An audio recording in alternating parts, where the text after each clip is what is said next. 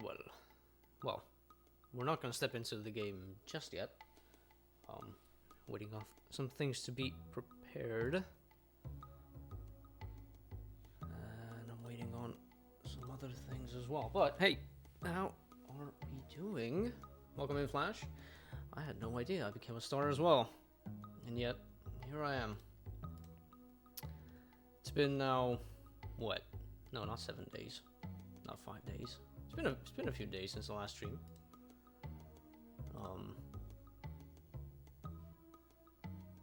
Yeah, there isn't really much else to say to that, I guess.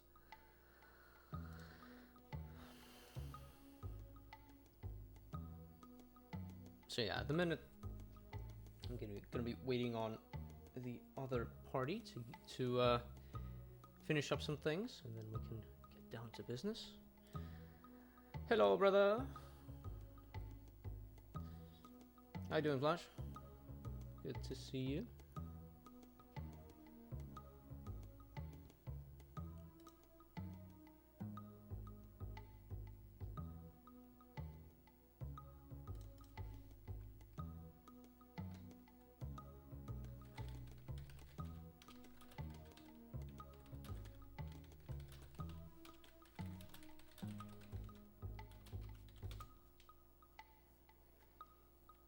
All good and not good?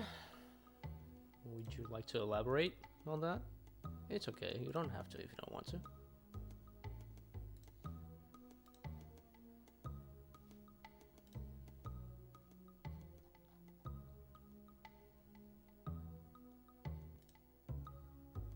Honk honk. Hearing honks outside.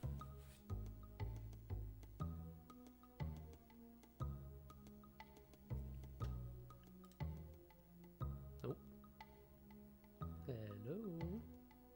Nope, I'm getting somewhere now. Balanced. Perfectly balanced, as all things should be. Daisy? Yeah, we, basically agreed on, having a bit of a Daisy run, because, well, I don't really want to play this game alone. And I thought, you know what? It's kind of something that's her specialty as well, so... I think it was kind of a good choice for both parties. Oh. We're being... God damn it. Hold on. Let me just get this fixed. Okay, this is going to be an interesting case. Is it going to work? Oh, okay. We're something somewhere. I don't know how official would you call it, official Flash, but yeah, it's been predetermined. This was agreed upon like about a month before. I just have to keep my eye on some things. There we go. It's a bit of a bummer that we're being released late into the night here on this server. Not a problem though. We can manage. You know what? Might as well have my little foodies here. The only annoying thing is that I've got the wrong scene at the minute, so that I can't apply the night vision mode. So we're gonna have to do with a bit of nighttime action here.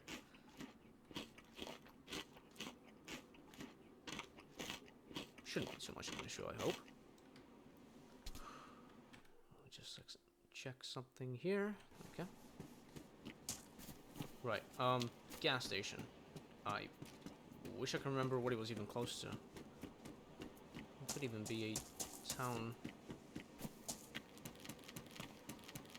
over there, I think it was.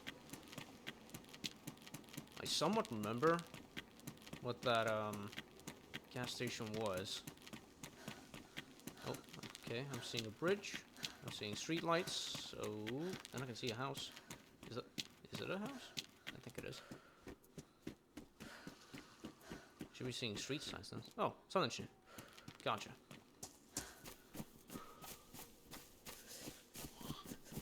Oh, alright. Off to a start. immediately with the Zeds.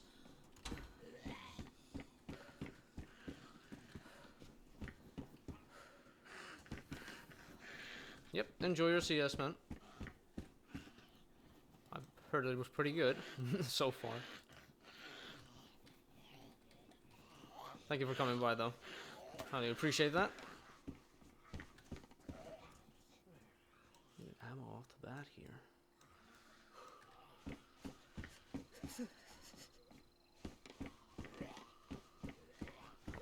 Let's just rally them all up inside. Hold on.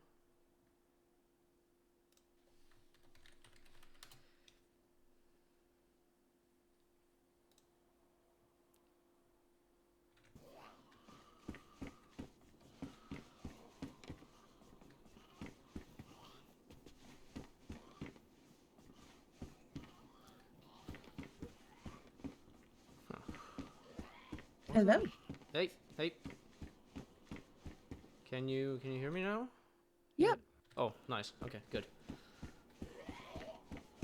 I'm just getting ready to get the stream started real quick. Mm-hmm. That's absolutely fine. I'm meddling with some Zeds in the nighttime anyway, so. Oh, it's nighttime? Gross. Yes. Damn it. We got glow sticks. We got glow sticks. Oh, good, good. Absolutely.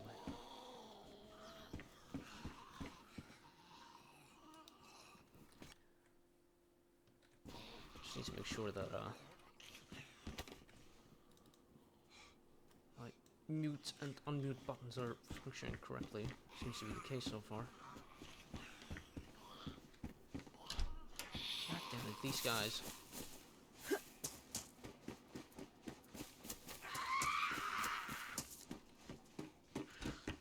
Doors. Oh, nice.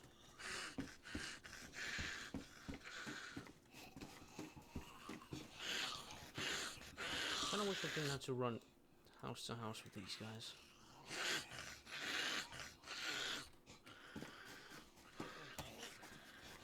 Yeah, I'll take them with me.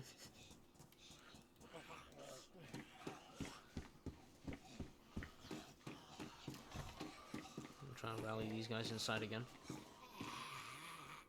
Also, already. Nope, there's one. Come on. Oh boy. Okay, I got stuck in the corner. Okay, well, can't stay here anymore.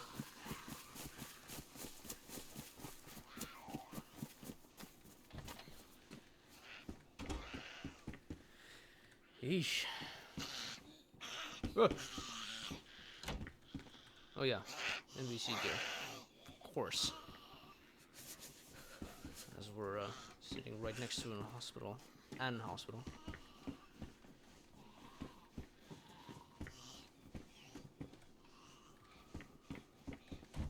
I need more food. Like, pronto.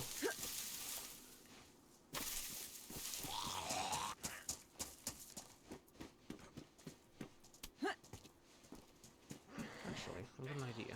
Oh wow, that's not shining anything. Don't wanna...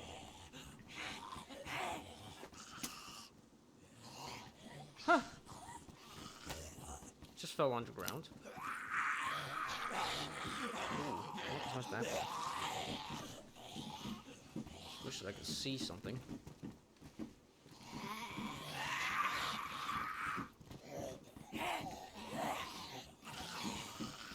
Not a good place to be honest.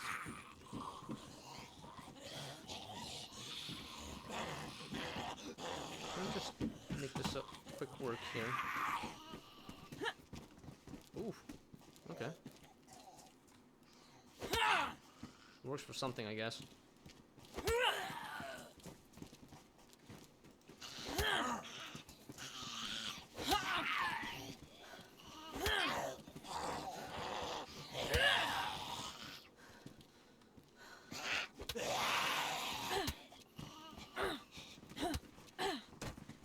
One's down.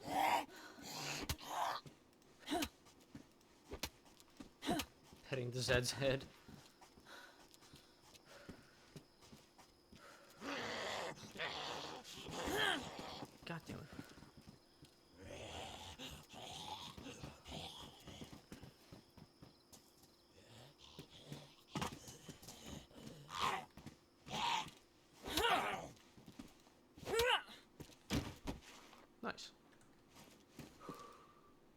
That's a lot better now.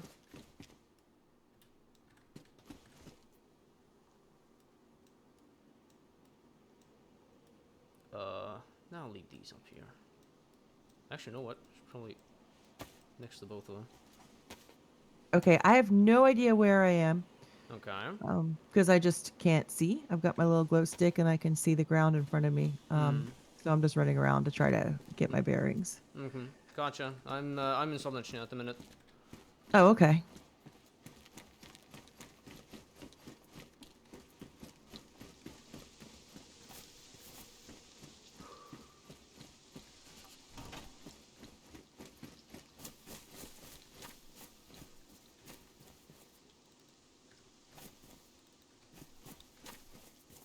Nice.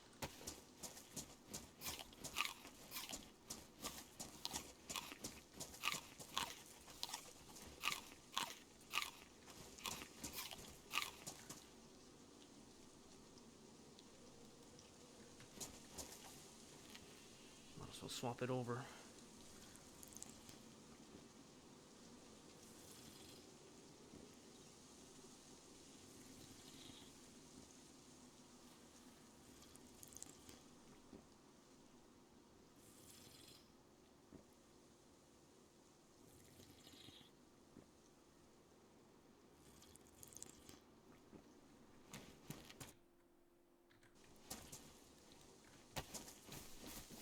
Right. We need some more insulation, though. Oh, shadow puppets.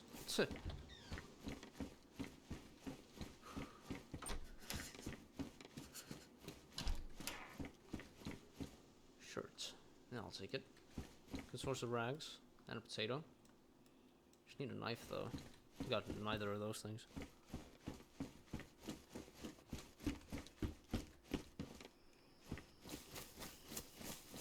Still very dark and very spooky.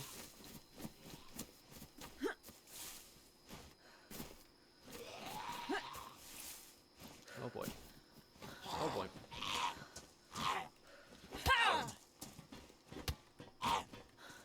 Sit down, son. I'll take your hand for it. And I'll take a knife. There we go. That's better now.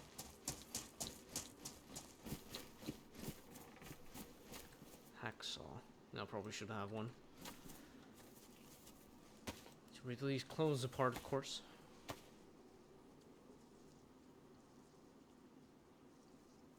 There's someone walking around.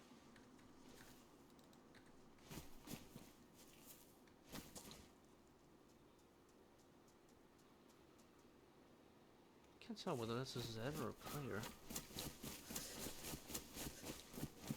Though I did get at this night, I'm not too surprised.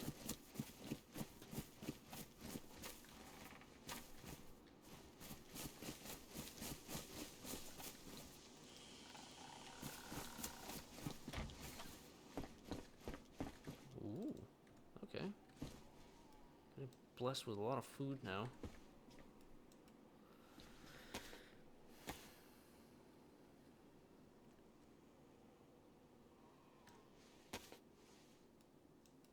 So how has your week been? My week's been relatively quiet, I guess. Well, not too quiet, Yeah, of course. Yeah, it's been going fairly stable. that's good. It's always nice to have a fairly quiet week and head into a nice weekend. Yeah, that's true. I mean, it's been, I wouldn't say hectic, but it has been a month or two, Yeah, or even three for that matter. I feel like the start of 2023 has just been, yeah, hectic would be the best way to describe it. Yeah, probably so. Gotta have some stability in life, of course. Yeah, that's the ideal. We can only wish, I guess. We can only wish. It's true. Other than playing Daisy, you got any plans for the weekend? Yeah, I'm planning to. Well, if you mean this weekend, then I'm planning on continuing with the Stalker anthology. Continuing with that. Um, Otherwise, I don't know. Just chilling, just be myself. Yep. I guess. Sounds like a plan. Sounds like a plan. That's pretty much the weekend. I feel like weekends in my 20s were probably a lot more exciting, but now I just need to recover from the week. Fair enough. Well, there's only so much you can do. I mean, you Yeah. also got to take into account the age and health and stuff like that, because we're no longer children. No, no.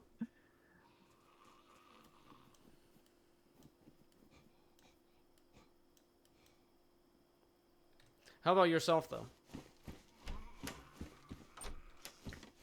Actually, uh my ex-husband dropped my son off last night and I wasn't expecting him until Monday, so I'm super excited about that. So I think I'm gonna take him out for some burgers tonight, and then tomorrow we're probably just gonna he's wanting to play some Mario Kart, so I think we're just gonna play some Mario Kart together tomorrow and chill.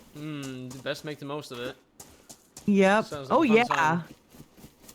Yeah, because he's 14. You know, like most 14-year-olds, they're getting to the end of the era where they think hanging out with their parents is cool. You know, it's gonna start being like all friends, you know. Um, well, yeah, I guess I can agree with that.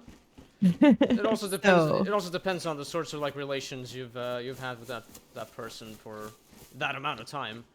yeah, So I guess I yeah, wouldn't say it's necessarily like you entirely drop out of their cool zone or something like that. But it's just yeah, depends on how you've been with them. yeah, it's true. I'm not a parent, and I'm saying that. I'm sorry. Yeah, but you probably have a parent. Of You know, course. you've probably experienced that. So Yeah, that is true. That is true. I've even though I'm 25 years old, I've very much come to respect the parents and the parenting and what the people do. so you're almost the same age. My daughter's 24. Hmm. So, but she lives in Hawaii, so I don't get to hang out with her Ooh, anymore. Yeah. tropical. Yes. I'm assuming you're still in touch with her, right? Oh yeah, we actually video chat every day, or we at least message if we don't have time. The time zone is really hard, but Mm-hmm. yeah, we have a great relationship. Yeah. That's brilliant. She's the reason why I got into streaming. She used to hang out with me on Sundays while I gamed, and then when she got married, moved away, she was like, "Hey mom, I miss you. I miss watching you game. Can you stream?" And I was like, "No, that's for 20-year-olds." Well, I don't think you can be too old or too young. Actually, no, you cannot be too old for streaming.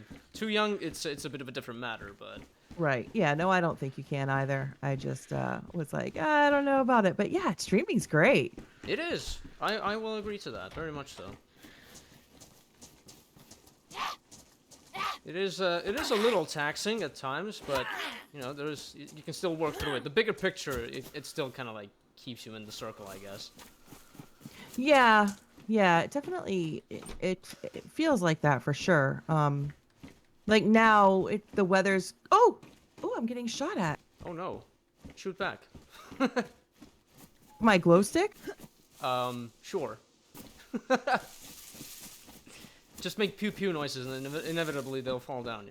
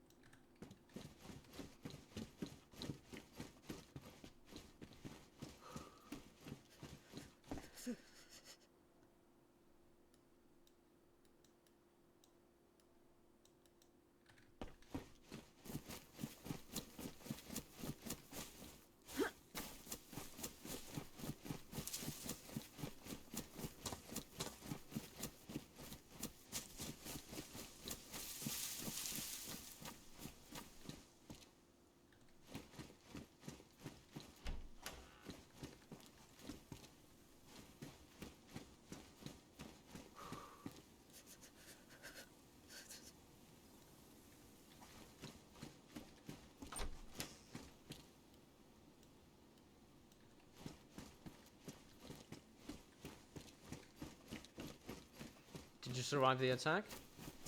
A little bit. I think I'm gonna die. Oh no. Yay, respawn.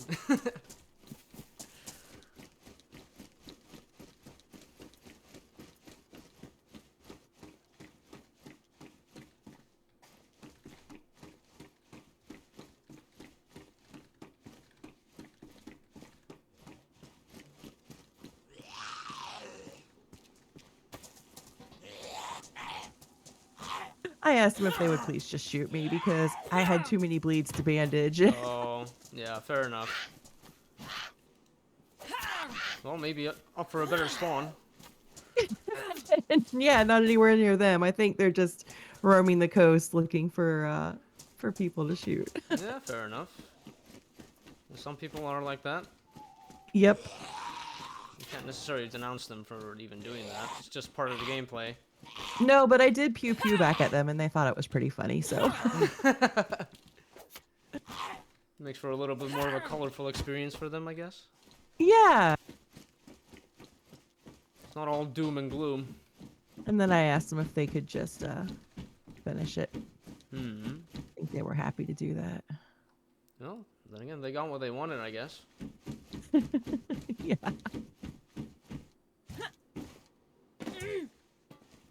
So, what was your first gaming experience? Did you go to arcades when you were a kid, or did you? I don't know. Do they even still have arcades? I wouldn't say they have arcades here per se. It's mostly just some sort of like establishments that are like for younger people to like hang out or something. Whether they're like actually in my hometown, there was like a little place that had computers. There was even a pool table, some sort of like entertainment corner.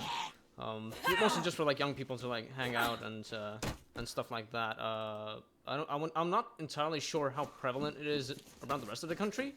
Yeah. But that's just something that I remember that was and pretty much still exists. As for my first memories of gaming, PlayStation 1 at home. My father was a big influence on me on that matter, and my mother as well. They both played console games back in the day. And yeah, that would have been, I guess I was around 2 or 3 years old. And my first games at that time were Gran Turismo, Crash Bandicoot, Medal of Honor, things like that, basically. Great games. Yeah. Yeah. Yeah. I love my dad was a big Gran Turismo player. Yeah. Oh yes, oh yes. Yeah, it's apart from like just saying Gran Turismo, I guess like automotive stuff in general was something that's kind of like laid the foundation for my interests in life. Because I just love the Gran Turismo series for the cars, the art, the motorsports. If my mother's and my grandmother's words are to be taken seriously, then apparently my very first words were actually car brands, not like Oh wow. proper words or anything like that. So are your parents into cars and racing then, or is that just something that you developed on your own? My father was a bit, well, I say was, but then again still is, but not to the same extent as back then. Is a big car nut. My mother, well, she has varied interests, but cars certainly are one of them. Not to the same extent as me or my father, though. But yeah, we share the passion. Very cool. My dad was the same. I grew up with him doing a lot of motocross. He did a lot of dirt bike stuff, and then he did a lot of dirt track with cars. Mm-hmm. And when I was in high school, I used to do a lot of drag racing. So yeah, I totally get the car love. That's awesome. For myself, I never really, I wouldn't say understood, but I never really felt the same appreciation for anything two-wheeled as much as I do now. Back then, I mean. But it's like the passion itself is like it's mechanics. I guess the general sense of speed and stuff like that, whether it's cars or motorbikes or even planes or anything like that. It's like I guess I didn't understand bikes back then. I was more just a car geek, I guess, or less of a geek. Just I could recognize a lot of them. Yeah, yeah. But Do you have a favorite car? oh, that's a tough one. I've had many like all-time favorites or even shared favorites of like around the years, but there are certainly three certain ones that do stick out. One is this is gonna be a long one now. Lancia Delta Integrale Evoluzione 2. Wow. Then I used to have a lot of respect for I guess the SW20 generation of Toyota MR2. The pop-up All headlights, right. the mid-engine layouts, Yeah. the cool, accessible, sporty effect to it, I guess. And then what was a bit more affordable back then, which it isn't anymore now, is VW Golf Mark II GTI.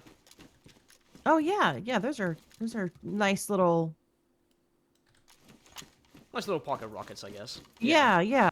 The only problem is that they're not so attainable anymore. They've gone into the No. high figures, which is kind of sad. But then again, it's like with most, I would say, classic or retro cars, anything like that. They've all been bumped up in price like drastically. Yeah, they all definitely go through periods of popularity where it's super hard to get a hold of them for several years. Oh yes. And for someone like myself, I still appreciate when I see them out on the street, but the one thing that's still gonna keep on bothering me is that, well, I'm not rich enough to own one, or even buy one Yeah. for that matter. But I still love seeing people like enjoy those cars as they are and as how they've been made and something like that. Yeah, and then trying to obtain the parts for them is also Oh, you can God. find like a ruined one at a junkyard or something, but Oh, then trying to get the yes. parts, it just still ends up being incredibly expensive.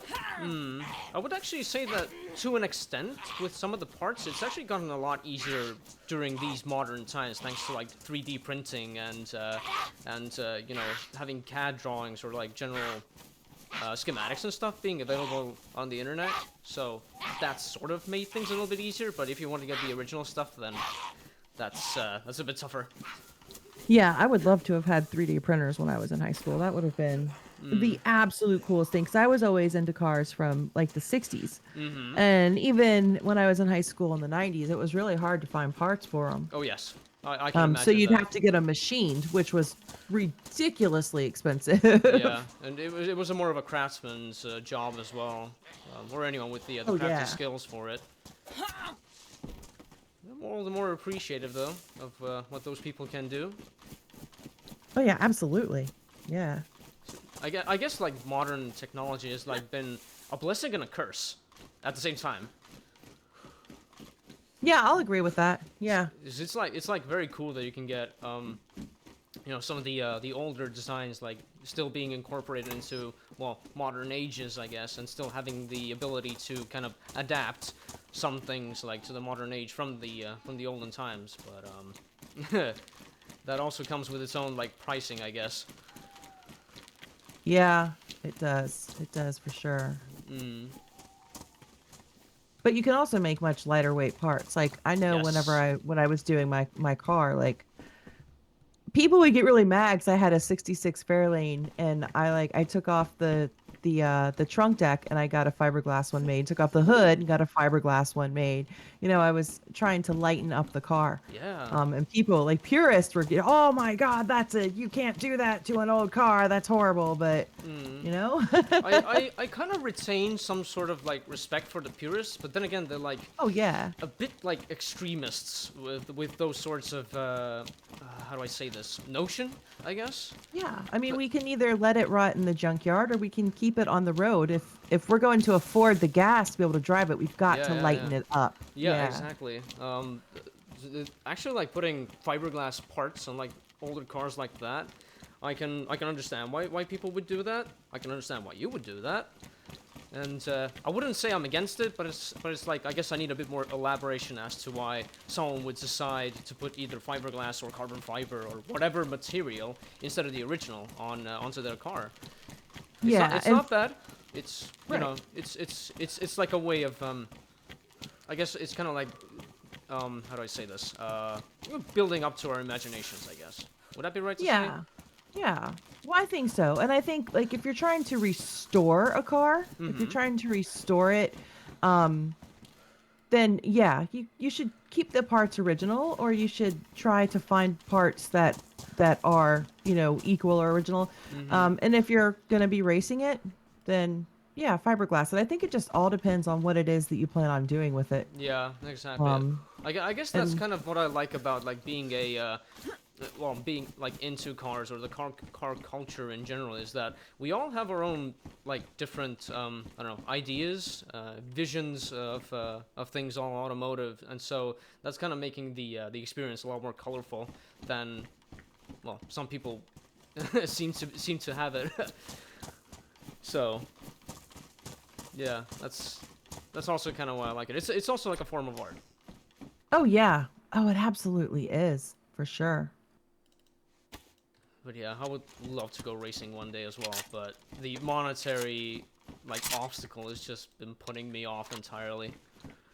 Yeah, I feel like I mean, obviously, it's way more expensive than it was in the 90s. I mean, gas Mm. alone was ridiculous. It was ridiculously cheap Mm. back in the 90s. If But like, we're talking about like motorsport in general, I guess, or at least in current times, I guess the safety aspect as well is also kind of what's made it more expensive to oh do yeah. motorsport as well. But then it's like a necessary expense.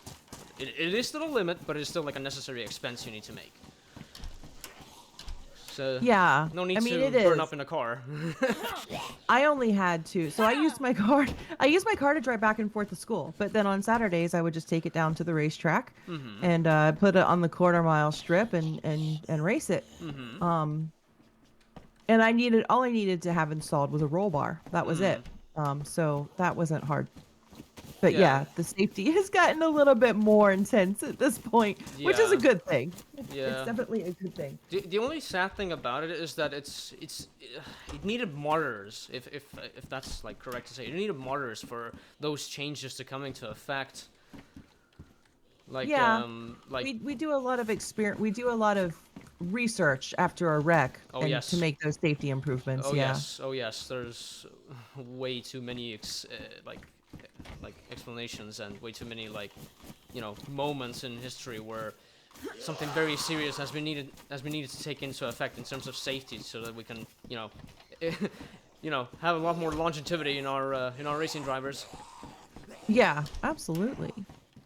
So what kind of racing are you into? Is it just motorsport in general? Are you a big F1 fan or Um, it's certainly changed over the years. I have a lot of interest in rally racing. Well, I say rally racing, but like WRC, European Rally Championship, Old British Rally Championship. I guess everything like dirt, gravel, snow, sand, stuff like that. I also have a lot of like respect for F1, Formula One, touring cars, whether it's British, Australian, European. I've also taken a bit of an interest in Dakar rallying, Formula E. I want to say everything motorsport, but not like quite everything. I'm still trying to warm up to like drag racing and stuff like that. I understand why people do it, but it's not really like my thing, I guess. But I can still appreciate yeah, it, but I can understand it. it's definitely a little bit more about just kind of trying to wrangle. Good lord, there are so many Zeds. Oh yes. Trying to wrangle that like just absolutely raw horsepower and trying to Oh yes. squeeze every single bit that you can out of it to see how fast you can go in a Yeah, short exactly. distance. I Pushing the love limits. it. Pushing the limits. That's what it is. It's big motors, big sounds. It's kind of got everything I like. Yeah, yeah, and that's I actually kind of want to bring the topic to electric cars for a minute, if I may. Oh yeah, absolutely. Um, with electric cars, it's like you're losing the iconic sounds that well we've come to like know and love, like the engine sounds, the mechanical symphony, as it were, and that's being heavily altered. I'm not saying completely like disappeared, but like heavily altered by the electric revolution, I guess I should say. I'm not against the racing itself, but it's just like it's losing some of the noise and the smell from the general motorsport Yeah. liking, I guess. It's not bad, but it's different. Right, right, exactly. It is different. I've often wondered if they're going to put like the artificial sounds back into the vehicles somehow. I've seen a few like experiments of those sorts. I can't say that like piping sound into the cabin just to like hear that sound. It wouldn't really be it if you catch my drift. Oh, There's still gonna be like something missing from it. I guess you can hear the I've sound, got a but player it's coming up on me. Hold oh on a sorry second. I got a player. yeah.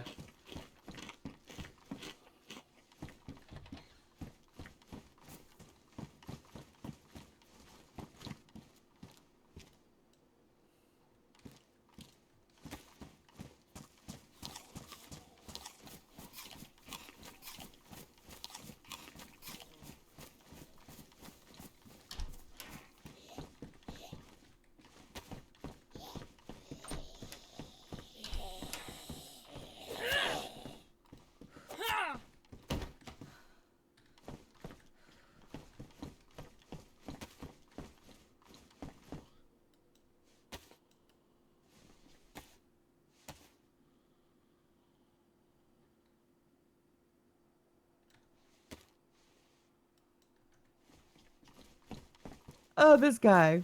Okay. What you got? He's just a little. He goes, we're gonna run to Ugabuga. And I said, okay, what are we gonna do when we get to Ugabuga? Mm-hmm. And he's like, you, me, sex, I'm a legend. So Absolute Chad. oh, it's such a Chad. So I was like, all right, legend, tell me your name. Maybe I've heard of you. And he was like, I don't think so. And then he ran. Oh no, you found his only weakness. I did. I was He sorry wasn't to. prepared for that. He wasn't. I'm sorry to interrupt. Yeah, We go can pick the conversation back up. I just wanted to make sure that I heard what he was saying because, people get very touchy about that. It's not a problem. Not a problem. Yeah, like electric cars and motorsport. I'm glad that I'm seeing the evolution of motorsport still going. It's not like hitting any sort of brick wall just because of that change from internal combustion engines to electric motors. But yeah, I'm excited to see what the future holds. Very much so. Yeah, me too. Me too. I always think, I mean, there are so many people that get upset about it. But the only way to keep something like that alive is to keep it evolving. You couldn't stay the same, and it would Yeah. never be exciting. Yeah, it's with like traditions in general. If they don't evolve, they're gonna fall out of favor. Yep. Oof. Yeah, I think it's cool to see where we're going. I am headed towards Prigogorsk right now. I'm pretty close to Dalina, I think. I think this is Dalina. Okay. I'm coming up Okay. on the city sign, so I'll tell for sure.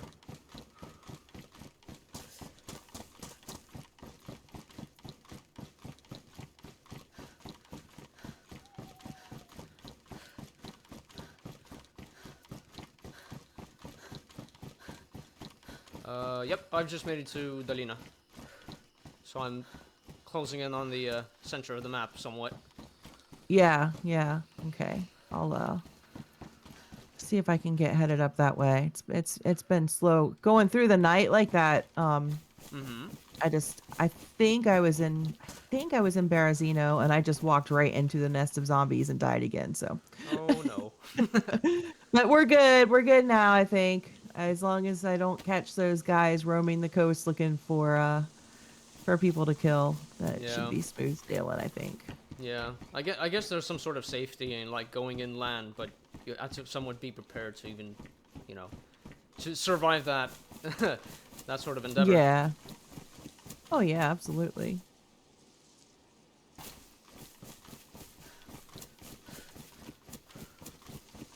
Right. So I should be heading northwards, right? If I'm not mistaken. I don't know why. I don't know how, but it's completely like swiped from my memory where Prigorodke was. So it's on the coast. It's near Cherno. It's on the Oh, coast. But gotcha. I can easily head up. Like I'm gonna stop because there's a well here, so I'm gonna stop by the well Mm-hmm. and fill up some drink, and then Yeah, I should just be able to run up. sure. Absolutely fine.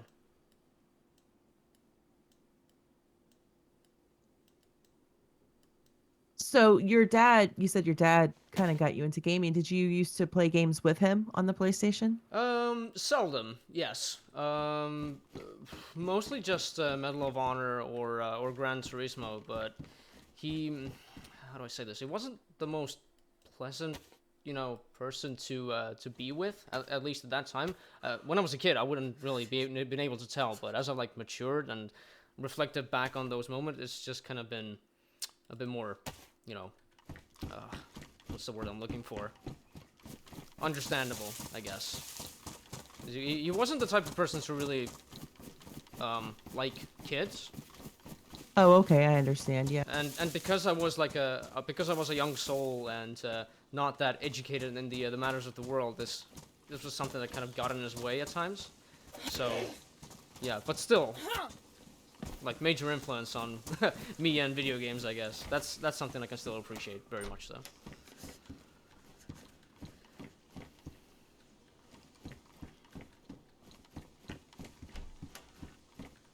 What about yourself, though? I'm yet to hear about you on that matter. You come from a way earlier time than me.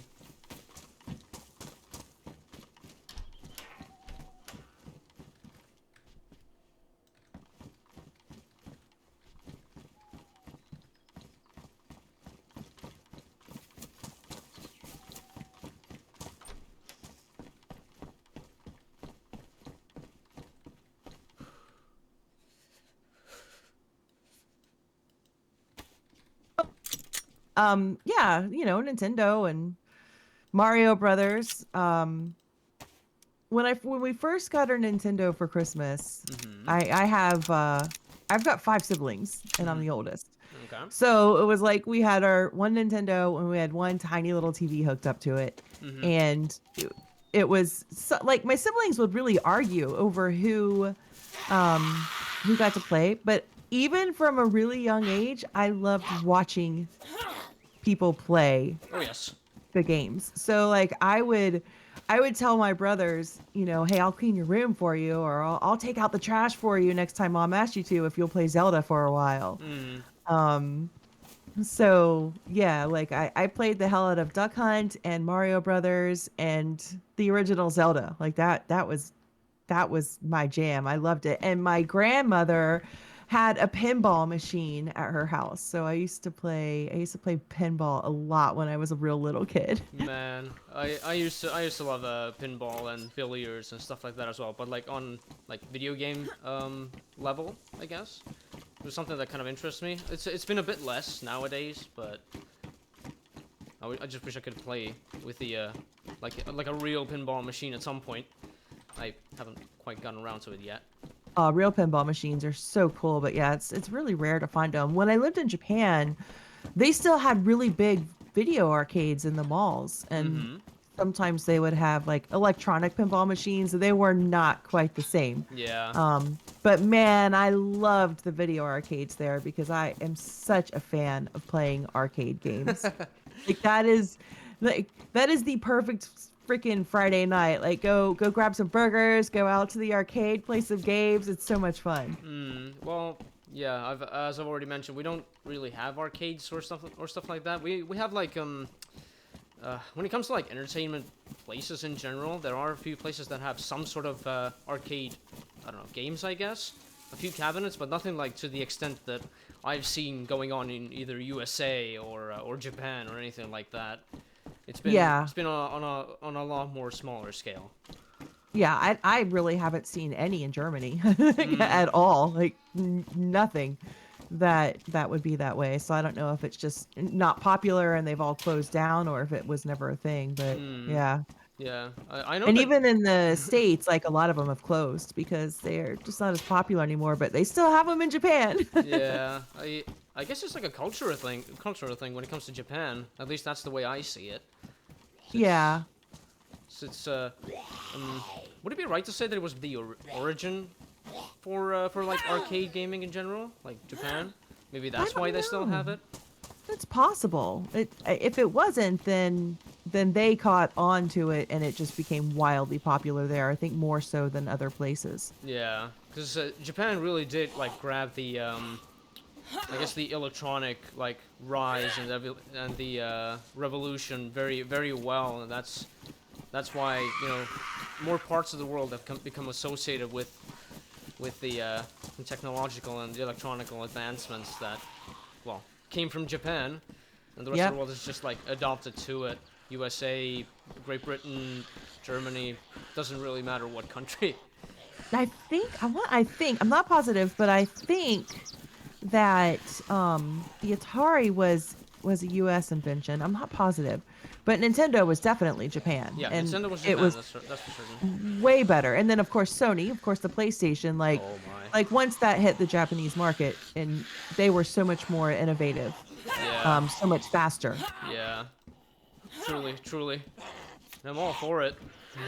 I guess I guess the video games have really needed to kind of evolve in the way that they have now. There's a few things around video gaming like industry that at least we know need to change. We know what needs to stay, and we know what's like true and tested, and what doesn't work, and Oh yeah, absolutely. so stuff like that, I guess.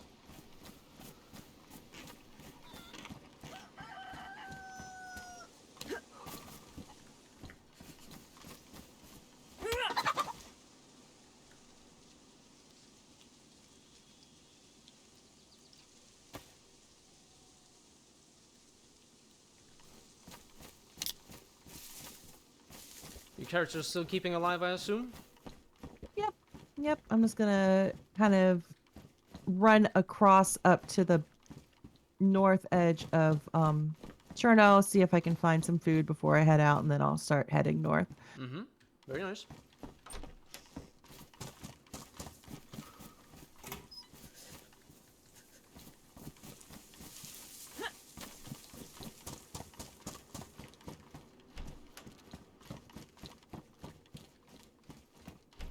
Also, I would like to apologize if I like fumble my speech at times or not, because this is sort of the first time I'm doing something like this. Yeah, this Oh sort of no. interview-based things. No need to apologize, and no worries. If you start to feel stressed or anything, just let me know. No, no, I'm Don't want to having make you tons of feel fun. stressed. No, I understand that. It's at the moment I'm having a ton of fun. This is brilliant.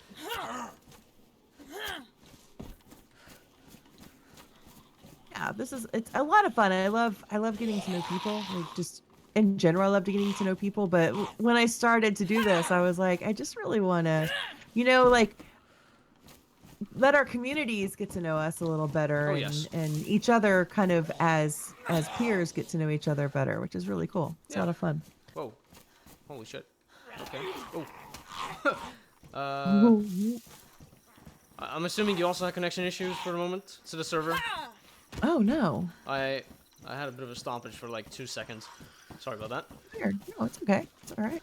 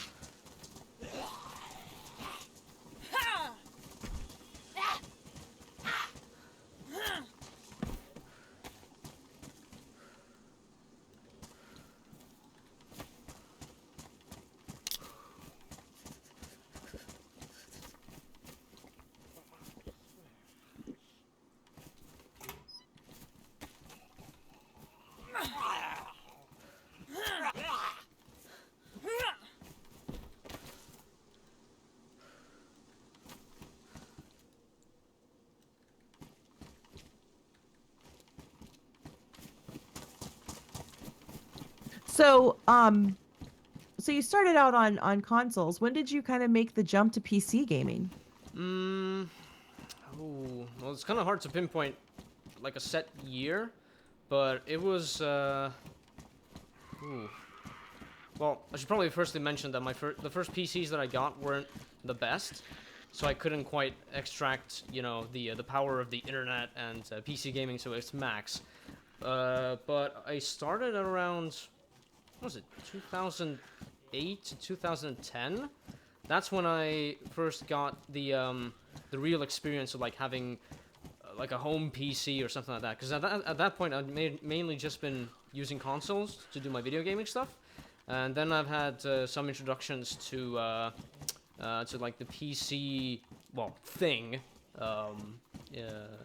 at like certain people's places or relatives' places or something like that, and I guess the full turnover to the PC from console had to be in the mid to 2010s, around that sort of time when I got the necessary hardware to actually, move all my gaming stuff over to the PC, even console gaming for that matter. Because, yeah, I use emulators to still play console games that didn't have a proper PC release. Oh, wow. Cool. What So, was your first PC game that you got? oh my god.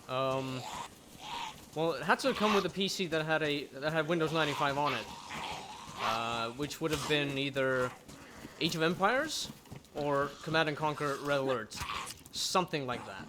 Solid games. Oh yes. I generally I don't really have like too much. How do I say this? Favoritism towards like top-down games, but yeah, Command and Conquer, Red Alert, that specific game, and then Age of Empires to an extent are the only ones that I play of that sort of genre. The rest I'm not really all that interested in for whatever reason. So yeah, I would have assumed that my liking towards those specific games would have like continued over to like other games of that genre, I guess, but that hasn't really happened. I don't know whether it's about like feeling nostalgic or anything like that, but yeah, that's how that cookie is crumbled.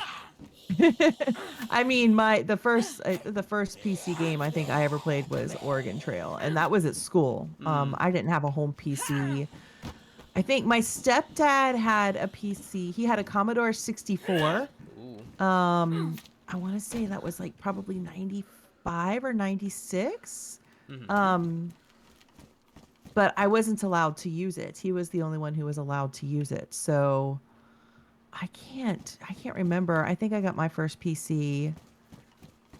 So my ex-husband had one that I played games on, but he built me a proper gaming PC, I think, for my 30th birthday. I think. Nice. Yeah. Do you remember So the I specs? haven't. No, Oh. no, because I wasn't really like super tech minded, and because he was kind of like a PC guy. Mm-hmm. He was like, "Don't worry about it. I'll take care of everything." And he just built like every 3 years of my birthday, he would build me a new Mm. gaming PC, and Yeah. then on the years in between, he would just upgrade the parts. So like, Okay. Yeah, I can well, when understand we that. get divorced, I had to learn all that stuff myself because I was like, "Oh shit, now I gotta handle my own PC." Yeah. I've I wouldn't say only recently, but it hasn't been too long since I, got to build like my own PC, which would have been starting 2018, I think. Because like during then I've only had like either they were hand-me-down, desktop computers or laptops. Yeah. And then when I like landed a proper job after my trade school, then I could really start, garnering up some money to, well, firstly to move to the main city, and then putting some money aside so that I can actually build a PC, which is what I've been at that point would have like wanted to have like for a very very long time. Because my friends and stuff they had their own PCs, and I always kind of felt like I was behind, I guess, or just in like a different avenue because I was like Yeah. I had consoles and they had like better PCs or proper PCs. I can understand that. Yeah.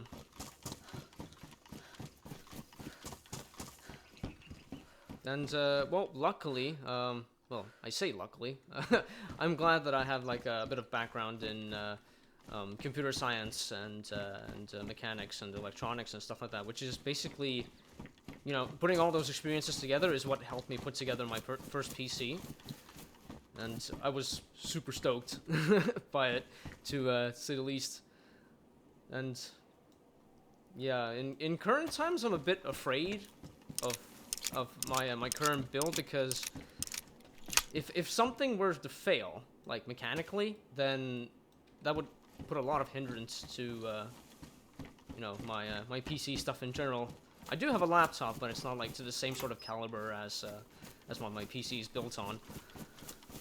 And Money-wise, well, that's what's kind of making the topic a bit more difficult, I guess. Yeah, yeah, it's the same. It's the same here. I don't have like a flexible income right now, so Mm-hmm. I really need my PC to keep working as it works right Yeah, now. yeah, very much so. I think the oldest part in my PC at the minute is the GPU, which is the thing that I'm most most afraid about.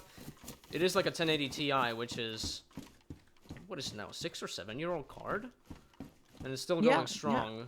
And they're good cards. Yeah. they are, but oh, server shutdown. Oh, I've had a few scares, um, in terms of like the builds that I've had. Mostly they've been like motherboard and GPU related, so that's kind of what's giving me a bit more fear towards having the GPU fail all of a sudden, because I bought it used, not new, and the warranty is long gone. I feel that. I feel that. I upgraded. I rebuilt about 2 years ago, and everything was brand new except for my GPU because they just were not around to be found Oh at that yes, point. yeah. And so I got my GPU used, and there was no warranty on it because I bought it from somebody. I bought it from somebody in the community. Mm-hmm. Um, but man, I'm always scared. I'm like, man, if my GPU goes, like, I don't know what I'll do. Luckily, like with recent months, it's the GPUs have certainly gotten a lot more affordable, but I wouldn't say they've come back to the sort of level that they were, I don't know, 4 years ago. Right, right. So yeah, it's a bit of a sketchy ground.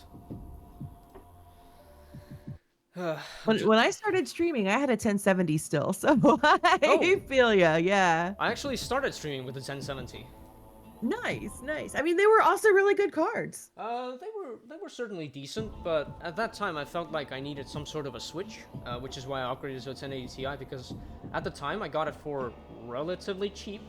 Because like, if I were when I was looking through the classic feeds and the uh, the adverts, most 1080 Ti's were going for around 700 euro, 700, 800, around that ballpark, and then we have like an in-house little like trading thing, like buying and selling like tables or homeware or anything like that. And I got a 1080 Ti for 450 euro, and I was like right on it. It's now or never. Yeah, yeah. Exactly. That's how I felt when one of my old mods told me that they were upgrading their stuff and they were selling their old GPU and they offered to sell it to me. Mm-hmm. And I was like, "Yeah, okay. I need one." Mm-hmm. Because my once I got a new CPU and everything else, my GPU wasn't keeping up. Yeah. So, That. and I know I way overpaid. I paid like 900 euro, but that's what was available, like, Yeah. oh man. Scalpers as well. That's not made the experience any more better. No, no, no, it doesn't. Yeah. At the moment, I'm also, apart from the GPU, I'm just hoping that one of my disk drives, or I should say SSDs, doesn't fail. Even though I have 5 of them, but one of them is kind of like on the brink of, I wouldn't say necessarily failing, but just like getting to the end of its lifespan, I guess. Yeah. So yeah, I need to somehow get together the money for it and then get that swapped out. But the Yeah. good thing is that I'm having fun with all this, the mechanics, or rather the PC parts, the video gaming that it allows me to do, stuff like that. I'm learning. I'm still learning. But I yeah, understand that. it's fun. Yeah. It is fun. Yeah, I haven't been a professional in PC stuff for like a long time either. I wouldn't call myself a professional now. I'm certainly experienced, I guess would be right to say. That's why I've like got my PC together in the first place. But there's still some things about the current or modern like PC standards that I'm still like trying to learn. So, but yeah, I'm still learning with the times. Wow, I sound like an old man. Well, I mean, it does. I like tech stuff moves faster than Oh a lot yes. of other things. Yeah, So, tech is moving so fast. At some points, I even feel like I'm like really hard to keep up because, well, when I was working as a computer tech a few years ago, I felt like I could still like keep up to the times. But now that I'm working as a mechanic, I'm you know, a lot less in touch with that sort of their Yeah. environments. So yeah, at least I'm not completely out of the picture in terms of that scene. But yeah, I'm learning what I can because I need to anyway if I want to, you know, proceed along with the world. Yeah, that's true. It's true.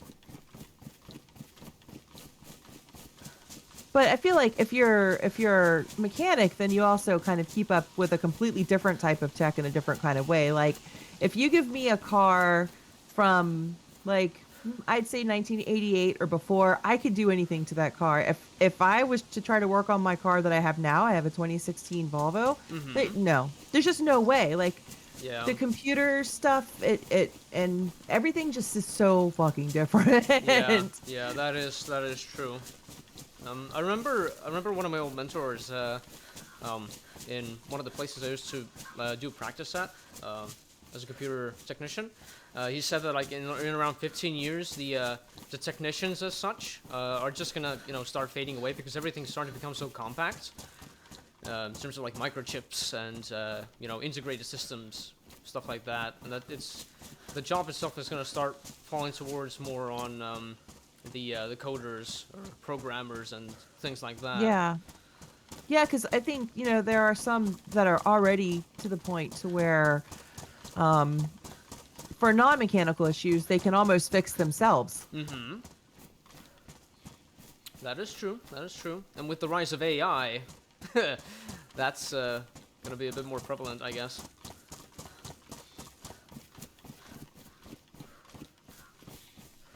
Oof, what a world we live in. It's wild, isn't it? Yeah.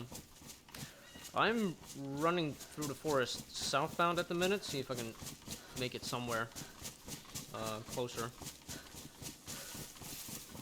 Where are you at the minute? I'm in a field. Oh, understandable. Have a nice day. Here's the thing about me. Here's the thing about me and Chinaris. All right. I run this map a lot, Yeah. but I don't know. I never know where I am, but I know where I'm trying to get to. If that makes any sense. Like I know the routes, but I don't know the place names. Yeah. Yeah, I can understand that. I've been the type to like be somewhat good at navigation. Whether it's place names or roads somewhere. Of course, there are a few fumbles along the way, but generally, yeah. Well, I haven't actually played on Chernarus for some time now, and I've had a few places like kind of slip my mind, but with like a bit more playing on that map, then it all like comes back again.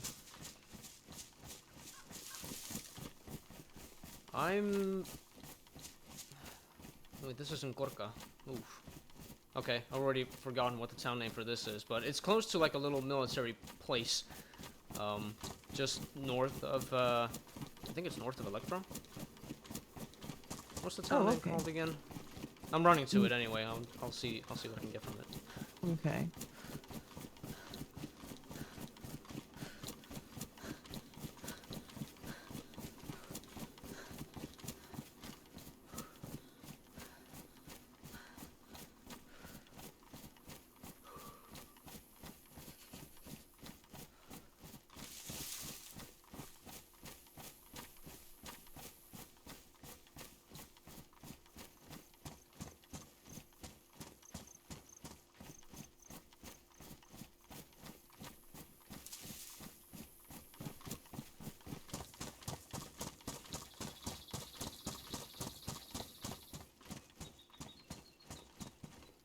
So, would you say that PC gaming kind of got you interested in learning more about PCs and kind of led you into that profession for a little while?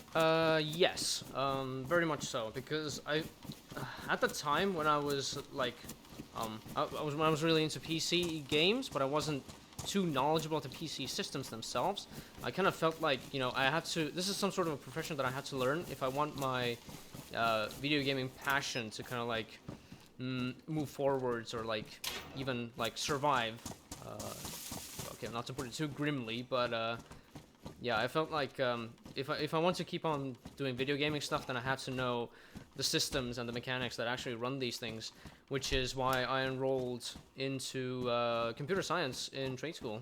That was in 2012, something like that. And then during that sort of moment, that kind of helped me focus, or rather, better focus on what I actually wanted to learn about computers in general. Because the learning course itself was very, how do I say this? Not bare bones. There's a different word for it. Surface level. Even though it was like a 3.5 year span, the stuff that we learned and got to do felt a bit. Yeah, unfocused. They were trying to teach Yeah. us like everything at once. Oh, okay, okay. So that was kind of luckily it didn't kill my like need to study for the course that I had chosen for. Yeah. I got through it with like all the necessary marks. Yeah, I think that's what they try to do, make it more generalized and give you a little bit of kind of everything, but it does make it more difficult for it to be fully useful, I think. Yeah, but then again, if I hadn't like enrolled in that course, I probably wouldn't have even known better than I do now. So Yeah. I'm glad I took that step. I mean, I did certainly hate it at times, like along that way, but Learning is never wasted though, you know? yeah, that is Knowledge true. is always useful. Yeah.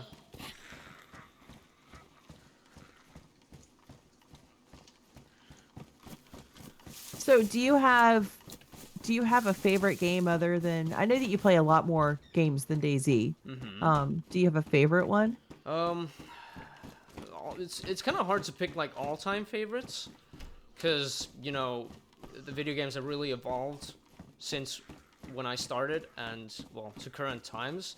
So you got to take into account like the technology, how that's improved, how colors and graphics have improved. How do you take them into account when it comes to like grading these sorts of games? What the games have provided you during that time? It's kind of hard to say because I'm certainly getting like retro games and modern games in my list of like I guess I should say favorites, but not all-time favorites, because I can't choose all-time favorites if those like elements are in effect. Yeah. So, but the games that stand out to me the most would be Gran Turismo 2 and 4, Ooh, and yeah, good for one. modern games, Bioshock Infinite was the one game that really left my mouth agape when I finished it. And more recently, it's been like gritty survival games like Stalker Anomaly. That's been something. Then, well, where we're at currently, DayZ. I certainly share a passion with that. So Great game. yeah, something along those lines. I guess DayZ has been. How do I say this? It's been the most Ooh, how do I put this? It's kind of hard to like describe why DayZ would appeal to, well, you or me, I guess. Well, I mean, it's shocking actually. I was gifted Daisy. Mm-hmm. It's not the type of game that I would normally be drawn to. I'm normally much more of like a creative game Mm-hmm. or sandbox game Yeah. Well, player. Planet Coaster. Yeah, yeah. And I'd never played anything that was like FPS or anything that was PvP at all in Mm-hmm. any type of thing. Yeah. Um, but yeah, it's strange how Daisy really appealed to me. Mm-hmm. I feel like it's oh, there's gunshots. Yay. I feel like Daisy is a at its heart, it's a pretty creative game. Um, Yes, very much so. I would also like to like take into account that it's a bit more uh, lifelike. There's a lot of like lifelike. I'm not saying it's like realistic or anything like that, but it's like more like lifelike or more true to life sort of game, I guess. yeah, absolutely. You definitely have Genuine, some genuine. yeah. Yeah. That's true. And you've got decisions that you have to make that you could see translating into some life, kind of real life scenarios. Yeah. Um, yeah, I think it's really interesting. I think there's a lot of different things that go into DayZ that make it a really interesting game. Yeah. Exactly. I feel like for me personally, like, a lot of people ask, "Oh, you play DayZ, do you also play Call of Duty?" And for me, no. Mm. Because I feel like it's just not like I'm just not interested in shooting games like at all in any way, shape, or form. I don't really consider DayZ to be like just a shooting game, and I Mm. do kind of consider COD to be kind of just a shooting game. Yeah. I see, well, modern CODs, that's for certainly. I see that more as like a instant gratification type of game, because it's like, quick and easy kills, or putting a lot of skill into it to get those quick and easy kills, or just, Yeah. if you're the sort of person that just wants to get to the shooting part, then, well, you've got that. There's nothing bad about it. It's like No, something you've exactly. got this. Exactly. You can have fun with it if that's your type of fun. Perfectly fine. But it's not like something that really resonates with me too much, because Right. Yeah. I'm more about the stories that come along up to those points, I guess, where those conflicts may happen, or any other events for that matter.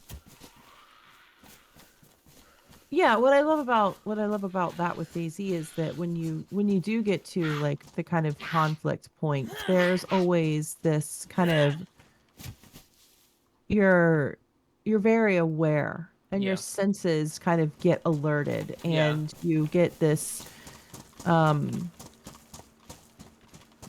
excitement, this kind of like nervous energy. yes, yes. Because like still, when it comes to like during these normal runs, I guess when it comes to like some firefights, or you being targeted or something like that, it really just makes your heart beat like a lot. And I think the only other game that I've had that happen to me, or like felt that similar feeling, has been with PlayerUnknown's Battlegrounds, or PUBG. There's just Oh, okay. there's Okay. just something that makes that happen in those games. I wish I could like explain it better. Yeah, I've never played any of those ones. Hmm.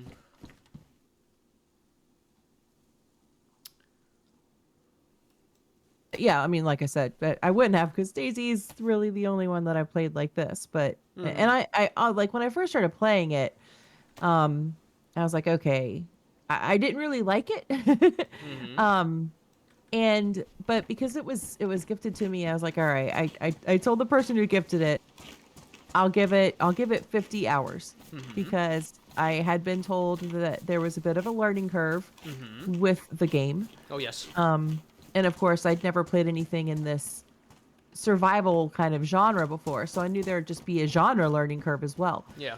So I thought 50 hours is a lot, but it's kind of what I need. I think it's a fair amount of time to see if I like it. And I'd say the first 30 hours I didn't. I was like, this is stupid. Every time you get a little bit of progress, you die and you lose everything. You can't save it. There's no save point. Like, I was Yeah. just like, this is dumb. I know something happened between that 30 hours and 50 hours that made me absolutely just change my mind, and I fell in love with it. Yeah. For me, it's been a bit of a different case, because I was introduced to the Daisy mod. That was back in 2013. Oh I yeah. saw some sort of videos of it, and then my friends at the time were like told me about this cool like survival game that's been popping off. So I got to see, and I even got to play a little bit the Arma 2 mod um, of DayZ, and then I wasn't really too into it at the time. It's like, seen it, okay, cool. And then I was gifted the game in 2015. I think it's 2015. And like right out of the bat, I got to play it with my friends, which is kind of what made me like stick to the game, I guess, because they were having a ton of fun with it. They were already seasoned with that game, and then like introduced me to it, and well, I haven't really looked back since. It's been an adventure. It Like, is. So it's probably evolved a hell of a lot since you started playing it then. yes, very much so. Most of my, I wouldn't say most, but like the most prevalent or most pronounced memories I have of the game come from, I think it's 0.62. the alpha times, I guess would be right to say. There's a good few of those like little moments that really just like stick out of the game's experience along with the friends, and there's a few current time ones as well, but they're not really as like pronounced as from back then, because it was like a time where you were learning about the game, you were like enthusiastic about learning that game, and that's kind of like formed the strongest memories for me, I think. Yeah, yeah. Yeah, so I mean well, your favorite update then probably was that .62 update, wasn't it? I wouldn't say it's the most favorite, because I find that the current iteration of Daisy is the best that it's ever been. You know, there's no denying that. I guess the old timers can say whatever the fuck they want, but I just find that, you know, the current iteration of Daisy is the best that it's ever been, and is, well, as it's going to evolve, it's going to be even better. But yeah, during that 0.62 time, yeah, it's probably like the moments where you like learning the game, you're enthusiastic, like you want to learn about the game, and there's like a set amount of passion to it. But in terms of like favorite update, it's kind of hard to say, because I don't have like a specific update that really rings my bells. It's just like the evolution in general of this game that really gets to me. Also, I am in Stadia. Okay. I am like right next to Green Mountain. I'm on the side of the hill. Okay. The only trouble is that I have no memory of where the hell I'm supposed to be headed. Yeah, I don't either. I was just trying to, when you had said you were at Gorka earlier, I was like, okay, I think this is the way I need to go. I figured if I headed in like generally the same direction as you, we'd figure it out at some point. Yeah, fair enough. Fair enough. Just kind of trekking towards the center of the map, I think. Yeah. Actually, I'm gonna quickly pull out the map, because I'm generally stumped for some reason.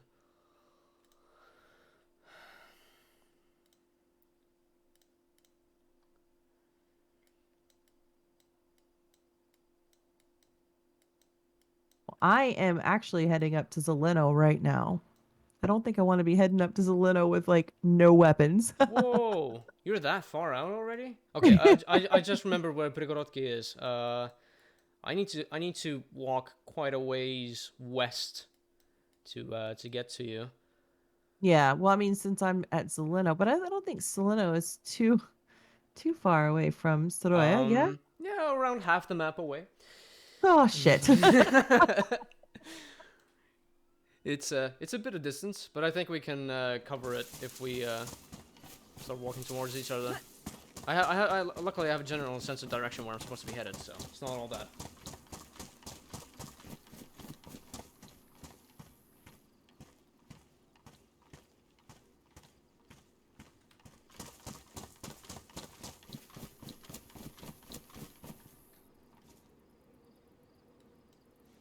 Ooh, can I just ask, what are your fondest memories of Daisy? And then I'll share mine if that's okay. Yeah, I was actually going to ask what that was the next question, since you were talking about the memories. Oh my gosh, I really have so many, but I'd say if I had to pick like maybe a top 3. I'd say the first and foremost, would be meeting Slangani. That encounter, we were on Chinaris. I was running with a friend of mine, and Slangani was friends with the server owner, and the server owner was one of my mods. So everybody kind of like, I hadn't met him, but like I knew he existed, and we passed by each other on the map, and I was very new to playing. I was still really scared of other players, and I was like, don't talk to him, don't talk to this person, they'll kill you. And he's, he said, hey up, Giza. And I said, who is this? And he said, oh, this is Slangani. And I was like, oh, okay, so you're a friend of Undead's, that's cool. And then we ran into groups in groups together and stuff. A lot of us were just running around on Undead's server. And we all became really great friends, and it just made me so happy. But of course, it changed my life exponentially, because Slangani and I are now in a relationship. So that was huge. Yeah. Hold on just a second. Hold on. Yep, go ahead.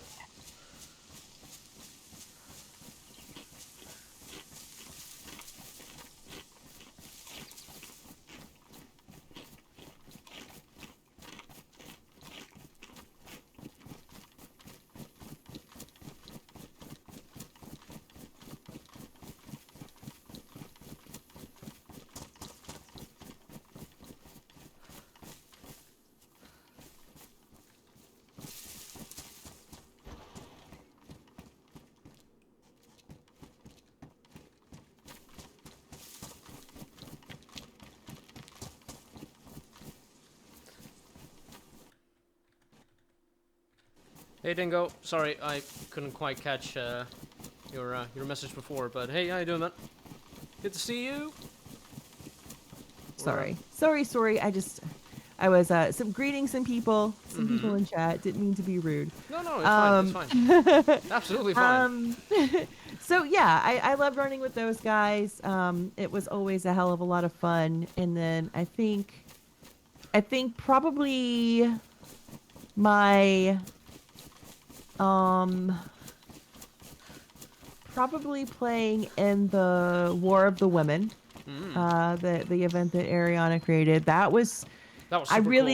It was such a great event. It was so much fun. I had an amazing team. It was probably the first time I actually felt confident in any of my skills because I'm still not like amazing Mm-hmm. at PvP, but I felt confident. Like I felt like I wasn't going to be completely useless for the first time Mm-hmm. ever. So that was good. Um, and then I think probably my third top memory would be what I've been doing right now. I play a lot of evenings when I get home from work. I just don't have the energy to stream, but I'm still Mm-hmm. playing Daisy, and I have an absolutely amazing group of friends that I play with on Yeah. a regular basis, and we just we laugh and just kind of let loose, and it's just so relaxed. And they're all seasoned players, but none of them make me feel like I'm the dumbass noob. You know, they all Yeah. just we're all just there to have fun. Nobody's there to like be a Chad or Yeah. anything. You know. Yeah. I know that feeling. Um, so yeah, I think just I don't know. I think my like the best memories or the best moments in DayZ are the moments where you that are memorable. Like that guy that I ran into earlier that said he was the sex legend and then ran away when I called his bluff. Like that will stick with me. That's gonna be something funny that I remember. Yeah. Absolutely. What about you? Oh my. There is well, there's gonna be more, but there is this one that my friends still won't stop giving me shit for. I mean, it's all for like good banter and such, but that was now during I think it was 062. That was back when you could only open gates with mouse click, if I remember correctly. Either mouse click or Oh, wow, with okay. F, something like that. And I was carrying a canister of fuel in my hand.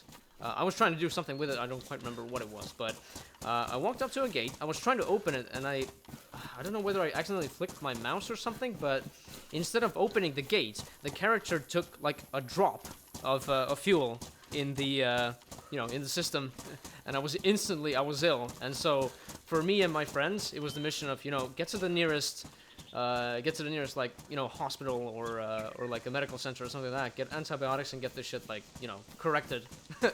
But like even to this day, whenever one of my friends finds like one of those gas canisters in Daisy, they're like, "Hey, you want to take a sip of I this?" want to take a sip.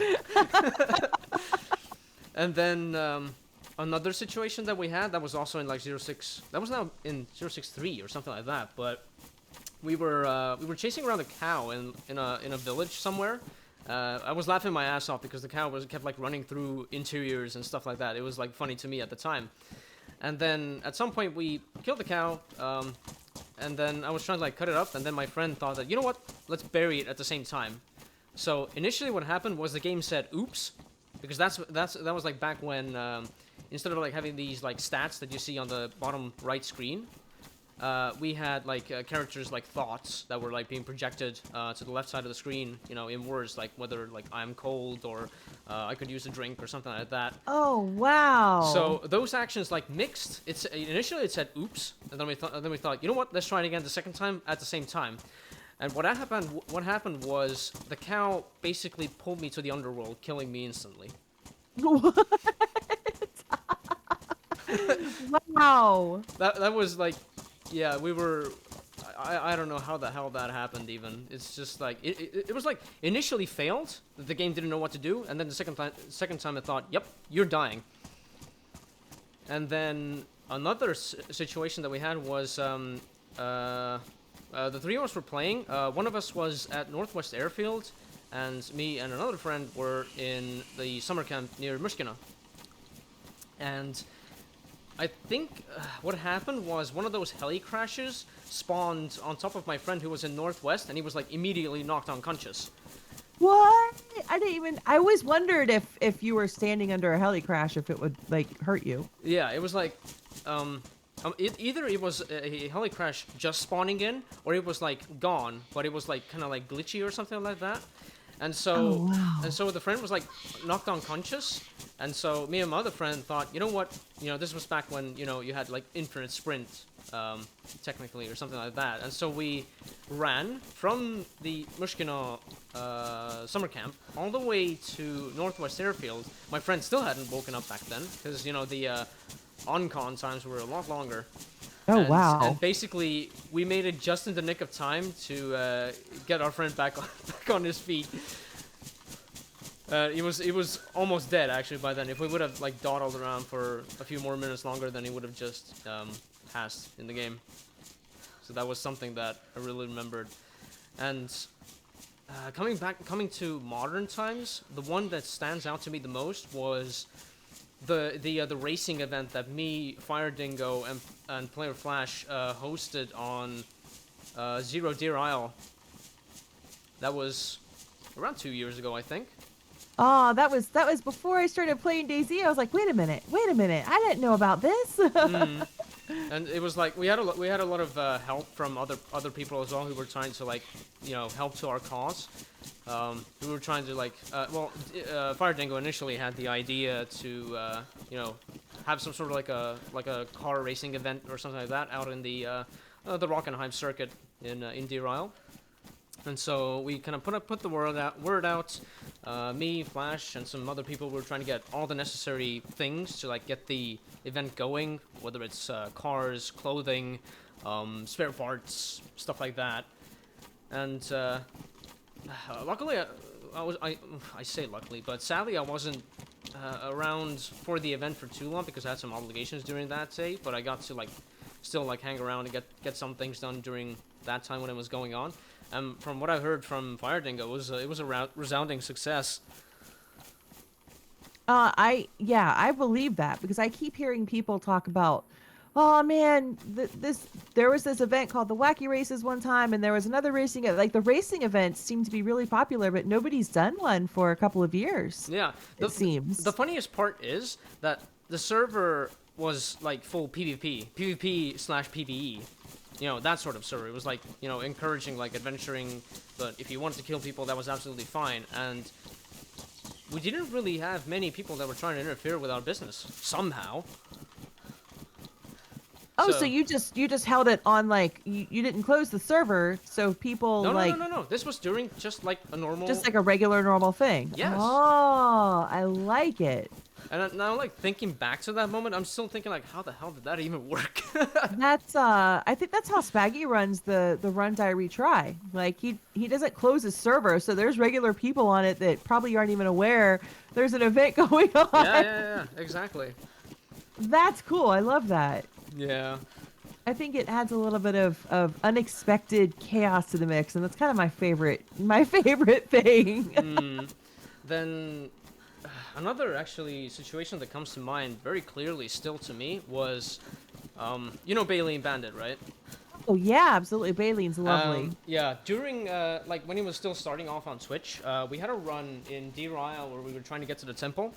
It was like I think he did like around 2 or 3 streams on it that we were making that run from, well, spawn up to the temple and actually getting out of the temple as well back to like mainland, and that was, I think, still one of my most favorite like moments, or like one of my favorite runs in this game. Of course, the man has grown exponentially with his streaming Yeah. career, and that's fucking amazing. Because I knew that he was gonna reach the heights that he is in now. Doesn't matter whether it's with DayZ or Tarkov. He's doing brilliantly. I know that. And Oh yeah. I'm happy that I was like part of his like little beginnings, I guess, and I guess for myself as well, because it was during the sort of time where I was also like trying to start a bit of my streaming stuff. So yeah, I got to see the man grow. Yeah, that's really cool. I love that. I think Baylene's great. Yeah. I met Baylene um in True Colors when it was held on Banov, and he Hmm. was on my team, and that was my first actual PvP. Um I'd only played on PvE servers up until that point. So I was like, well, if I'm gonna try PvP, I'm just gonna jump in with both feet. Yeah. And I met Baleen then, and he was just absolutely just a lovely human. Yeah. I actually met Baleen before that run on Deer Isle, and that was on. I think it was like a few weeks before, but it was on Namalsk. And back then, he introduced himself by his like real name. Um, Oh wow, okay. and I think it was That was a also while during back. during one of his very first streams. So uh, that was uh, that was an interesting moment. We had a fun chat. Friendly. You know, speaking and talking, and I guess just discussing game things, something like that. And then we just went our separate ways. And then I started following him on Twitch. We got to talking there. Then, well, we made that little. We made a few runs. I think the very first run we did was on Essaker. Oh Um, wow. I still think it was Essaker. Yeah, it was. That's It was that's an Essaker. active map. Yeah, it was. And back then, this was where Essaker was like really popping off, and so we thought, you know what, might as well make the run there because it has the popularity. It's gonna have its own set of fun. And that was brilliant. And I think that's about the most colorful memories I have of this game at the minute. There's probably gonna be Yeah. something that's really gonna pop into my mind like after this, but yeah, Yeah. these are the ones that are like off the top of my head, like the most like clear cut ones. Oh yeah, absolutely. It's definitely a game that's easy to make memories in just Oh because of yes, the unpredictability yes, of it. absolutely, absolutely. Like I was on Deer Isle one time. I was running with TSP Bobby, Mm-hmm. and we were trying to meet up, and I encountered these guys, and I didn't have any rounds in my gun, but Mm-hmm. I thought, well, they're coming into this house. If I raise my gun and, shoot, it might make them pause and then maybe I can knock them out. Mm-hmm. So I did that and it did kind of make them pause, but they actually had guns. So they shot me, but they only unconned me and they didn't check to see if I was dead. Mm-hmm. So I woke up and just started to beat the shit out of one of them. And then they tied me up and they took me hostage and they were trying to decide whether or not to kill me. And I was like, don't kill me because I know a secret about this map. Mm-hmm. And they said, oh, yeah, what's your secret? And I said, there's an X-Wing in the swamp. And I can take you to it. And they were like, what? No, there's not. I said, yeah, there absolutely is. There's an X-Wing in the swamp. Mm-hmm. And so we kind of started on their way. They untied me. I convinced them to give me one of their guns. And then I led them over to a military where I knew Bobby was, and we ended up killing them. Wow. So, like, they took me hostage, or they thought they took me hostage, but really I had taken them hostage. And then chaos ensued once we got to the military. It was great. It was Jesus. great. Speech 100. Well, sometimes it's kind of easy to sometimes people are easy to read and sometimes they aren't. They were Yeah. pretty easy to read. I could tell that if I acted like I had information that they didn't have, and if I acted a little bit helpless, Mm-hmm. they would probably be responsive to that. Mm-hmm. So, How far along the map are you, by the way? I've just um, got off of the little castle that's just under Vishnaya. I think I'm just under Stare Sabor. Somewhere around the bounds. I've just been trying to make my way west oh this whole time, shit. so. I've got flashing red health. I am not doing well. Oh no. I've been trying to beat Zeds so I could Mm-hmm. get food, but none of them have food on them. My god, I've been pretty Yeah. damn lucky with what I've gotten. Really? I haven't found food. I have 4 chicken breasts in my pocket, and oh, that's about it. I already ate my sardines. I'm in Pog. Pog. I think it's Pogorovka, but Uh, Pog for short. that's Pog. Yes. Da, da, da, da, da.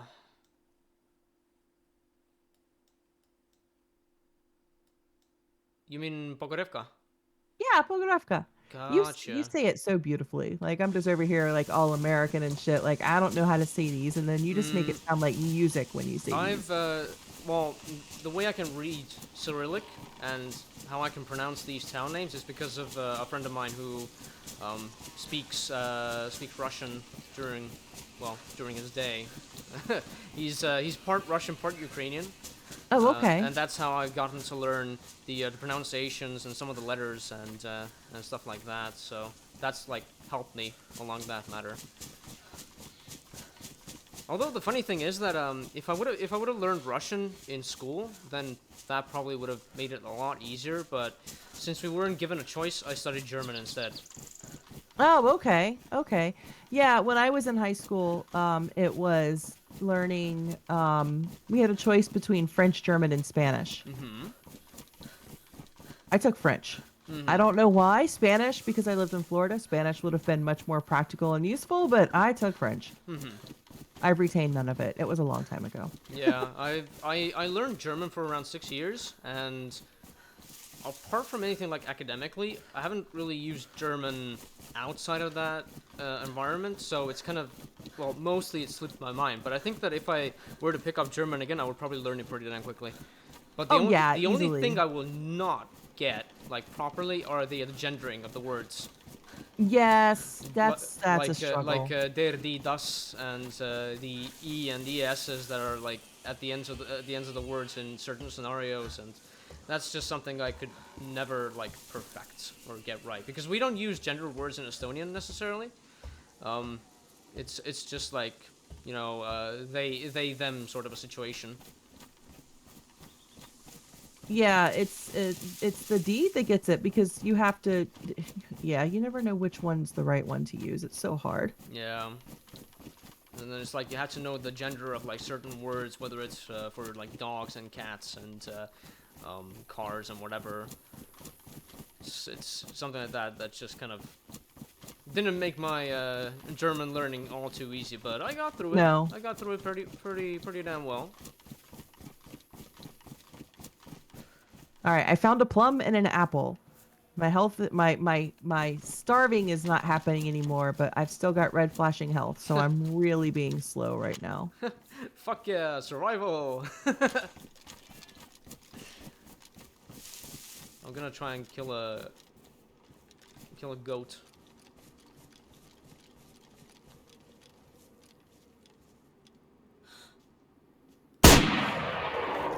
I absolutely missed. Oops. Oops is exactly correct.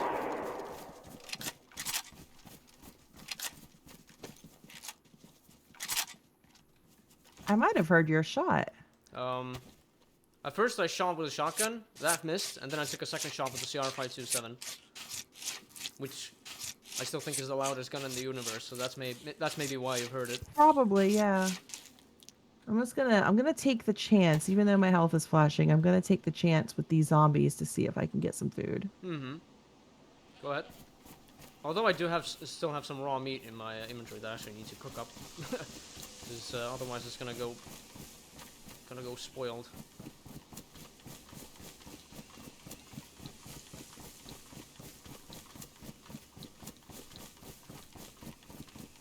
Speaking of languages, though, as far as I've heard, you've traveled around the world quite a bit. Yeah, I've lived in a couple of places. I'm dead. Yeah. Aw. How many of those languages have you like retained? um, I'm slowly losing it. But I still have a little bit of how quickly you can lose it when you don't get to use it every single day. Mm-hmm. Um, but I have very little Arabic. I lived in Bahrain so Whoa. long ago. That's cool.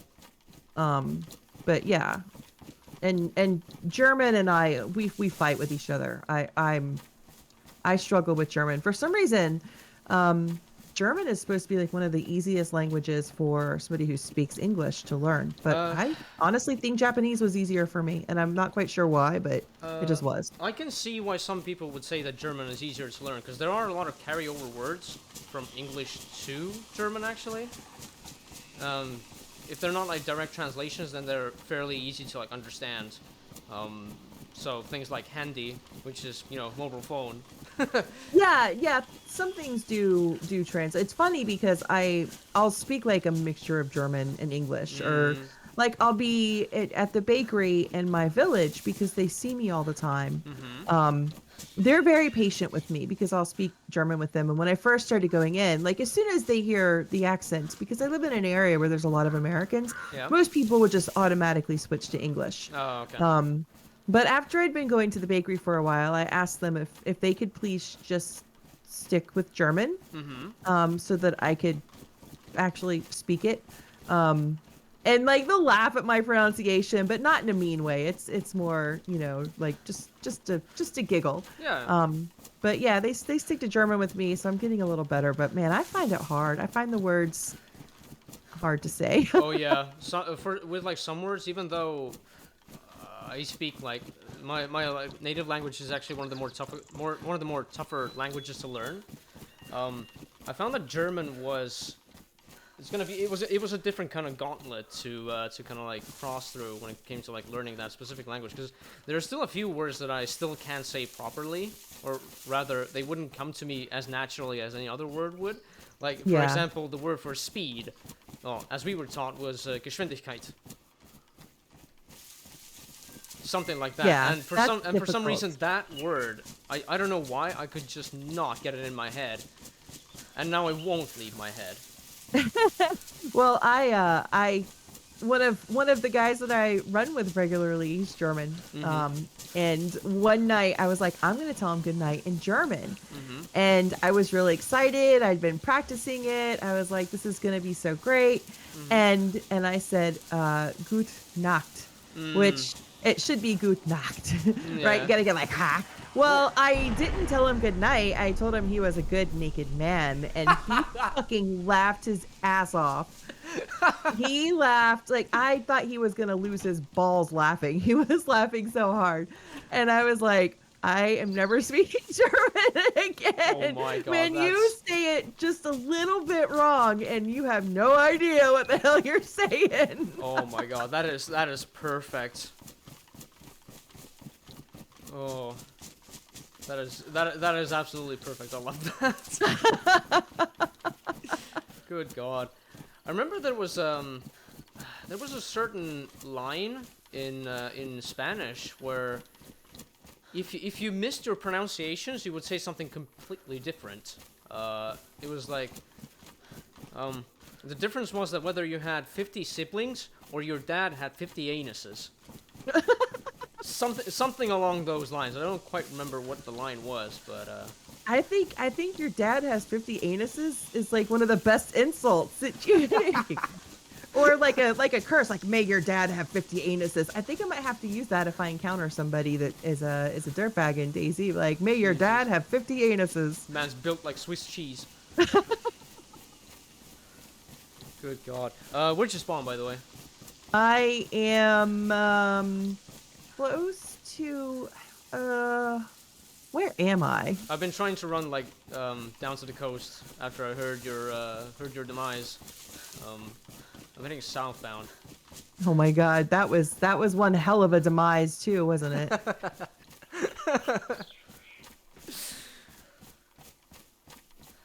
I think I'm near Berezino, but I'm not positive.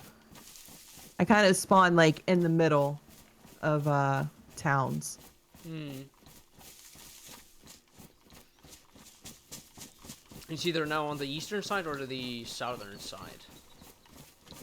One or the other, then.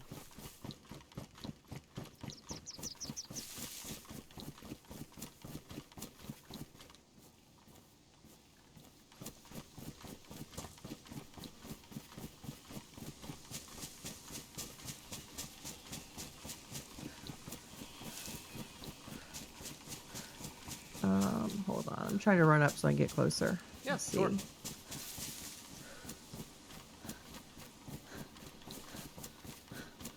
as soon as I said that, I was like, wait a minute, this is not Berezino. This is West Cherno. But that's really far away from where you are right now, isn't it?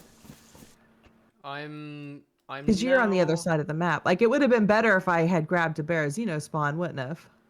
Maybe I'm just atop Chernogorsk, somewhere around that area. Okay, okay.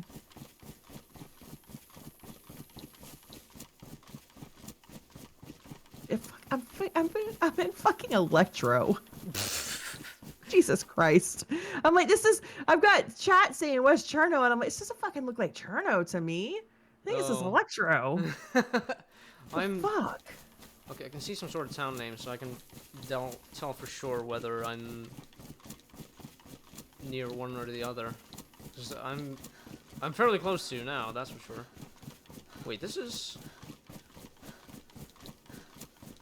Oh, Nadezhdina. That's. Wait, I think I know what this is. Yeah, I'm atop Cherno. Of course. Okay. Then we can basically meet halfway, either around Prigorodka or something like that. But then again, you Okay. Yeah. you need to survive first to even get there. Yeah, I'm just gonna loot around. I'm not gonna do a like super extreme loot. I'm just gonna see if I can find some food and Yeah, then I'll hightail it that way. yeah, go on ahead. Um, I still need to make my way around thereabouts anyway, so it's gonna take a bit of time.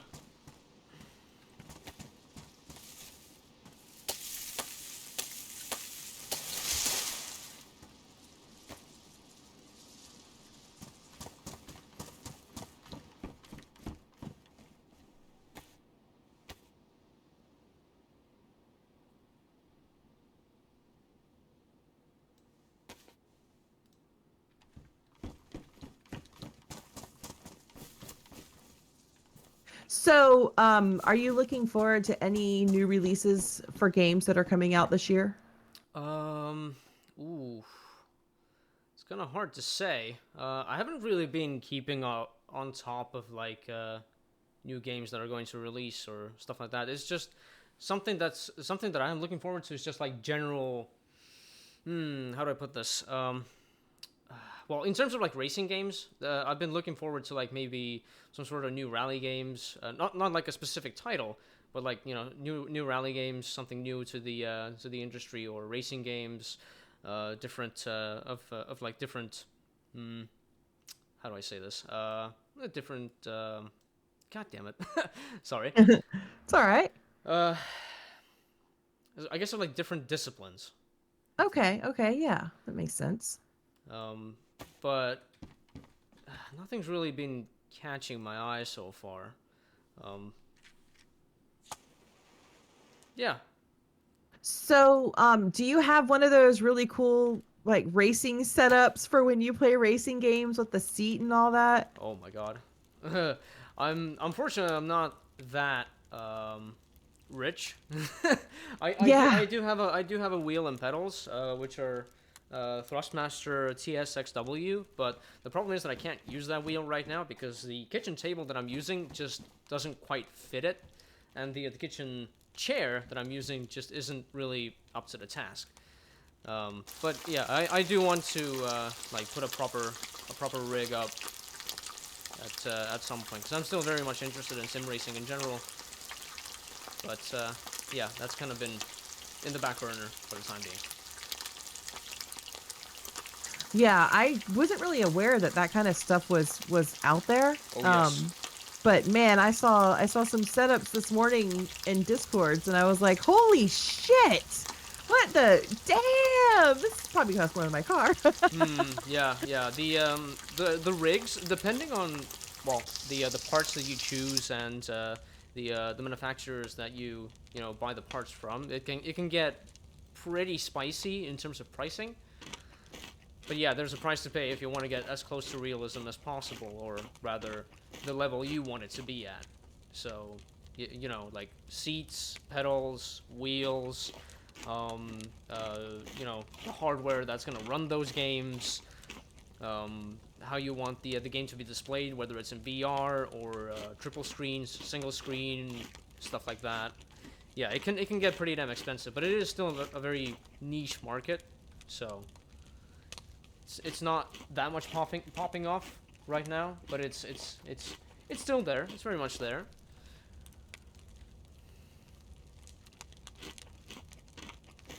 But yeah, the parts that I do want to get like together to get my like proper rig going, it's it's gonna cost a bit too much at the minute. Yeah. I need to get Yeah. myself a bit more financially secure or stable, I guess, before I make those sorts of moves. Yeah, but that's definitely something. It sounds like you've kind of done some good research and you know what you want. To an extent, yes. Not like entirely, but yeah.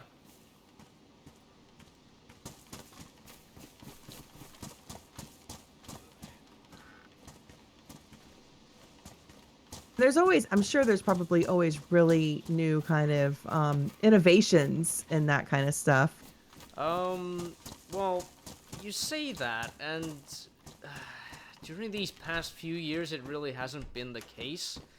Um, there has been a bit of a stagnation in terms of what the developers can do, what the publishers want done, um, and so most sim racers are kind of just like stuck with titles that are a number of years old.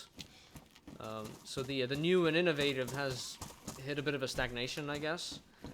So most of us have turned to the modding scene, or rather, using a certain platform from a few years ago, then modernizing it with mods.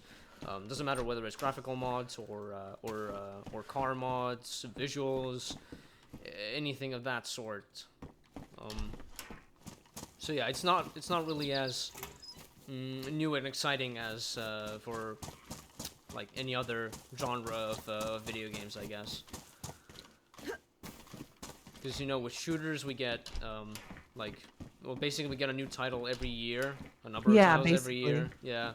Yeah. For like beat 'em up games, there's a couple every year. Adventure games, a couple every year. But yeah, as for like sim racing or racing in general, it's not as fruitful, which is a bit of a shame. But I guess I can kind of understand, because there's only so many times you can put a fresh coat of paint over an old wall. Still gonna be the same. Yeah. Yeah. So the Understand only that. the only thing we can hope for is just like generational leaps in hardware, whether it's VR, screen stuff, steering wheels, along those lines. Yeah, I see VR doing, trying a lot, but I still feel like VR is pretty unattainable for a lot of people. I mean, to get a VR that works really well, I think is still quite Uh, expensive. it's actually a lot more attainable now, because the VR set that I'm using, which is an HTC Vive, I bought it from a VR center for 250 euro, and unluckily the controllers were a bit shit, but that was to be expected of that piece of hardware. So I just bought index controllers straight off Steam for 200 euros, and yeah, I'm still rocking that system basically. Oh, okay. Okay. But luckily it's no longer like in the 600s or the 700s or the excessive like thousands of euros that some people may Yeah. have come to expect, like from the infancy of the VR genre. It's certainly gotten a lot more attainable, although I will mention that the Valve Index still costs around 1,000 euros if you want to buy it new. But it's a couple of years old. It's basically a true and tried system. But yeah, it's getting a little old. In terms of like new VR gear, we're still waiting on a bit of a new generational leap on that front. But yeah, if well, you also have to take into consideration that you need to have something that'll actually run that VR system, Right, exactly. and from that front, it is gonna get pricey, because you need quite powerful hardware to make that stuff run like properly, and not make you nauseous while you're trying to have fun with it. Yeah, I think that's probably one of the bigger problems is trying to kind of solve that motion sickness problem for a lot of people. Um, when it's come to like VR, I was lucky enough to be like comfortable with it from the start. I know that for some people it's been a case of conditioning. That's right to say. You know, they have to get like used to the Yeah. VR and the effects of VR before they can, whoa, before they can pull longer game sessions. I'm getting shot at. Of course. Of course. I don't see the assailant though. Um, I would like a new VR set, that's for sure, like something a bit more modern. But unfortunately, my monetary situation doesn't really allow that, so I'm kind of just stuck with the first iteration of actually functioning VR stuff, sustainable VR stuff, which isn't necessarily bad. It's just that it kind of shows its age. Yeah. Yeah, my sister's got like one of the I think she's got like one of the Oculus ones and the Oh kids yes. like they play Beat Saber, you know? Mm. And I, it's like, I I used to actually fix VR tech when I was a computer technician. So my specialty would have been the Oculus Rift, Rift S, um, and I think it was the smaller, like the compact Oculus things, the one that just fits on your head and you don't have to like yeah, plug it into a yeah. PC or anything like stuff like that basically. So my boss would like order broker VR gear, and then I would kind of like mix and match to get like actually refurbished VR gear together. We weren't like a certified store necessarily, but it was something that I really loved actually doing, like doing and learning about the mechanics and stuff.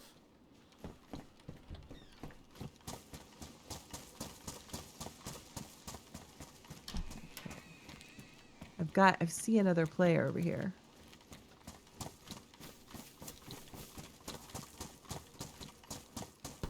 Oh, okay.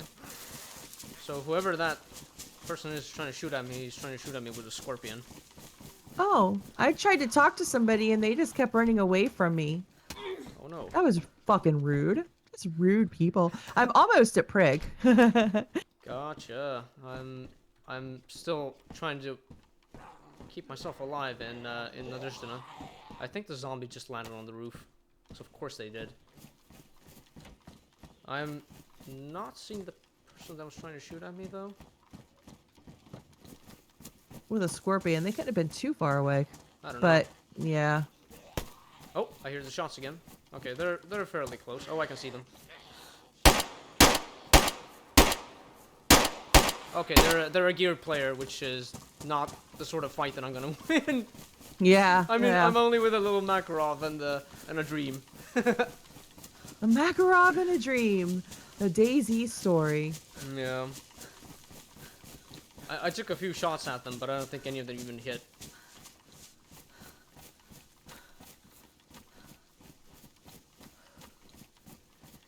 Oof.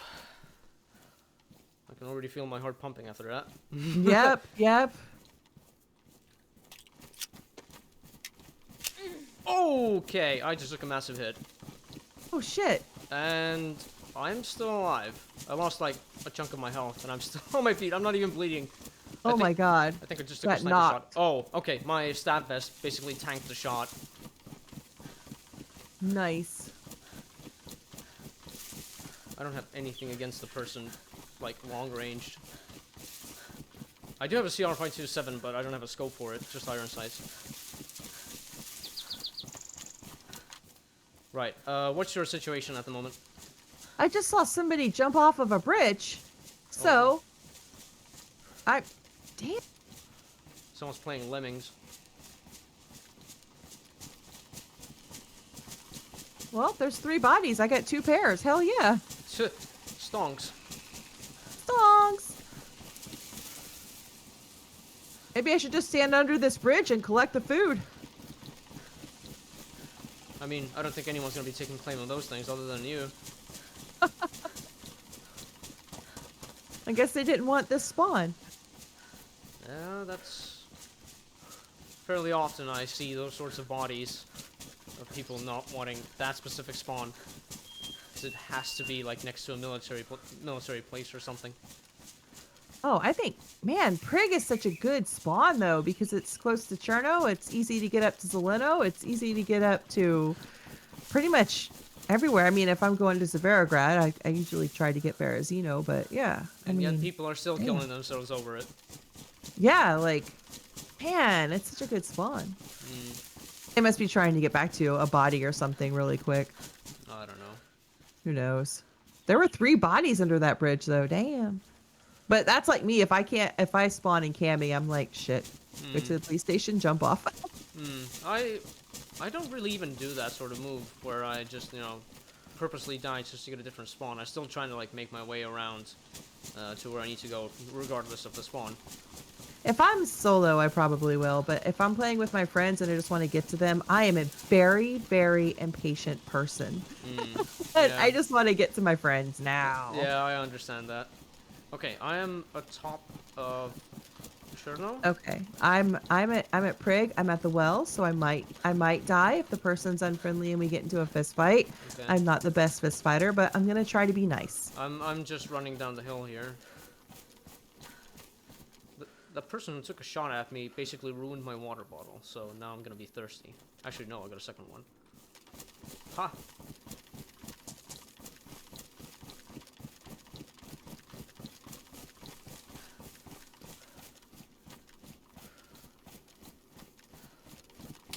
Oh, shit.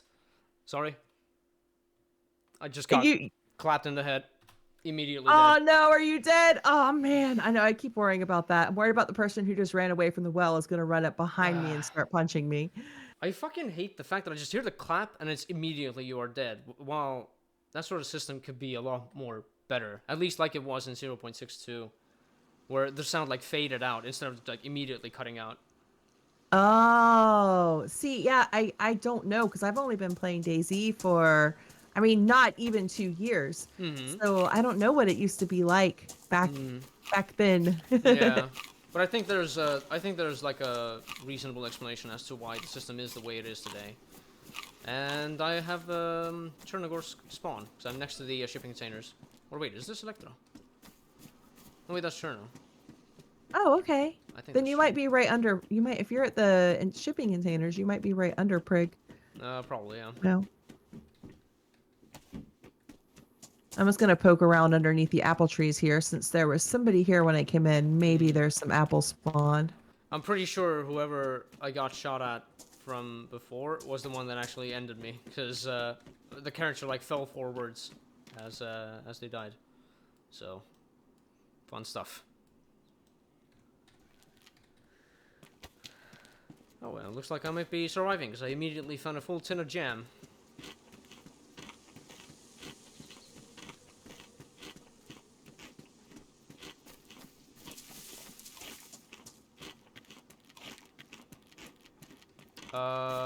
Okay, I may have lied. Okay. I think this is Berezino. Oh, okay. I can see the gas station that's in the middle of I would say in the middle of the road, but yeah, this is a Berezino spawn. God damn it. Okay. Well, that's all right. I can just track back. I'll just go along the main road. Won't take too long. Hopefully. But unless one of us gets like splattered across the pavement again. I tell ya, we've both gotten killed by spawn campers already. Yeah, that's to be expected. Oh, it is absolutely. Although my character was having a bit too much fun with its longevity already, so. Like I told those guys, like,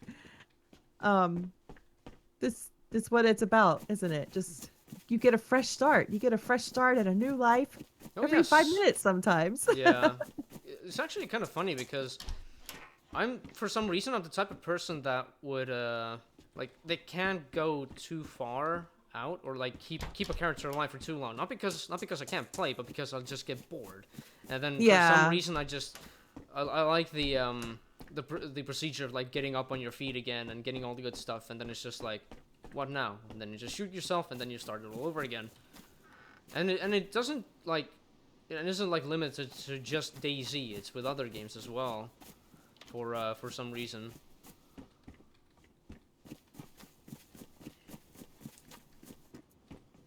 I don't know. That's just how it is. Yeah, it is. I think they really cracked up though when I started making pew pew sounds at them.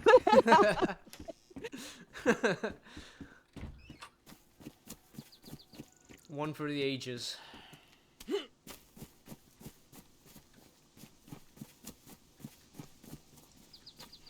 Okay, I need to go AFK for a second. I need to take a pee break. Yeah, no worries.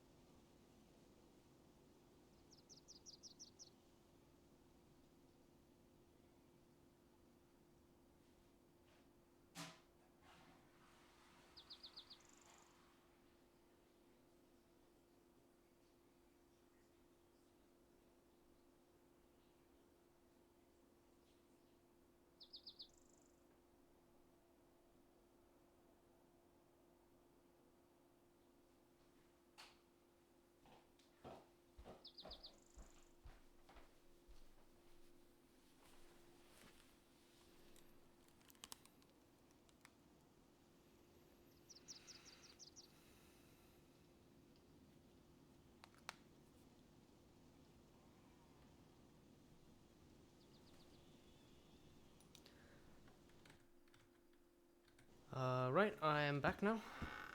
Okay, welcome back. What's your situation at the minute? The Zeds. Oh. Well, can you deal with them? Yeah, I think so. Very nice.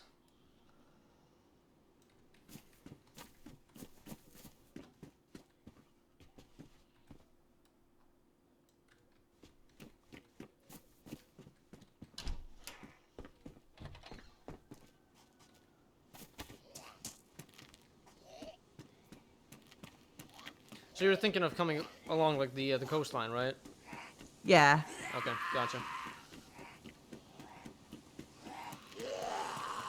And I'm gonna try and do the same.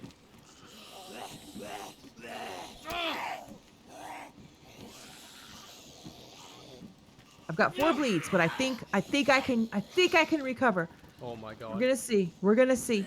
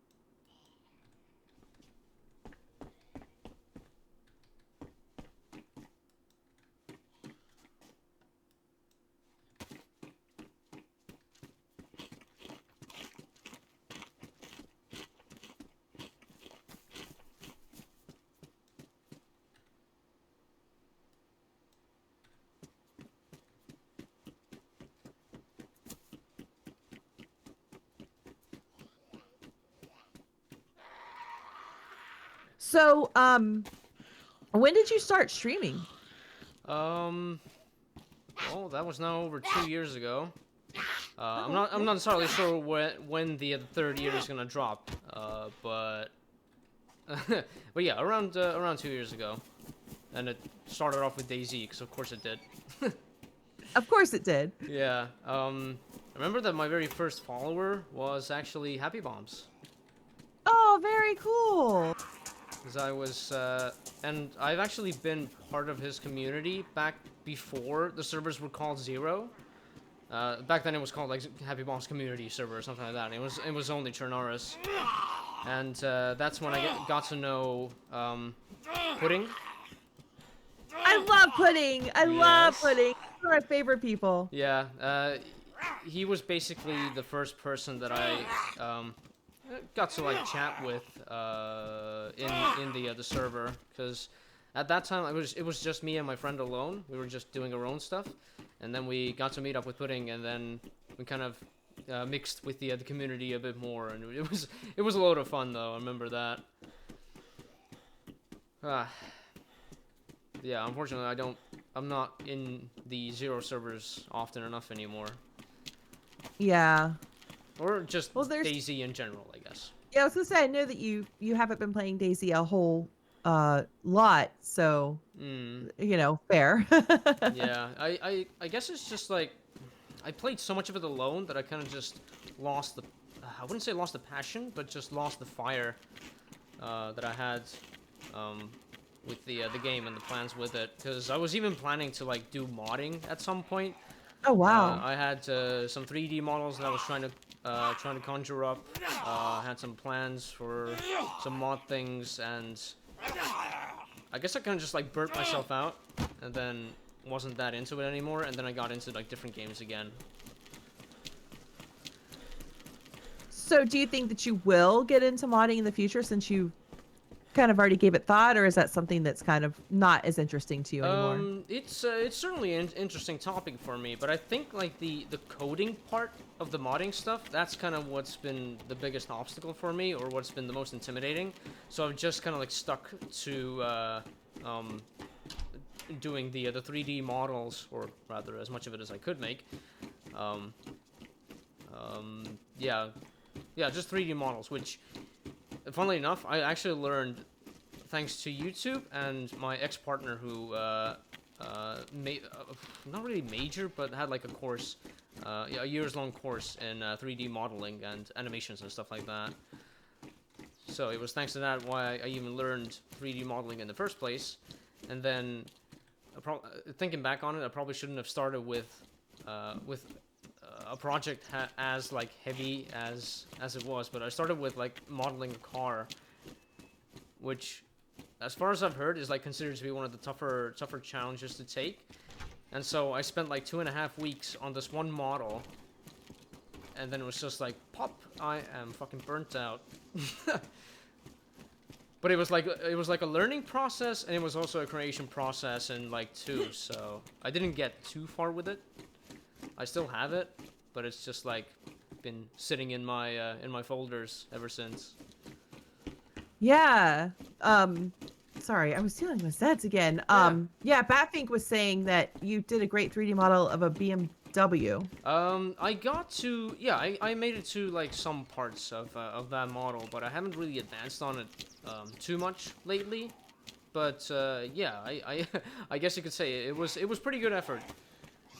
That's not to say that the file itself is gone. It's just like sitting, waiting for that spark of creativity to kind of continue on with it. Yeah, that's understandable. I can totally relate to that. Like there's only so much computational power in a creative brain, and sometimes you Yeah. just gotta set the thing aside and let it rest for a little while. Yeah, and it hasn't really been like reaching out to just like 3D modeling and stuff like that. I know. I think I've mentioned that I've done a few CS:GO maps in GTA Online, or in the creator mode. Yeah. I got to like halfway through Mirage, and then it's just like, yep, I'm burnt out again. So Yeah. that's gonna be on a standstill again. But I got two like I wouldn't say fully fledged, but like two maps out of it. So something that I people mean, can play. it does. It does take some. Yeah, it just takes a lot. I feel that same way when I play Planet Coaster. Like, Mm-hmm. I can't. I streamed it 6 days a week for like a year and a half, and then I My was like, God. I cannot do this anymore. I don't have any more ideas. I'm completely done. Jesus. Okay. Yeah. I wish I had that sort of drive myself. I was out of work at the time, and for part of it I was out of work, and for part of it I was working from home. Mm-hmm.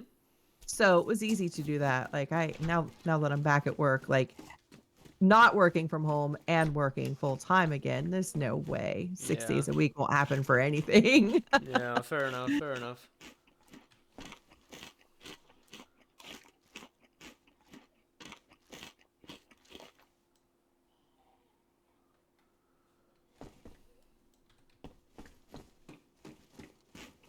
But apart from Planet Coaster, have you tried putting that sort of creativity in like other mediums of like video games or creation in general? I do like to play City Skylines a bit. So I like Mm-hmm. to build cities and I like to build maps in it. Mm-hmm.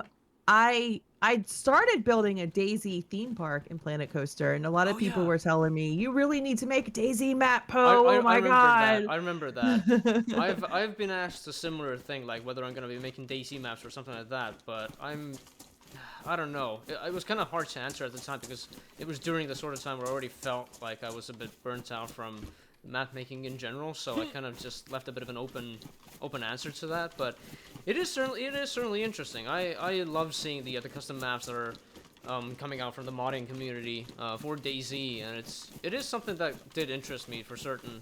But at the moment, I have no drive for it. But at some point in the future, I do kind of want to try it. Yeah, that's the same with me. Right now I'm just trying to get kind of adjusted to a lot of different things going on in my life, and I don't have a lot of time to devote to trying to learn something new. Yeah. Um, that doesn't pertain to work right now. So I'm hoping, yeah, in the future, definitely making a map is something that I'm going to look into and learn. But right Yeah. now, not. Yeah. I have had a few like ideas dangle around in my head, but it's kind of like I should probably like write them up before I forget about them. Much like with the mod ideas, or at least the mod idea that I had, where I just wrote up everything that I wanted to like get done, and then, well, now the file itself is just like sitting in one of my folders and just waiting on more work. Yeah. But I think that if I wouldn't have written those things down, I probably would have like had a lot less interest in it. Yeah. I agree. I agree with that part of it for sure. I am Okay. kind of Man. waiting until Daisy gets a new evolution though, like with the armor reforger, for example. I'm just hoping that they can, you know, I wouldn't say port Daisy to that, but like make a Daisy version of that game at some point, or just Armor 4 in general, which is what Armor Reforged is going to be. So, yeah. It looks like, I'm sorry, I just got really, it looks like somebody's trying to build a gate for a base across the road in Electro. I mean, good luck for trying, I guess. I mean, yeah, Keep the yeah, effort right? going as long as they can. Oh, I'm seeing a cow bathing in a pond. Aw, can you kill it? I do have a meat tenderizer, but I don't think that's gonna be enough. That's for after it's dead. I don't even have any knives or anything. I'm just. I spent like 20 minutes chasing a cow down and killing it one night, only to realize after I killed it that I didn't have a knife. Happens to the best of us. Man, I was like, sometimes I wonder if my brain fell out of my head while I was asleep. Mm. Yeah. Sometimes it do be like that. Indeed, indeed. So have you ever thought about with your background, and you're obviously a very creative person, have you ever thought about getting into game development, or is that something that you really were like, nah, Uh, I'd rather play than Funnily enough, I did once try dabbling in it, but I think the platform that I was using was I think it was RPG Maker, or something of that sort. But I only got as far as like a few thoughts and a bit of a test, or like dipping my toes in it, and then I just like figured that nope, this is not for me. But there are certainly some like hopes that I have that someone would at least, you know, at least try to accomplish that I'm pretty sure have already been figured out by now by those people. So yeah, I'd rather leave that job to someone else rather than myself, because I don't have enough drive to like make a fully fledged game. It is a cool idea. I would kind of like to see it like come to fruition, but yeah, there isn't really enough of me to actually put that idea like through.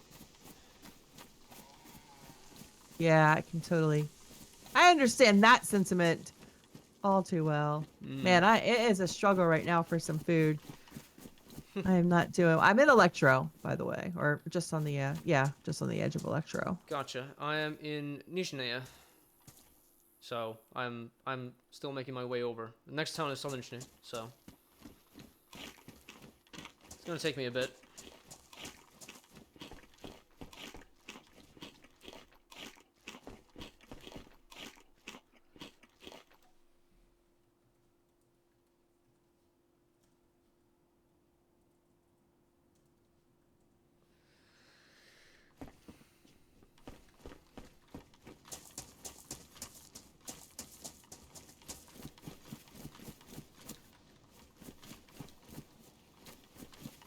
What about yourself, though? Would you like to kind of make your own game, or at least participate in like the creation of one? I would actually. I would love to write the storyboard for a game. Ooh. Yeah. Okay, that's interesting. Well, I have always been a writer. I've done a lot of I've done a lot of kind of technical writing and business writing, and been published for that, but I've also done a lot of like short stories and poetry and stuff. Oh my. And I love to tell stories. I love the types of games like Witcher, that's based off of books, or like games that tell a story. I love them. So I would love to be on the storyboard for a game. I think that'd be really cool. And I think I would like to do voice work for a game. Yeah, why not? I've done fan fiction once upon a time of the Borderlands series. Oh, cool. This was around 2014 or something like that. 2013, 2014. And yeah, as the years have gone by, and I've done a few more like, I don't know, like thought gathering, like write up experiments or something like that. It's just that writing isn't really my forte. But I do kind of enjoy reading whatever it is that I've managed to like write down. Oh yeah.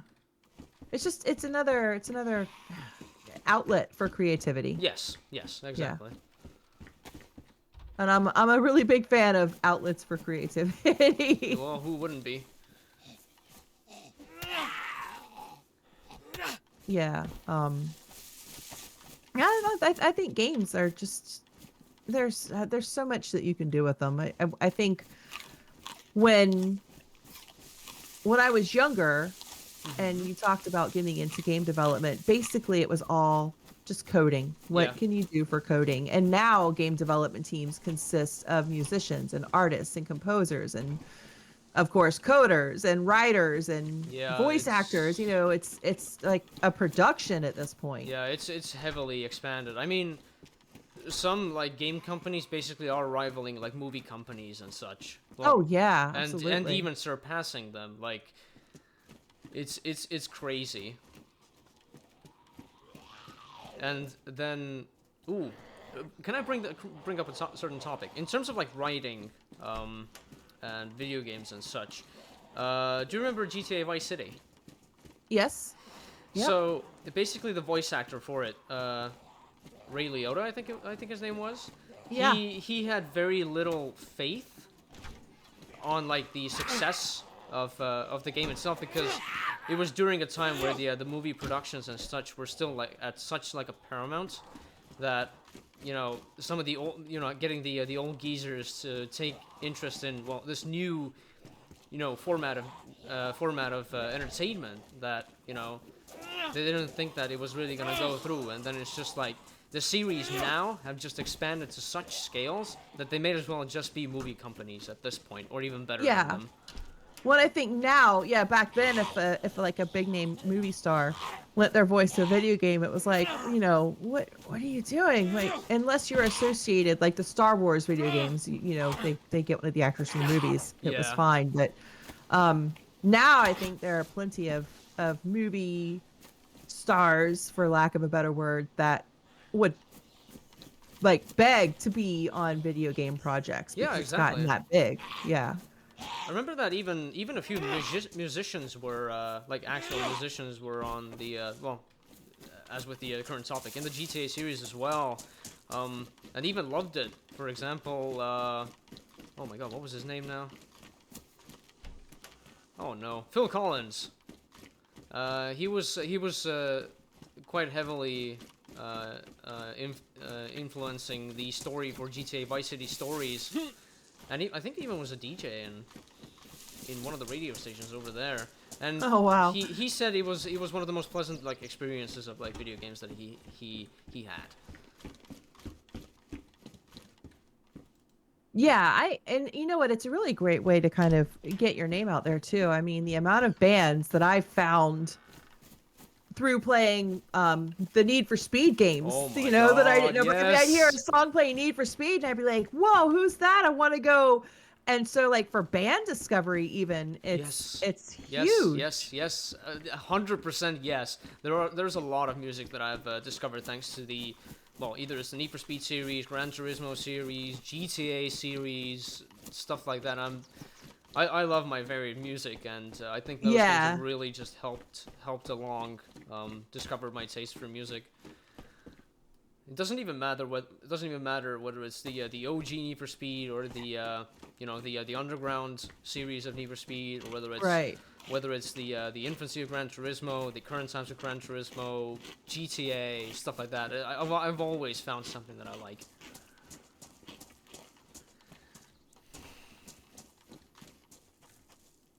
It's like really colorful. I don't know. I can't like put it properly into words, but I just love the excessive colorfulness that has like come along throughout the years. Oh yeah, absolutely. I feel like it's ooh, I found an IJ. Okay. Oh boy, I'm gonna pop some I heads with it. mean, I've got a I magazine for it. mean, I uh I killed somebody who was shooting me with an AK with an IJ shot right to the face, so it can happen. Hmm. I think I got really lucky one time, but I'm just gonna stick with it can happen. Yeah, fair enough. You can only do your best at the current moment. Yep. Yep. Ooh, I hear shots. It's been fairly quiet here. Well, it's the coast. Well, it depends on what part of the coast you're in. Because I think the most shooty towns are probably gonna be Electro and Cherno. Yeah, Cherno always is. I'm in Electra right now. Friendly in Cherno? Always. Always, always. I was even once planning to buy a T-shirt that said "friendly in Cherno" or something, but then it just went out of stock, and then I didn't even get to buy it. I think it's back in stock now. I think I saw it. I was looking. I ordered the new coffee mug that they just put out. Okay.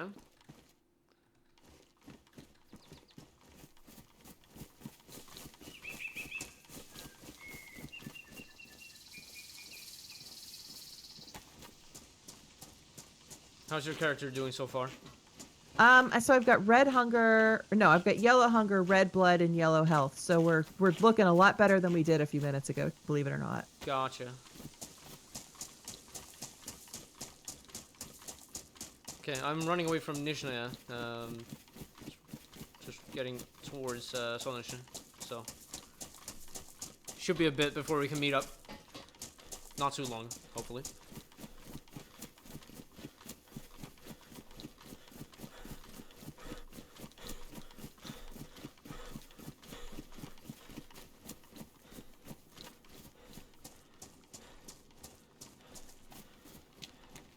What introduced you to Twitch, by the way? Oh gosh, I had been watching YouTube for years upon years, and then Mm-hmm. some of the people that I watched on YouTube moved over to Twitch, Mm-hmm. and I was like, "Oh, what's this neat thing?" And because I'd never heard of it before, I didn't even know it existed, and this Mm-hmm. was like I don't know, like maybe 3.5, 4 years ago. Okay. Um, and then once I found it, I was like, "Ooh, I like this." Yeah, fair enough. I mean, for myself, I hadn't even been using Twitch too often until, what was it? I think it was like a year before I actually started streaming. Until then, I've been more like into YouTube and such. I even tried doing YouTube stuff as well before I did Twitch things. Um, but that endeavor didn't really go far. So I found Twitch to be a bit more accessible. You've just been kicked off, haven't you?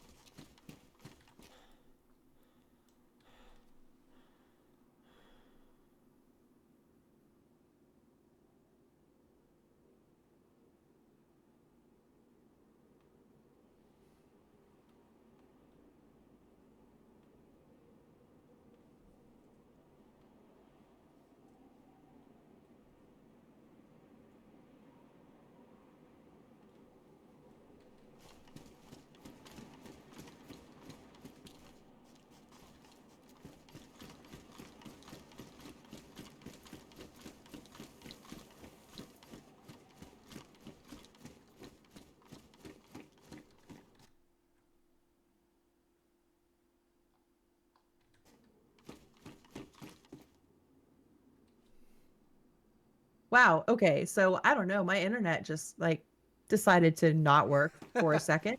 I saw that, yeah. No biggie, no biggie.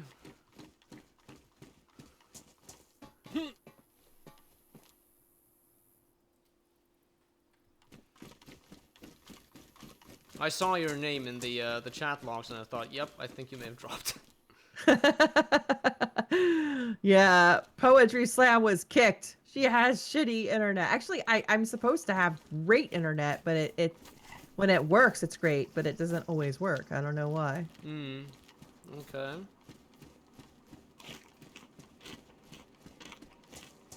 Yeah, I'm lucky to have my internet connections be pretty damn stable for... Okay, 2 different places and in the span of 4 years.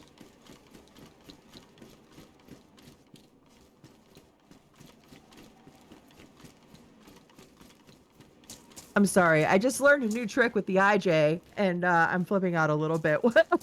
What you got? So Foslo told me to put the IJ in my hand, then Mm-hmm. do the heart hand emote with my hands, and Yeah. then right click. And it instantly goes from the heart hands to pointing the IJ at someone. Instant. Damn. That's a swindle. Oh, wow. I love it. See, but I'm not an Evo. So Fosbo is always trying to make me an Evo player, and I'm not an Evo player. Hmm. But I don't know. I might try to pull that one off. Now I'm gonna start growing more suspicious of people that are trying to show me the heart sign. Yeah. At any point, they might just quickly flip an IJ on me and leave me with a hole in my head. Yeah. That's amazing. I like it. Ciao, letra. Knowing me, I'd probably put an empty IJ in my hand and end up getting killed anyway. I heard a gunshot. Okay, I'm hearing a number of gunshots. Okay, I don't hear those from where I am. Okay.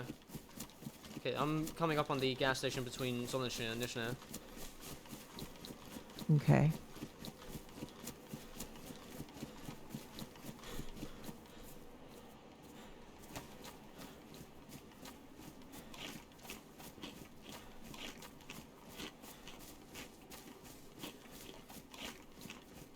But I'm just below the church that's on the hill in Electro. I'm moving slow.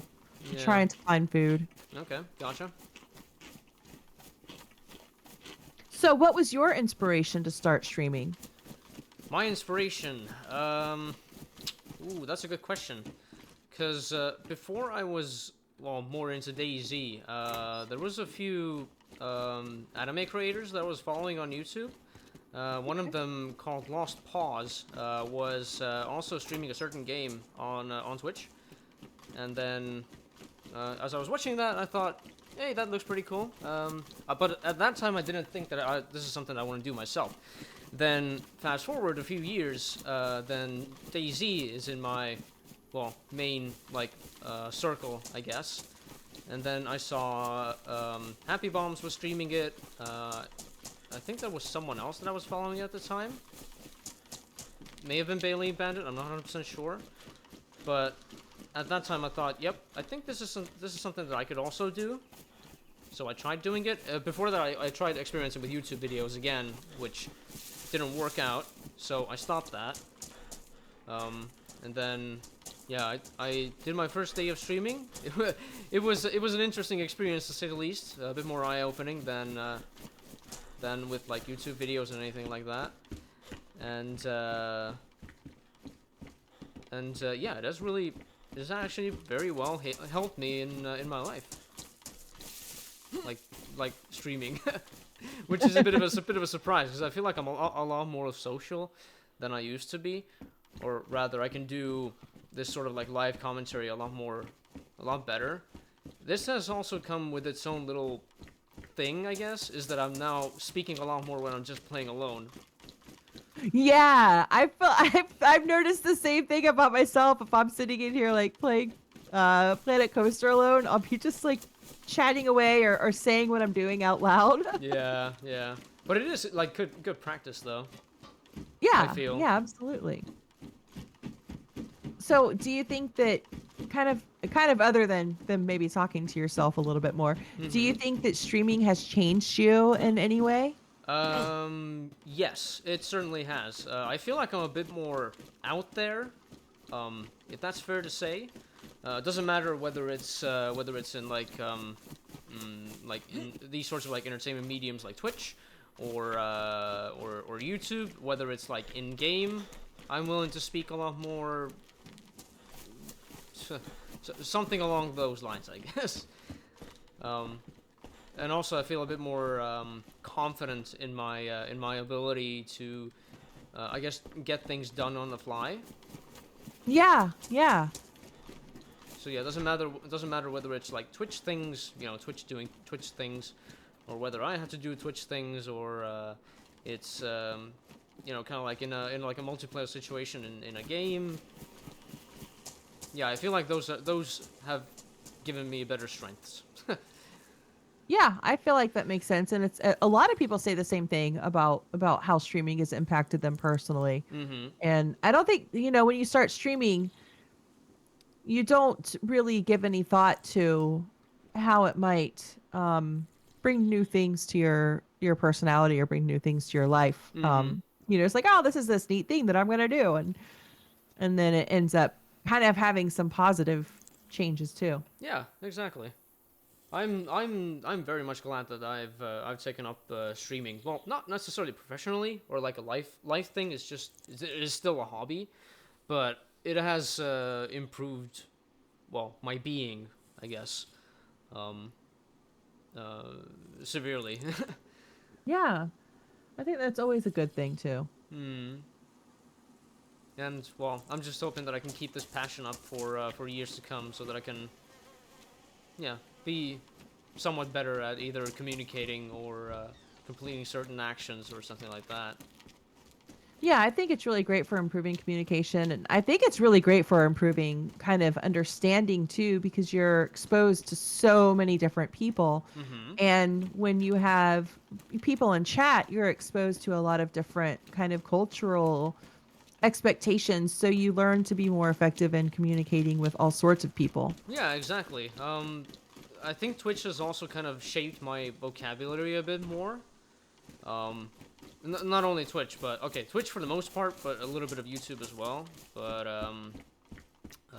yeah, it's certainly helped me, choose my words or kind of put together sentences a bit better, because I don't know whether it was like obvious enough, but English isn't my native language. you, you have really exemplary English. I'd like to think so, yes. And luckily, it's all come from like a very early age. But But yeah, yeah, I think how do I say this? I wouldn't necessarily say family friendly, but a lot less.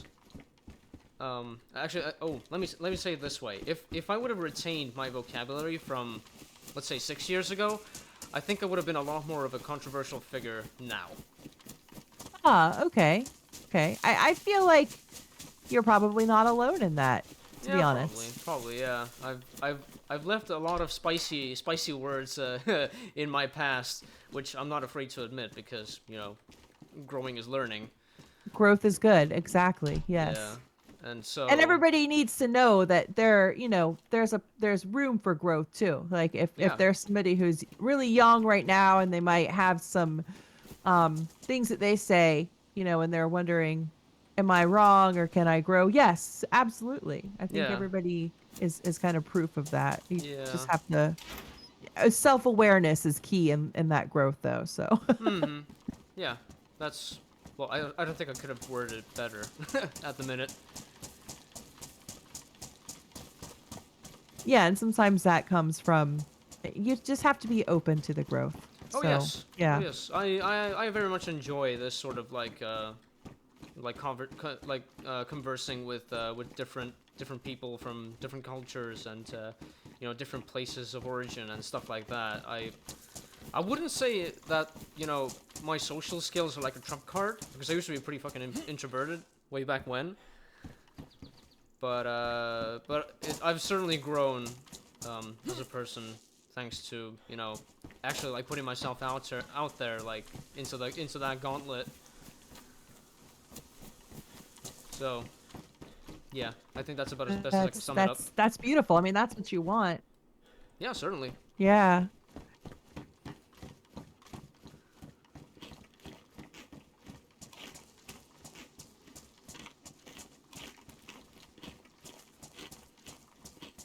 And I see you've been kicked off again. Yeah. It's going great right now. It's going great. If you're not dying, you're being kicked. Right, right. It's going great. Yeah, fantastic.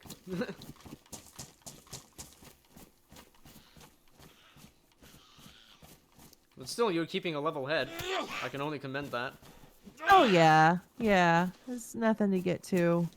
I mean, I can't do anything about it, so raging around would be completely ineffective and silly. Yeah.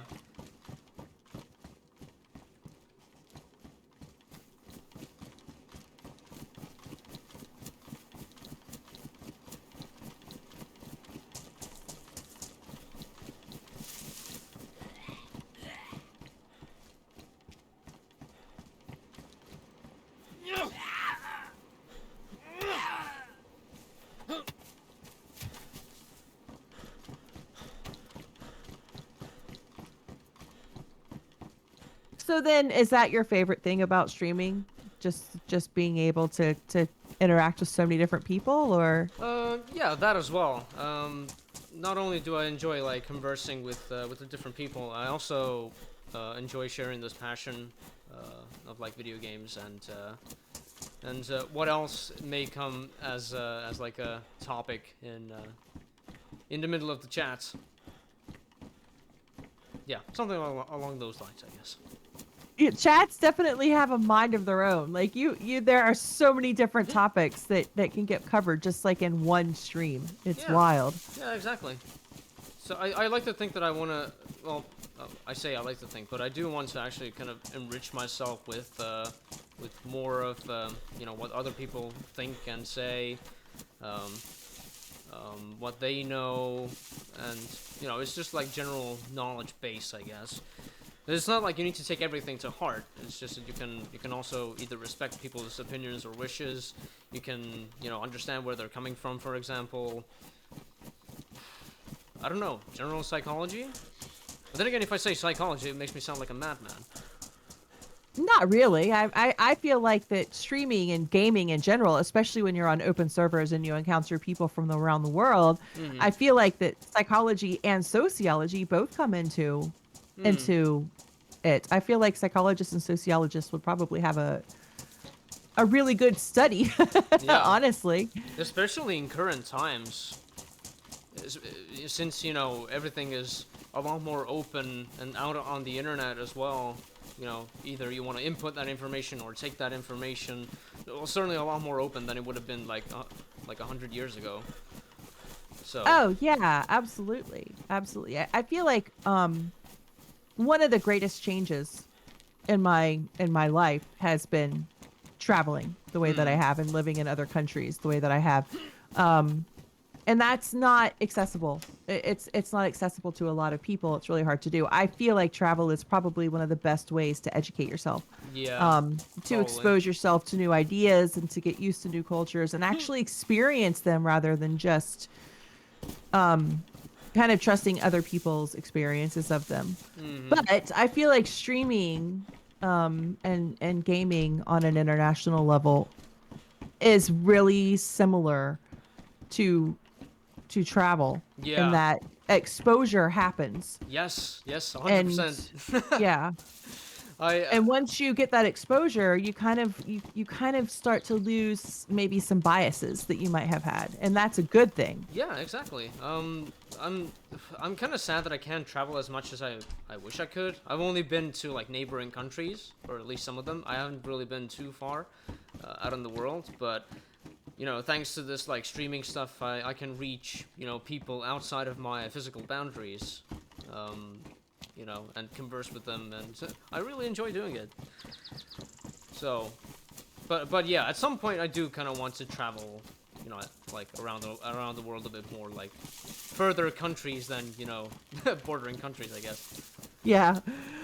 Oh man, I am stuck in the corner of a shed with three Zeds, and I can't raise my hand, switch my weapons, jump, or crouch. I think Oh my I'm god. completely stuck. Mm. Maybe you need to wait for someone to rescue from that.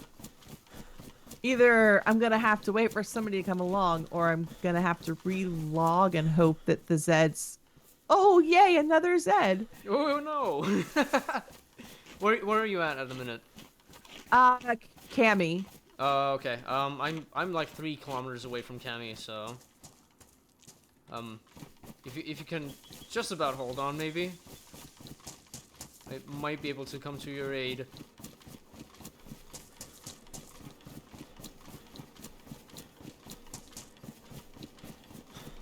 How's your character's vitals though? The zombies are like synchronized swaying right in front of me. Put some music in the background for it.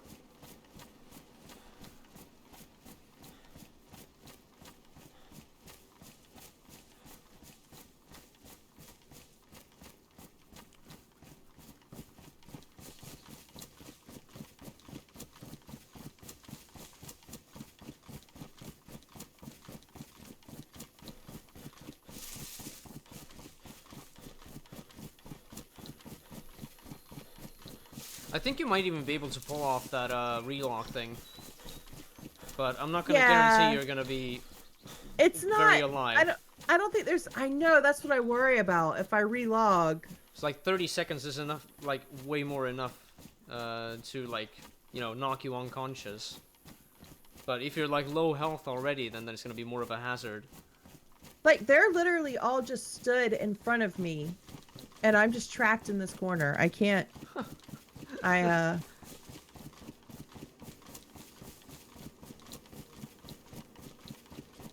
So you've got your automotive stuff, you've got your job, you've got streaming. Hmm. How do you keep it all like to a healthy balance where you're not getting Um. burnt out on any of it? Well, well, in terms of automotive and job stuff, those are. Okay. Well, with the job things, it's something that I need to keep up to a certain level anyway, because that's what's going to be putting food on my table, basically, or rather, the fruits of that labor. Yep. Automotive stuff, that's just like general baseline interest that I have, and I can only, I can very much appreciate that interest, or rather, circles or surrounds that interest. But with streaming, I can only stream as much as I physically can. So I've already, kind of taken that initiative that I won't stream too much because I know Right. I'm going to be like burnt out at some point. True. Yeah. Um, Yeah. You see it happen. You see it yeah, happen. very much so. Not only like with streaming, but rather like content creation in general. But yeah, I think I've got some sort of a balance set up. Luckily, I hate to admit it, but it's also kind of been balanced even better because I'm living alone. Yeah, yeah. I mean, that does help. I live alone every other week, so Hmm. yeah. The weeks that my son's with his dad, it's just me, and it's yeah. There's Hmm. no balance. It's just get home from work, play Daisy, go to bed. Yeah, yeah. So yeah, luckily, like in my own environment here, I can I can focus on my own things. I know at least what I need. I somewhat know what I need to do to keep this place, up. I somewhat know Right. what I need to keep myself up, and stuff like that. So yeah, Yeah, and also absolutely. with I'm taking psychologist appointments here and okay, not here and there, but like once every month. So that's also helping me improve myself as a Oh person yeah, because I very absolutely. much needed to do that. I've grown as a person quite a lot within this past half a year, I think. Actually, even more than that. Yeah, a lot more than that. I've seen the lows and I've seen the highs, and I know that there's more to come, but currently it's a lot more of a stable situation, I guess. Yeah. Oh yeah. That's I love that because therapy kind of gives you tools Yeah. that you need to navigate and kind of if you want to get somewhere kind of as a person or emotionally and you Mhm. don't really know how to get there, Yeah. there's your kind of roadmap right there. Yeah, basically, but it doesn't come cheap. No, unfortunately it does not. I'm lucky enough to have like health insurance from, well, thanks to my workplace, but I've already kind of depleted that part, or rather that branch of the limit already. So now I need to like pay for it with my own money. Yeah. But it's also been a bit of a wake up call to get some things done to get that those visits a bit more cheaper, which I'm still yet to do. Yeah.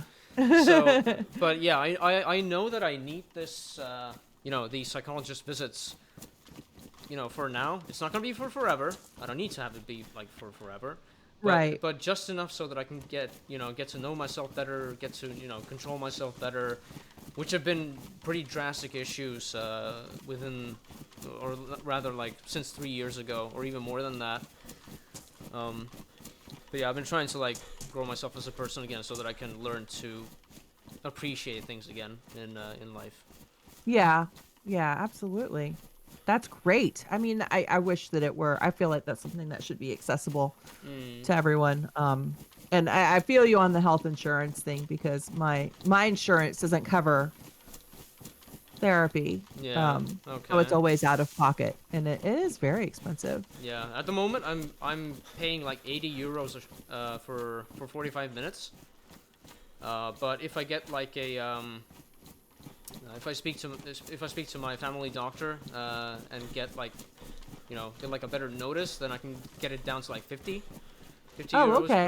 Yeah. per visit. But I still need to like pull myself together and actually make that happen. Yeah. Yeah. That's one of the issues I'm still going through. Not only just with that sort of like move, but it kind of like stretches to other aspects in life as well. Okay, I'm gonna try to log and see what I'm happens. I'm just outside of commercial, but you can try Oh, that. You okay, can. okay. I'm down by the edge of the water. Oh, okay. Um, I'm in a shed behind one of the log cabins, Mm-hmm. and I mean you'll know it's me because there are five I zombies will in here probably with me. hear it from the Yeah. multitude of Zeds you're gonna have Well, surrounding you. there's only yeah. There's four that are not aggroed, and then there are two that are aggroed. We just added another one. Okay. They've all It's a congregation. I'll be there in just a minute.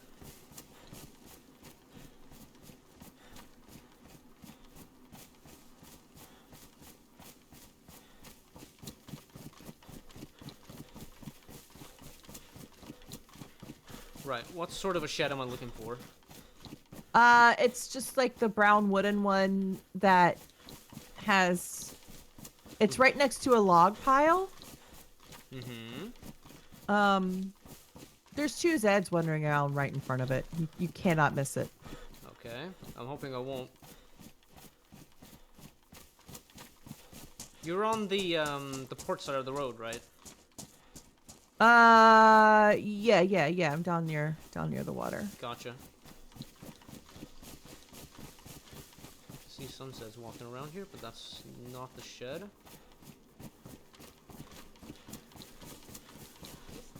Text? What's your name? What's your name? Oh, Brad. Hi, Brad. How you doing? Yeah, My hi. God. I'm just getting all these zombies' names and numbers and you know, trying to date them.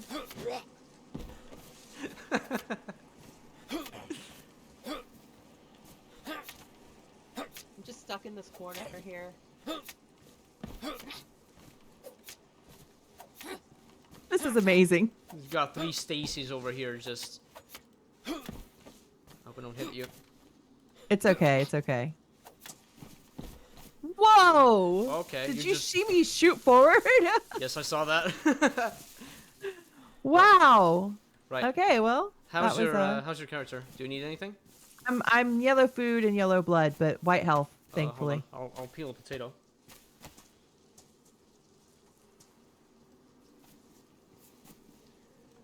Brilliant. There you go. Thank you. I also got lunch meat if that's not enough. It should be. I'm yellow apple, so. Okay, I'm white everything basically right now. Okay, cool. Cool. Well, where to now? Just somewhere. I think yeah. we can start heading up the hill actually. Yeah, I was thinking we could just head Just check out straight up the the police hill. station and continue onwards. I'm so familiar with that police station. I'm sure you are. That police station and I have had many conversations with me jumping off the top of it. Mm.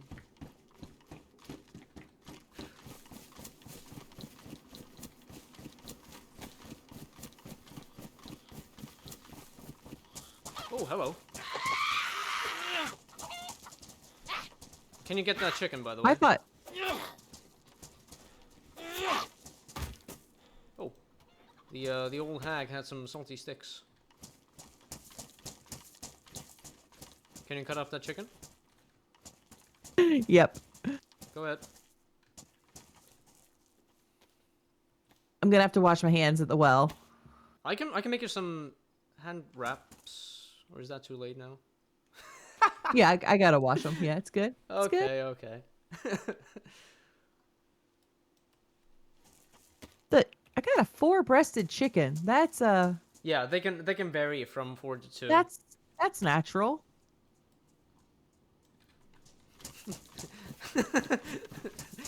as long as you don't envy them. I don't know. I think it'd be kind of funny to have 4 breasts. Actually, I think it'd be a pain in the ass to have 4 breasts. Think of the back pain. Right. But I feel like it'd be neat to have like knee nipples. You're gonna be built like a vine of grapes. that's the best I can come up with. Or at least that's what it looked like in my mind.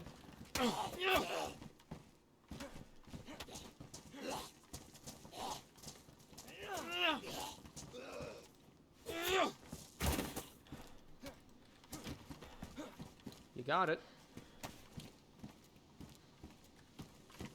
You still got that IJ, right? Yeah. Do you have a magazine for it? Yep. Okay, I can give you another one if you need it. Okay, cool. I dropped it next to the well. I'll deal with this guy. Oh, no! I accidentally drank instead of washed hands! What the hell? Well, that's good. You'll be fine. You'll be fine. Shit. I don't think it's gonna be that serious, though. Yeah, I mean, what's a little bit of poisoning? We'll just find a medical and we'll be fine. A little bit of iron in your diet. It's just extra. It's a little bit extra. It's Yeah, fine. exactly.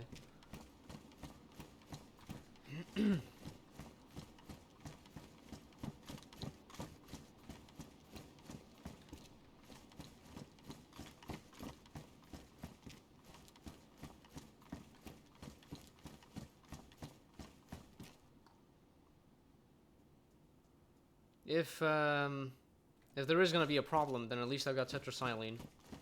Oh, okay. Yeah, we'll But see. I'm not entirely sure whether that works against dirty hands or not, because I think you might need. Oh, I got charcoal tablets as well. Yes, let's say I think it's charcoal, but I'm not sure. Well, I've got four tablets of it, so I think you should be okay, even if things do turn for the worst. Yeah.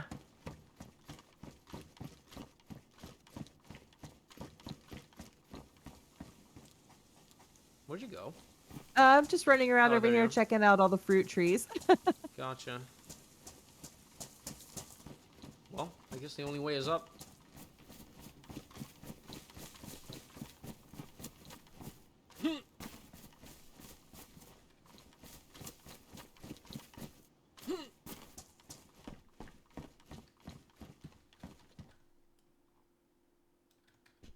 I found some ammo for your IJ, by the way. Oh, nice. Cool. Thanks. Are you just running up the road, kind of searching the houses? Yes. Okay, cool. I'm right behind you. All right. I figured as much.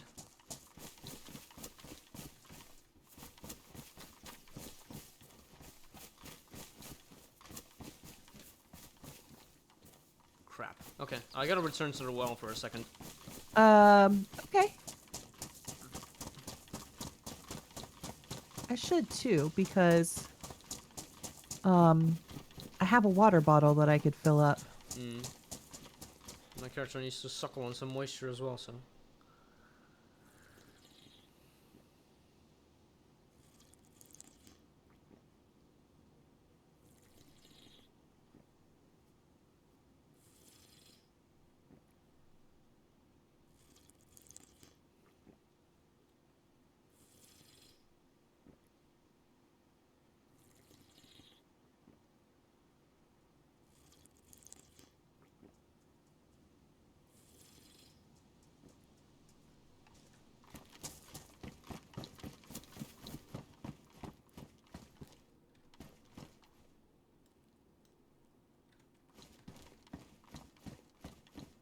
Is that? Oh, right. You were emptying out the bottle. Yes. Yeah, sounded like you were pissing or something. Yeah, well, that's my own personal mod. I bring it to the game with me every time I play. Mm, just like the simulations. I've heard that you have to do that in Rust, but I've never played Rust. Um, I'm not entirely sure. Yeah, I've never played, so I don't know. Hmm.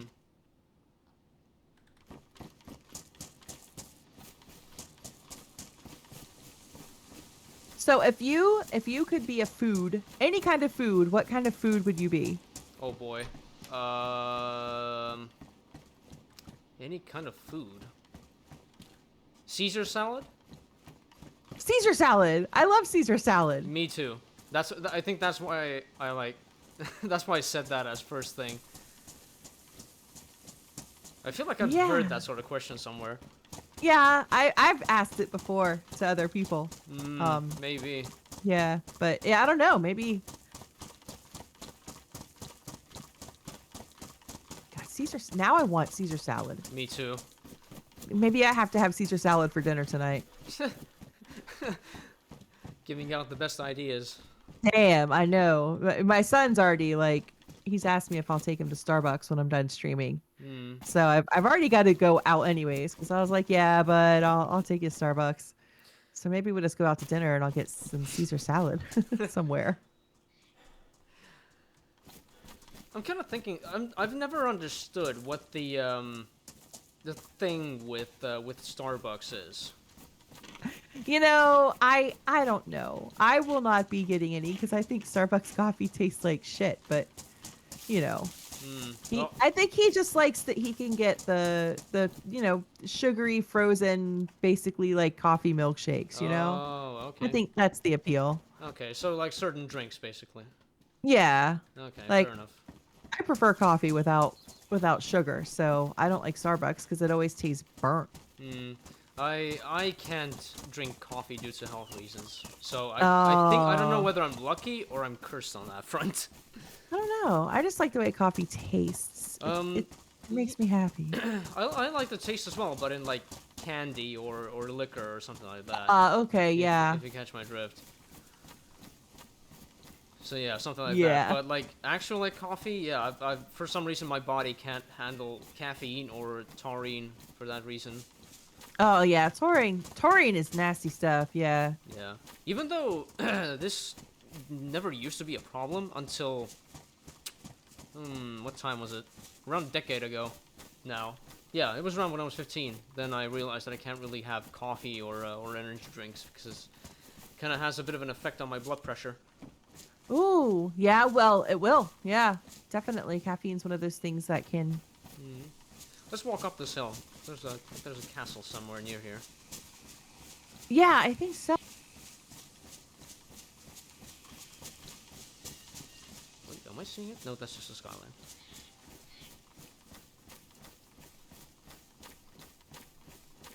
Somewhere in the midst of these trees, of course. Like, at the top of this hill. I think it is. Why am I not seeing it yet? I can only see the radio mast. Way out in the distance. Just towering Yeah. over those yellow trees. It, mm. Or am I thinking of a different place?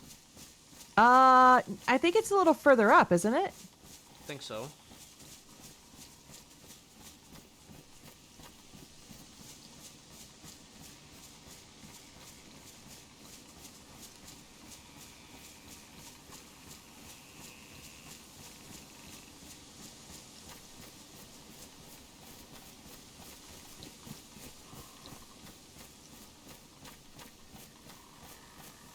How's your character for food, by the way? Yellow. I'm all right. I'm all right. I can hand you this tin of lunch meat. Okay. There you go. Oh yeah, then Thank you. and there's this. Do you got any Red. Do you got any 9mm by the way? I got 9 by 19. Yes. Yeah. Thank Yep. you.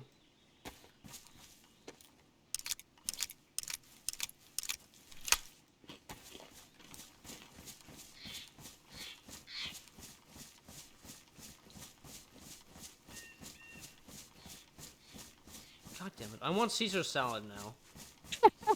But Do like, you like to put anything like chicken or steak or salmon or anything on your Caesar salad, or you just like the salad all by itself? well, I've only had Caesar salad with chicken, and not with any other type of meat. Um, so I would say probably chicken. In terms of like extra like add-ons for Caesar salad, I'm not really particular to anything necessarily. It's just if it's Caesar salad and it tastes good, then I'm already like, yep, thumbs up. Right, right. Have you ever made it? Partly. I've helped make prepare that dish, but Yeah. since I'm alone now, I need to kind of get to actually making that sort of dish myself. But I'm missing a few cooking utensils to Yeah, get that that fully happens. going. It takes a while to get a kitchen really kind of fully stocked up. Yeah, exactly. I've also had to like invest in some other parts as well for the apartment, so that's kind of something that's been taking the money away as well. Yeah. But you know, necessities. I'm still intending to live here for a bit. Yeah.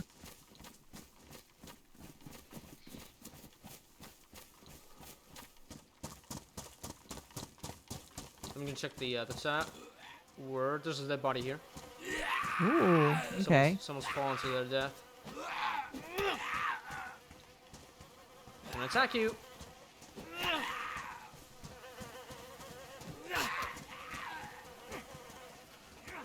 Oh god, I hear more. There's another one. Ooh.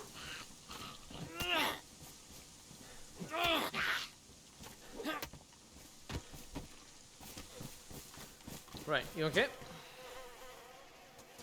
Yep. Okay, good. They only had a Pioneer mag. I took it. Yep.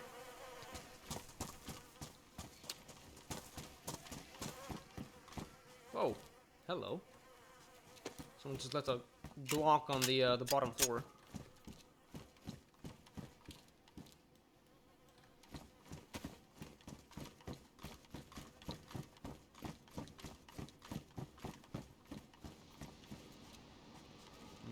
Okay, nothing else in this tower apart from a Oh, okay. compass.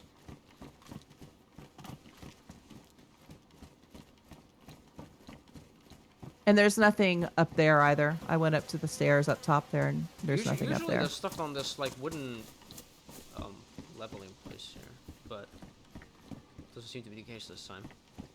All right, okay. I think we can continue on now. Is there not anything? Yeah, I'm looking in the gatehouse right now, so I Yeah. didn't look yet. That archway thing?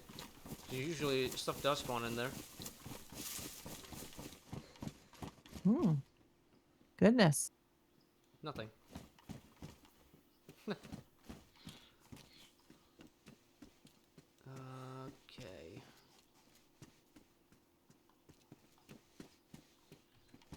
Do you want a backpack, by the way? No, I'm good. I'm good right now. I can make you one. I've got all the tools necessary. I'm usually not a big. I don't try to carry a whole lot. No, trust me, the this is gonna be bigger good. the bigger backpacks I get, the more I'm tempted to pick up stuff I don't need. This is gonna be necessarily big. It's not gonna be overly big. I'm hearing gunshots. Ooh, okay. To the left somewhere, like 10 o'clock. There you go. I don't know why I was keeping the burlap sack in Thanks. my backpack, but I'm glad I did. Okay, we can continue now.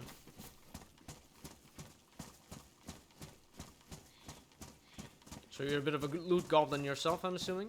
I mean, not really. I really only pick up things if I know I'm going to use them. Mm-hmm. The only time that I start to loot goblin is when I can't decide which guns I want to use any given day, and I end up carrying like 4. Oh my god. I have the same sort of issue, but with ammo. So basically, I just, you know, suck up any piece of ammo that I can get, and I just end up like a little pinata. And then, well, inevitably, I manage to get killed so that they can get all the ammo necessary. And when I'm running with a group, usually I'm trying to like, we'll kill a few deer, and then I'll pick up as much meat as I possibly can Oh, because I know yes. everybody's gonna be hungry, and then they're all gonna be mad they didn't pick up the deer. But yeah, typically I don't like to not have stamina. I really prefer to have stamina over loot. Yeah, I can understand that. Because, you know, you need to have the capability to even run the fuck away from your adversary. Yeah, running away is like my skill. You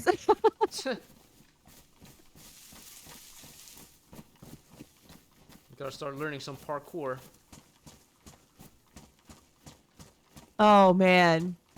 The parkour, now I was getting good at it thanks to Banov, but the inertia just kind of stopped that dead in its tracks. Well, you need to relearn it now.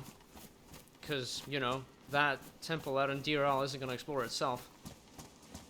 Oh, that's true. I haven't done that yet. I have not done the any of the Deer Isle really adventures yet. I just go on Deer Isle and run around and run around.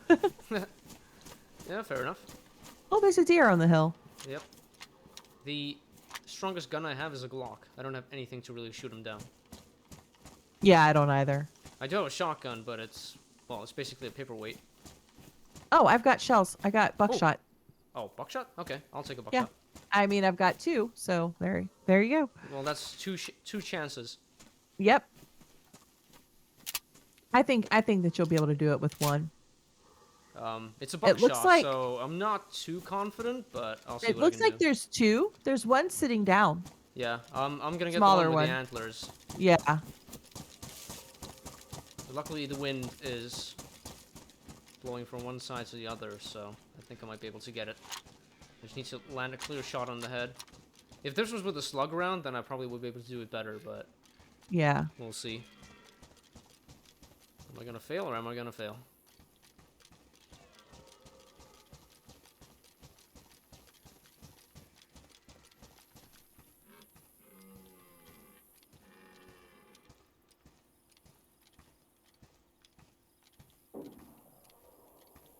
Did you just hear that gunshot? I sure did. They're gonna hear ours. Yep. Bollocks. Oh, wait. I don't think he's running away. I think he just is moving. Yeah. Just jogged away. Yeah. There's no way I can make the shot from this far with just the buckshots. Wait a minute. I'm gonna lay down.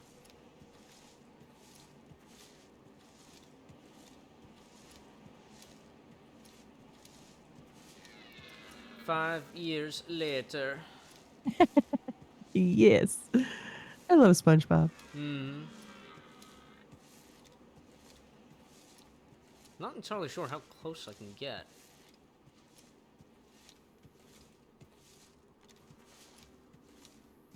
Because now we're like hitting downwind, so I think it'll catch my scent. At least I think the scent is still a factor for the animals in this game. I'm not real sure. It's like facing away from me. Yeah. I want to make sure that shots to the head actually does what it needs to do.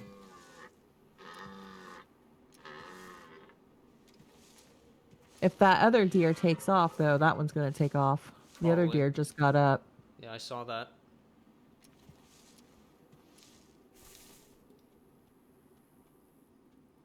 Technically, from here, I could hit it, but it wouldn't kill it.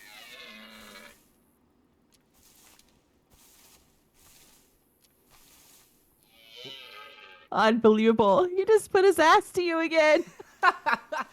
What a dick. Oh my god. I don't want to take the easy kill either. And he's just walking away from me.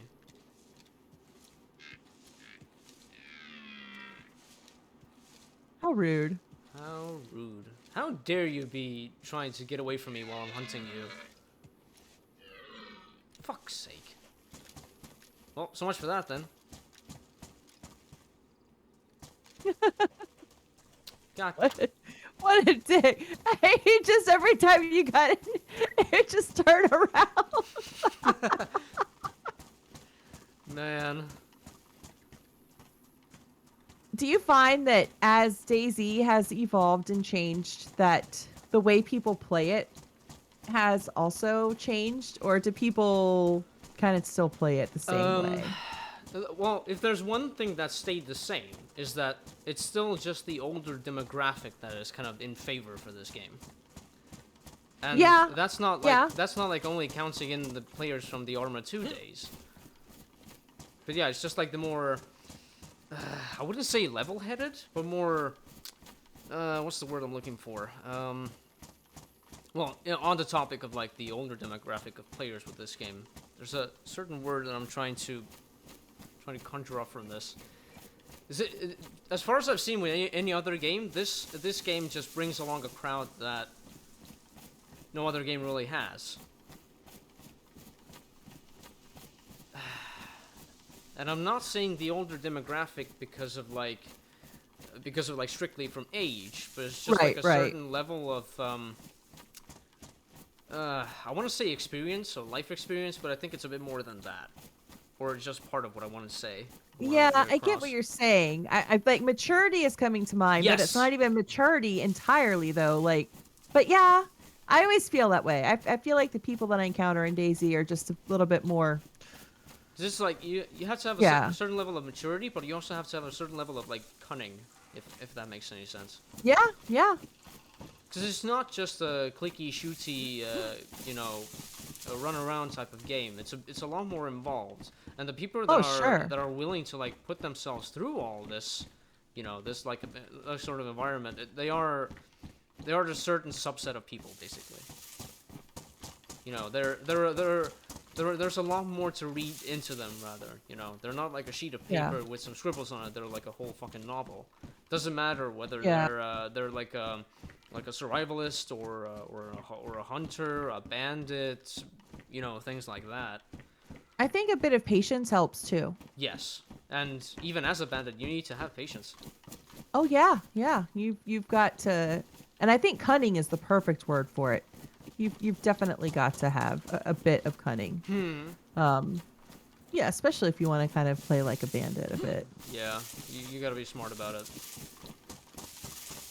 Then again, you know, you can still be just a simpleton, you know, as a bandit. That doesn't mean you're gonna, you know, be the best bandit out there is, whether that's your intention or not.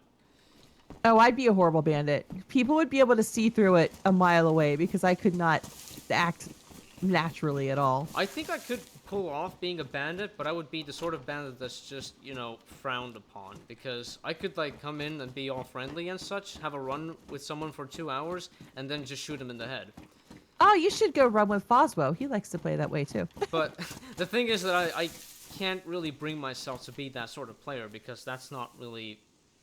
It's not really me, and I don't find it to be that fulfilling. But it's just like, if I could be one of those people, then that's sort of what I could, you know, be, I guess. Yeah, yeah. I love it when I encounter players, and sometimes they're lying, but sometimes they're. Ooh, Speaking was of... that a shot at us? Yep, that was a shot at us.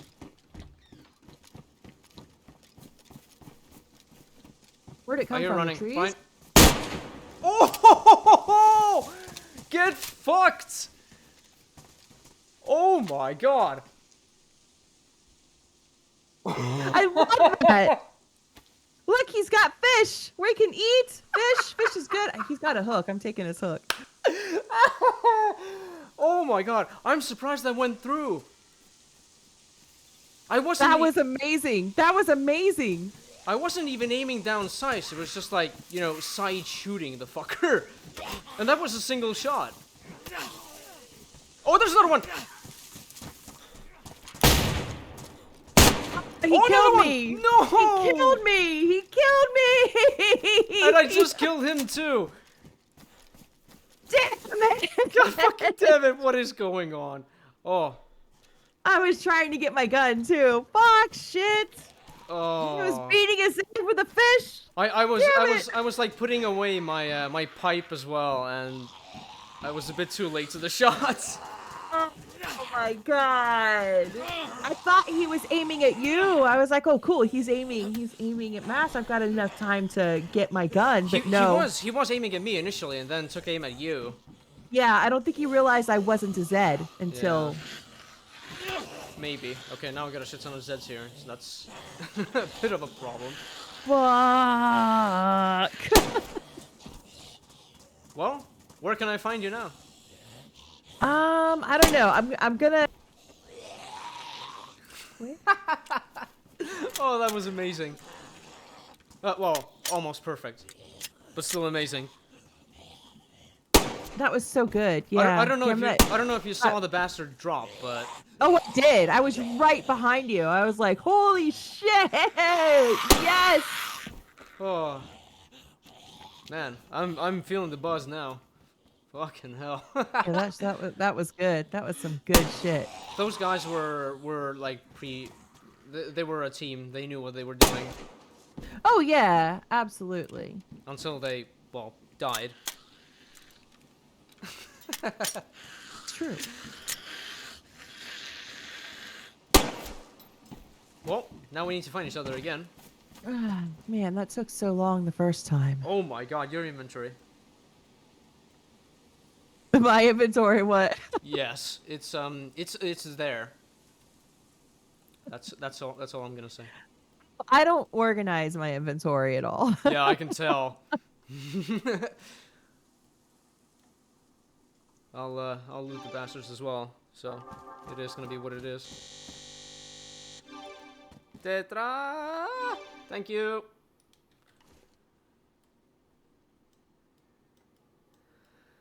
Whew. Well, Now I feel like inventory shame. I feel like right before I get into a PvP situation now, I should always organize my inventory. I just keep it shit because it makes it harder for people to loot me though. yeah, fair enough. Plus it makes sense to me and the way that my brain works. Oh.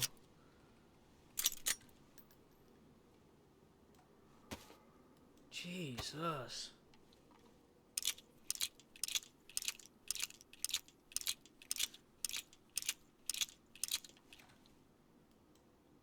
Well, at least I can take the poor fucker's shotgun.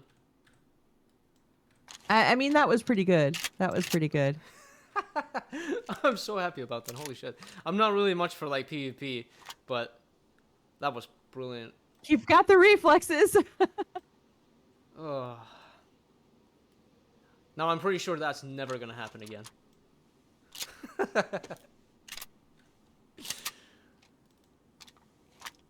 Right, do you know where you spawned? It looks like I'm on the outside of Electro again. Oh, okay, gotcha.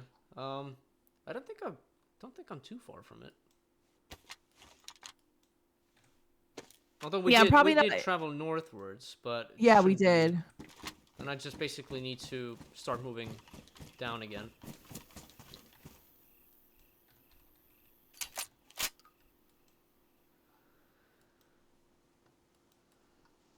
Okay, I've got a ton of food now. I bet. Not complaining at all. I was so excited too. I was like, "Ooh, I'm taking that guy's fishing hook." Because I had a stick, I had rope, Mm-hmm. I had a worm. Mm. we were gonna get some fish. Yeah. Well, now we just need to meet up again. Yep. I've got a ton of food now. Like an Okay. unhealthy amount of food. Just hoarding the food. Yeah, exactly. I'll take the worm as well, just as a little memento. That shot ruined the fishing hook though. What a dirty bastard! Then again, I guess that was to be expected. I guess. I wish that fishing hook would have tanked the shot. Yeah. Just the hook, not the backpack that the hook was in. Right, just the hook. Super supreme fishing hook. Hey, look, that could easily be a Daisy feature, you know. Yeah, exactly.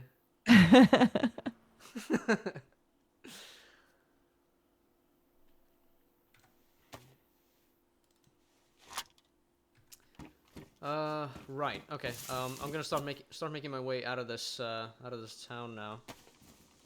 Wait, was it clean water inside that water bottle of yours? Yeah, I filled it up at the well, but I also had chlorine tablets on me just in case. Okay, You gotcha. wanted to be double sure? I'm taking your word for it.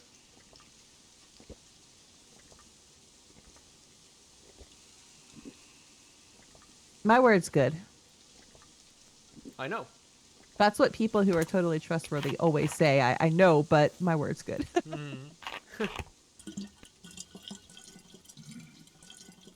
But what is the word? Uh, Bird. Pineapple.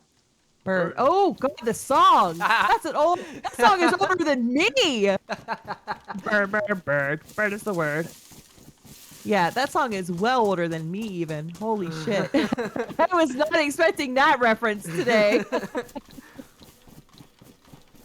I only know it thanks to Family Guy, I think. Oh, that's what it is. Yes. Family Guy did that whole Mm, thing. Yeah, I've forgotten about that. right. So you were in Electra, right? Yep, I'm in Electro. Okay. Cool. I'm gonna make my way to Staria, and then from there I can like head south towards Electra. At Okay, least and that's the idea anyway. yeah, fair enough.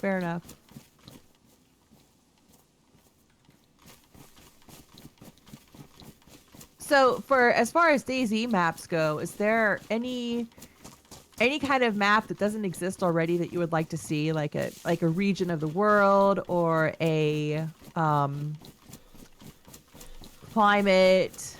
Well, mainly most climates that we would have wanted to see, I think, are already done because you know, for winter map we have Namalsk. For sandy stuff, we have Quema and what was that other map called? Pakistan. Takistan, yes. Yeah. For you know temperate climates, there's Chernoris and well Livonia. Um,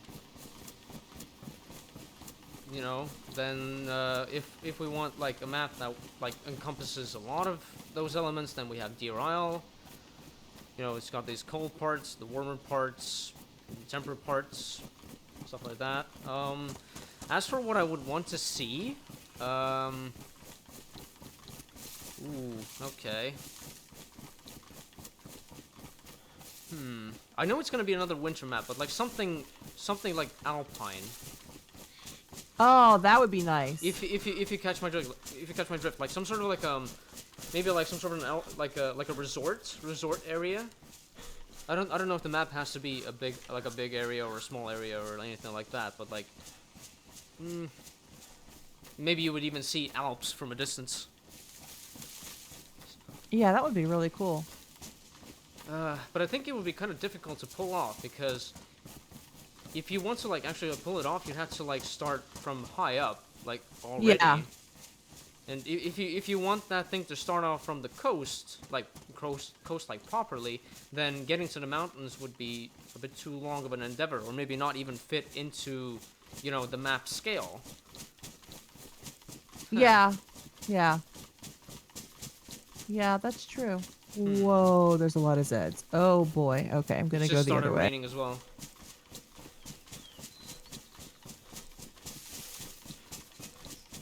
But I don't know. It's kind of hard to like decide on these sorts of maps, or like stuff that you would really want to see.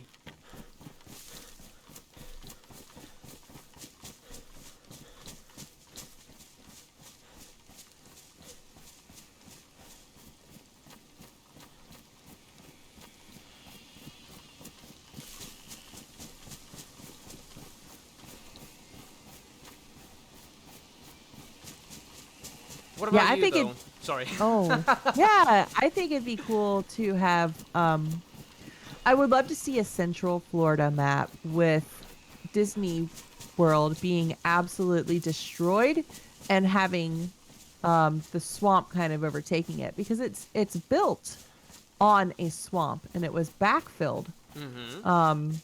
So I mean, if it weren't for constant upkeep, it would probably sink into a massive sinkhole, and the swamp would take back over. So I think it'd be really cool to see, like, yeah, the swamps of Florida with Disney World, like just absolutely beyond recognition destroyed. But that would also provide some seriously cool PvP areas. I can kind of imagine already the tunnels that have like fallen down, or rather like, you know, the falling down of that, or like sinking of the whole establishment, leaving behind like tunnels or something. Is that you running along the middle of the road?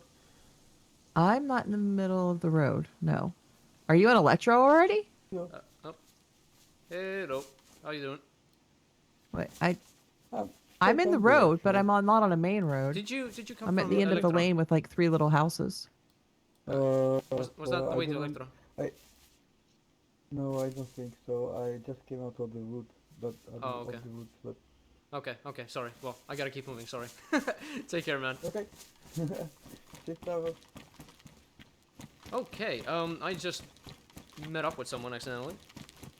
Oh, They were running in the middle of the road. I think, I'm not entirely sure, but I think they were coming from Electro. They said they were, like, trotting through the forest. I'm hoping it wasn't one of the people that I just shot dead. that would be hilarious. Like they're running back to their body. Could be, could be. Oh, But then again, see, they didn't recognize me, though. I don't know Electro well enough to know where I should exit it and get into the woods, you know? Towards the apartment buildings, the road that goes up. Oh, okay, right next to the industrial. Something around there. Yeah, I think there's like Yeah. a school building that goes next to that road, and then you can just climb up there. I'm not even totally sure whether I'm even myself am heading up the right way or not.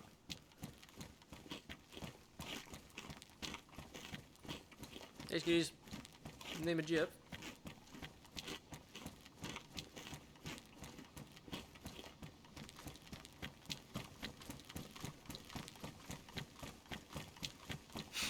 Good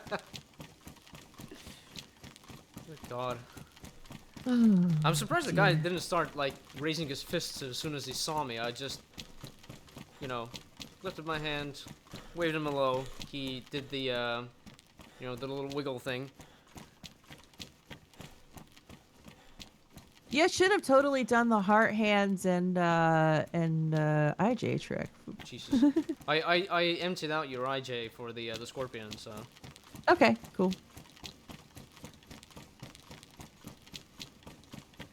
Oh, neat. Wobo has, uploaded a new video. Oh, hell yeah. What's it Some- about? 5 stats you need to understand in DayZ to regen. Blo. That's about as much as I can read from my phone. Ah, okay. Very cool. Okay, I've made it to the military checkpoint that's just north of Electro.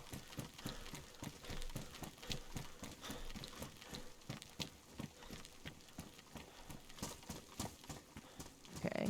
I was on the other side. I'm getting over towards the area where the apartments are and the school. Yeah. Gotcha. Ooh. If you could have anything in DayZ named after you, what would it be? Whoa. Okay. You know how we have the Yellow King's specific helmet, right? That spawns in the bottom. Yes. I wouldn't mind having a gun. In that sort of like sense. And it would probably be like a shotgun, but a very specific, like with very specific like attachments that wouldn't be able to like be placed normally on that specific gun. Oh, very cool. I always love the answers to this question. I think that's how I would how I would have it. What about you though? Oh gosh. Oh,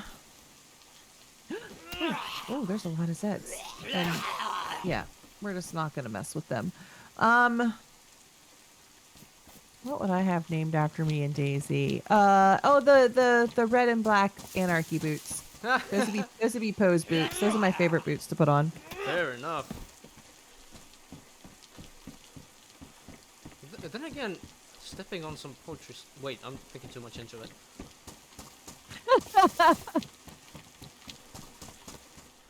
It kind of makes it sound you like being stepped on. No. I like wearing the boots. Yeah. I gotcha.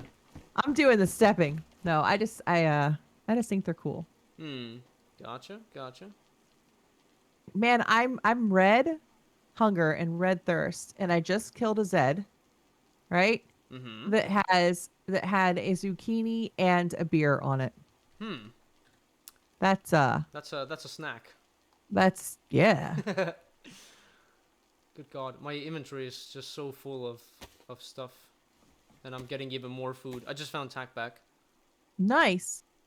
In Japan, it's not zucchini, but in Japan, like at summer festivals, it's very common to just get like a whole pickle on a stick and a beer. Damn. That's like a festival snack, a pickle on a stick and a beer. That sounds, well, I was gonna say exotic, but that's just Japan things. It is. Well, I mean, the pickle is pretty salty, so it makes you really thirsty. Oh. And then the more beer you drink, the more loose you are with your pocket change. So you buy more pickles, and then that makes you buy more beer. And yeah, very smart marketing on their part. And the pickles are nice and refreshing, and it's hot as hell. So yeah. It sounds very simple, but then again, I think that in that country, in that sort of place, at that sort of time, I think that would have a lot more meaning to it, but rather than just being pickle on a stick. Yeah. And a dash of beer. Well, and it's like a freshly, the pickles are a bit different because it's like a freshly pickled cucumber, and it's like the Japanese cucumbers are kind of like long and thin. Mm-hmm.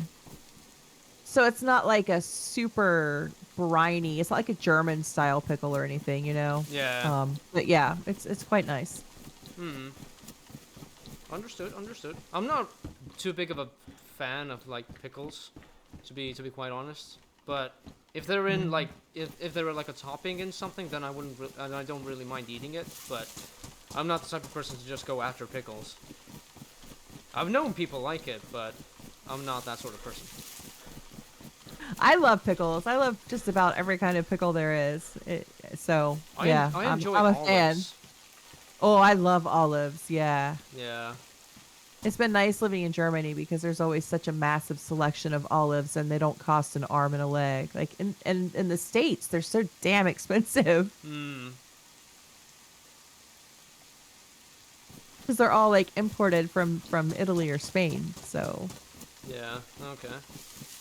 But yeah, for me it's like green olives, not black ones for some reason. I cannot eat black ones, except for when they're a topping on like a pizza or something. Then I don't mind. But ooh. black olives alone, nope. I tried and I almost threw up. Yeah, I do like I like pretty much all the olives, but I really like the green olives that have garlic inside of them. Hmm. I've never had like olives that have like toppings inside of them or something. At least not yet. But I know that they are on sale. In here. So good. I can imagine. Because you know, So where is it that you live, if you're comfortable saying so? Like just what country? Because I don't know. I live in Estonia, which is a country that is south of Finland, east of Russia, north of Yes. Latvia, and no wait, not east, west of Russia, and east of Sweden.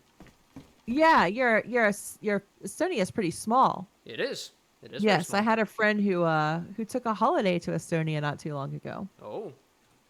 Yeah, she Depends on what sort of time you visit this country, because it can be an extreme, a shitty time, an extreme, and another shitty time, depending on the season that you visit.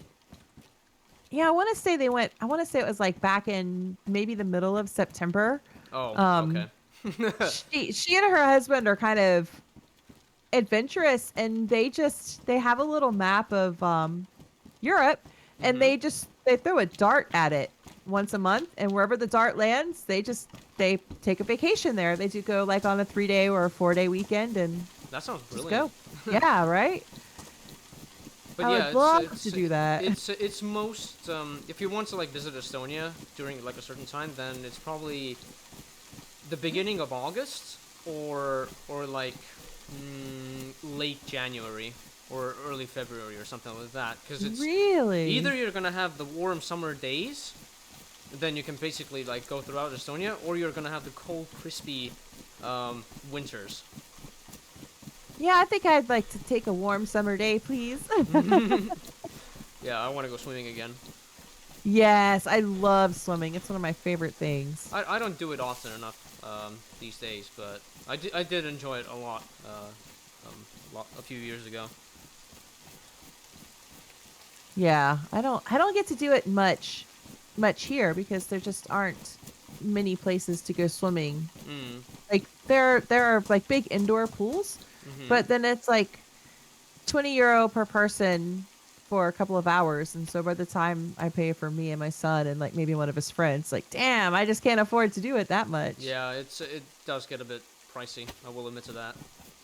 My mom's got a swimming pool in her backyard, so like I growing up I would just go swimming. I just get home from school and just go swimming. Yeah, we used to do the same thing in school, but yeah, there was a lake that we visited in our hometown that was about 4 kilometers away.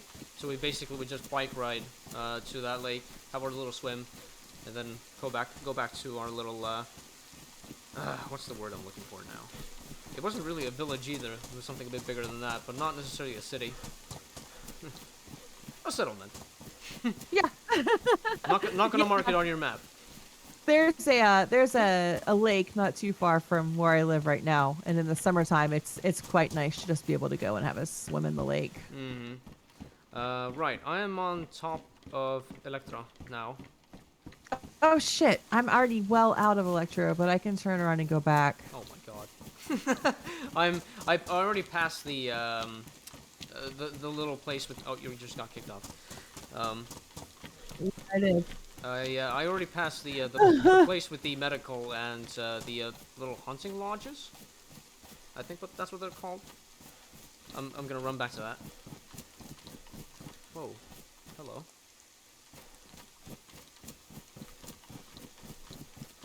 I'm trying to get back on. Mm-hmm.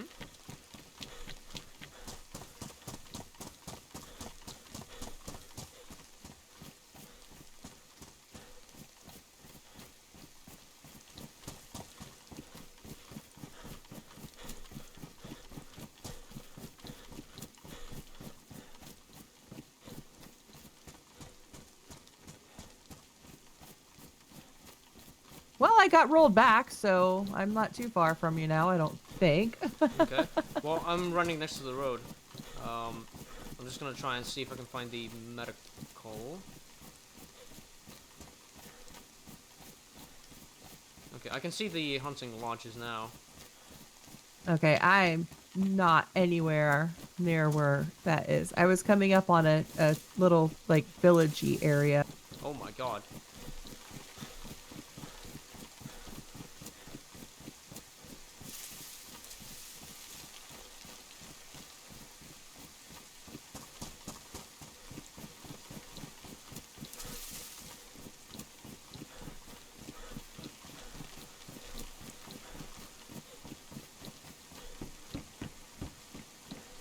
Okay, I'm back at the little campgrounds with the little medical thing.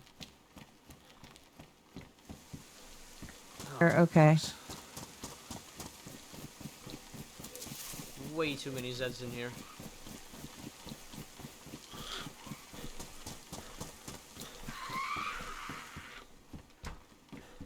Yeesh. I was near Pusta. Boosta? Pusta. Oh. But now I'm just running through woods.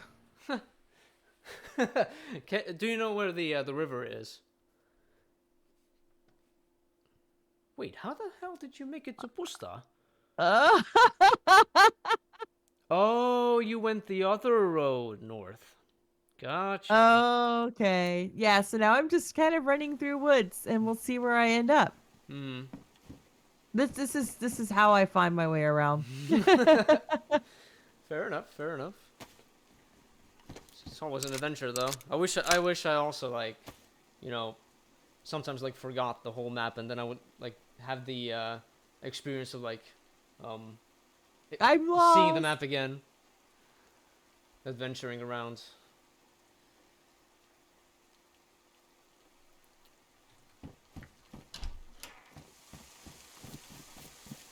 It really is pissing Are down. do the power lines go up to the camp? Um, there are some pylons here, but I don't see any electrical lines attached to them. Okay, because now I found some power lines in the woods, so I'm just following them up the hill. You can follow the power lines to, well, back to the city. Yeah, there's no power I can lines do here, it's that. just the pylons. I can follow the power lines back down. That's fine.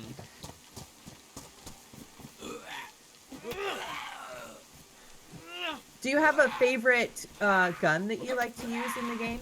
Oh my god. Favorite gun? I don't necessarily have a favorite, but I do have a gun that I always pick up every time I see it, and that's the Bison. Really? Yes. I don't think I've ever heard anyone say they always pick up a bison. Okay, so the reason for this is, there was a run I did with Trash Marble on Livonia some months ago, and we got to, it was like a military place. I don't quite remember where it was, but there was a case where Marble got shot, well, shot dead. I managed to take a person down with the Bison, so that was one of the kills. And then I thought, you know what, okay, might as well loot him a bit, and then wait out in that military place for her to get back. Oh, okay. Then a duo of players appeared at that site not too long after I looted one of the bodies there, and they were trying to kill me.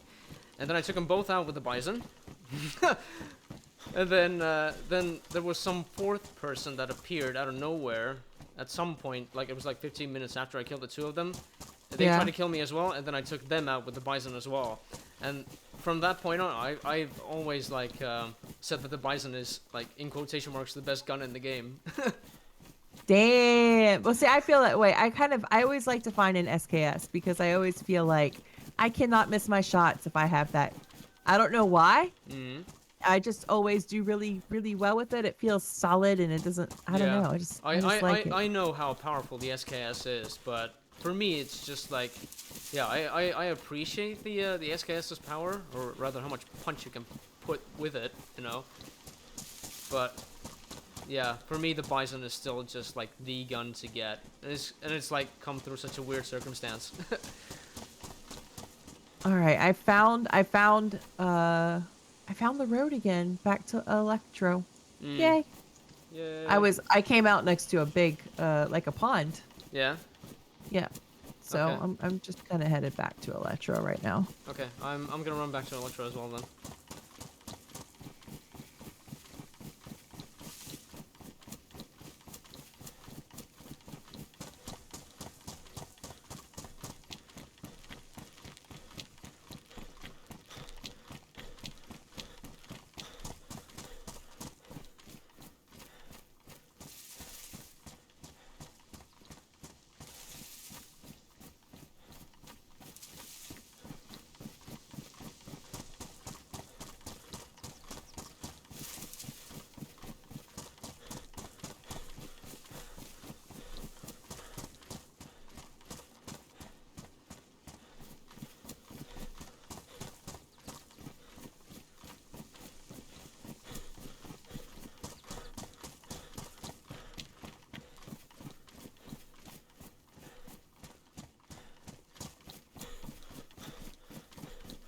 How are you doing on food, by the way? I'm yellow, but I keep finding little bits of food here and there on Zeds. Gotcha. I've still got the fish that I nicked from that one guy, and the chicken that I got off of Nice. your body. Yeah, I had the four-breasted chicken. Oh yes, That came from the Pripyat map. probably. Flew over and came to Chernobyl for migration. Yes. I was interviewing Dobby last night and I asked her what map she would love to see, and she said she would love to see something like a super dense city like Tokyo Ooh. or something like that. Like I don't think that everybody's computers could handle it, Yeah, but yeah. man, that'd be awesome to see if they could. I was about to mention that. I was already thinking like, holy crap, that's gonna be very taxing on the hardware. Right. But there is yeah, it something would. that I would like to see as well. But I would imagine that this sort of map could, like in current time, would only work if it was a very small map, and it would have to be like a PvP map or something. Only then That's it would what I probably said. work. I said it would have to be a super small map. And yeah, it would have to be almost like I think it would maybe be successful as a deathmatch server. Mhm. Yeah. Right, I can see Electro again. Yay.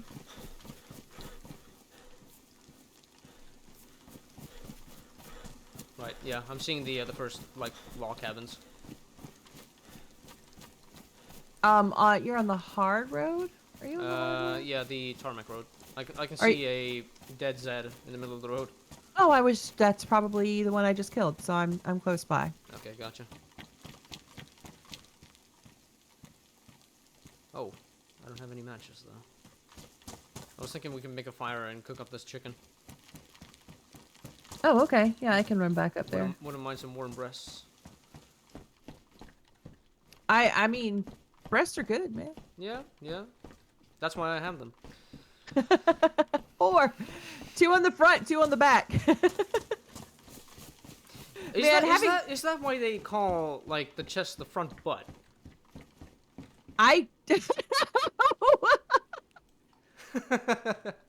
I don't know that I've ever heard the chest referred to as the front butt, but that's hysterical. I have multiple times. Like, what if butt cheeks had nipples? Would they be called the back boobs? Technically, yes. I wouldn't suck on some ass though.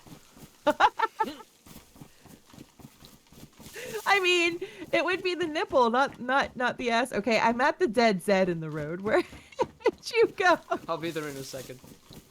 I see you. Oh, I see you too.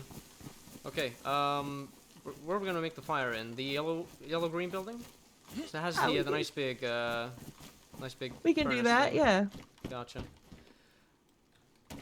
Hold on.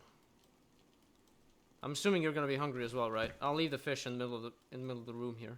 A little bit, yeah. I'm gonna get some bark. And the water bottle. I'm gonna get some sticks. Yep, I grabbed some bark. Nice. How much bark? 1, 2? I grabbed 2. Okay, Oh, very good. damn it, I had matches before. Now I don't. Okay. Gotcha. I think we're gonna need a piece of bark just so I can get the, Yeah, the hand drill kit. yes. Yeah.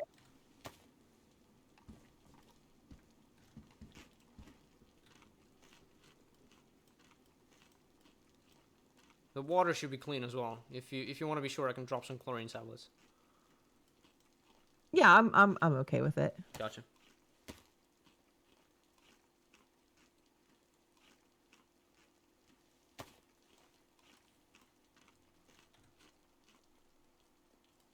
Oh. Whoops.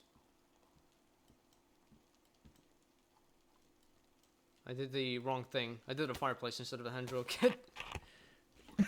I've done that so many times. Bit ass backwards. I can go get more bark. It's not a big deal. No, it's fine. I got it. There we go. Fire's up. We got some of this as well. Oh, I think you need a gun, so I'm giving you this.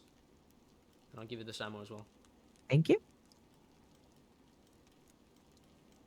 There's a gun cleaning kit if you need it. I've already got one. I could have picked up a second one from one of the guys as well, but I didn't. So my inventory was a bit too full already.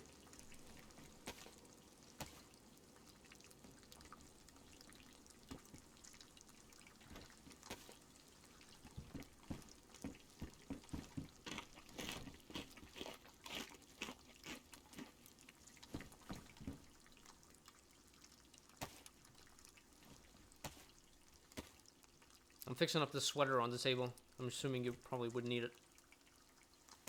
Yeah, my clothes are a little bit busted. I've got no drip. It's on the table.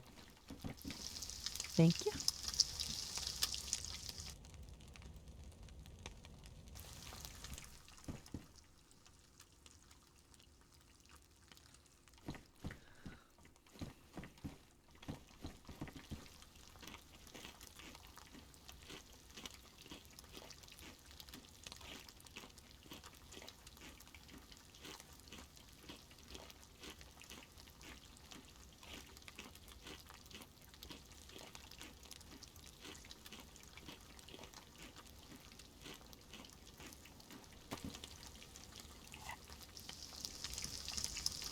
Food's done. Oh, actually, would you like this pea coat instead of the sweater? Oh, I'm good. Okay. I can fix it up. I've got 2 sewing kits. If you need it, I can fix it up. It's badly damaged, but I can fix it up pretty well. You sure? Yeah, I'm fine. Gotcha. I can't carry it all. I tried to pick it up so I could carry it so we could get a move on, but I can't carry it all. Yeah, the sweater doesn't have much room in it either. No. Right. I'll take him then. In the meantime, until we find you a backpack or something.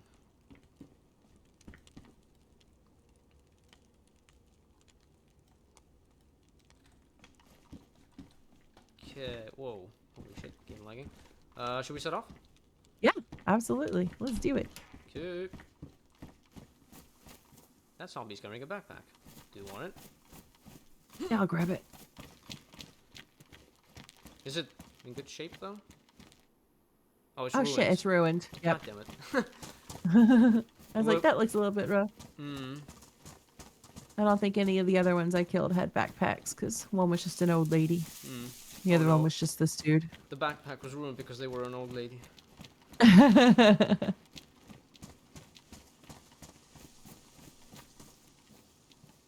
I don't have much else. Nope. Okay.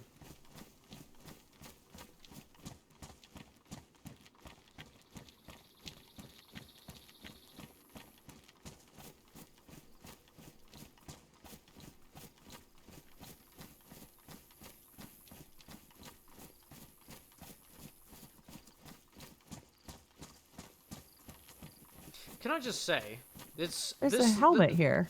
Yeah, I saw that earlier, but even though we've been mostly just been running along the coast, this has been a lot more of an adventure than, you know, trotting out in like mainland. Yeah, it actually has, hasn't it? And it's been pretty. I've seen a lot of people too. Oh yeah, same. Some ignored me, some talked to me, some killed me. Like it's we've had a little bit of everything today. Yeah, pretty much. I've seen some. I've killed some. I killed one. I killed another freshie. Oh yeah. and Prig. But hey, you gotta do what you gotta do, you know. Yeah, absolutely.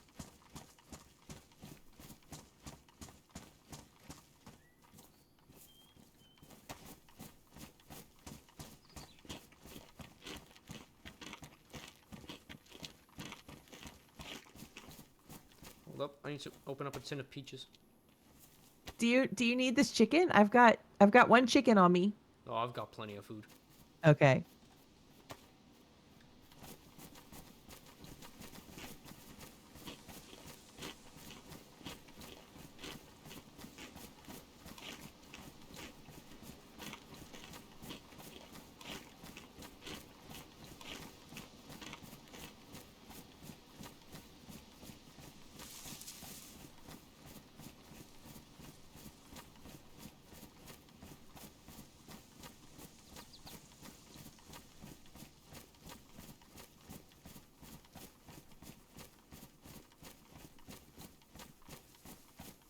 You want to check out the medical? Oh, okay. This is the place you were talking about. Yes. Like, what camp was he talking about? I'm not on this side of the map very often, so I don't know it that well. Hmm. Really need to expand a little bit more. I just kind of primarily go to like Zeleno and Vybor and the The main towns, I guess. I mean, when you're hunting for the PvP, that's where you gotta find it. Yeah, fair enough. Okay, there's a morphine.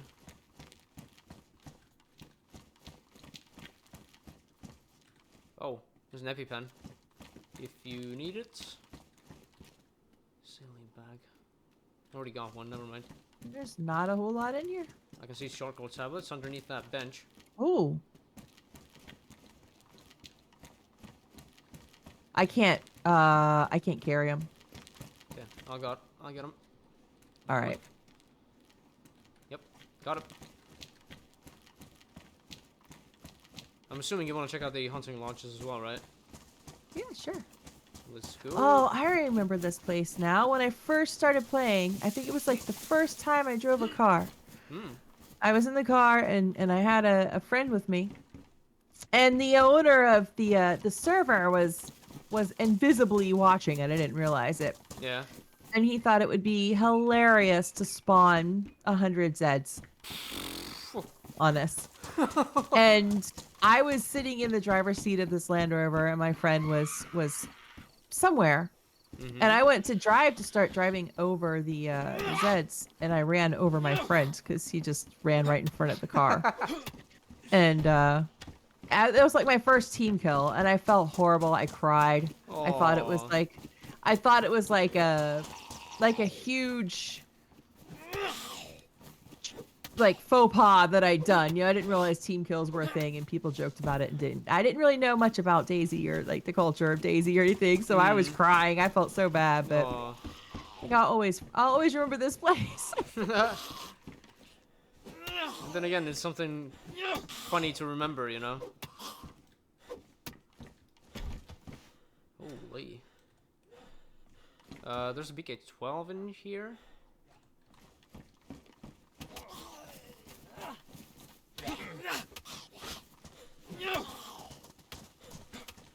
Whoa. Nearly hit you with the pipe. Do you have bandages, by the way? Yeah, I'm bandaging right now. Okay. There's another gun over here. Can give you ammo for it if you need it.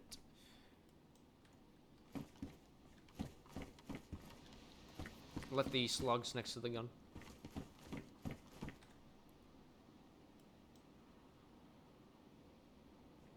Cool. Very. Hold on. Just a second.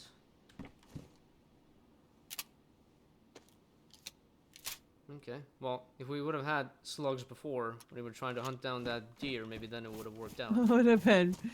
would have been a little bit of a different, yeah, scenario there. Mm-hmm.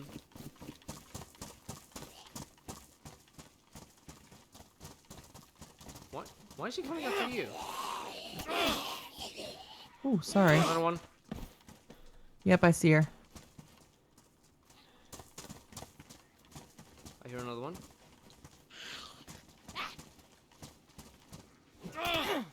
Whoa. Okay. That was amazing. Head squished between the pipes. That was awesome. Oh, another one. Yep.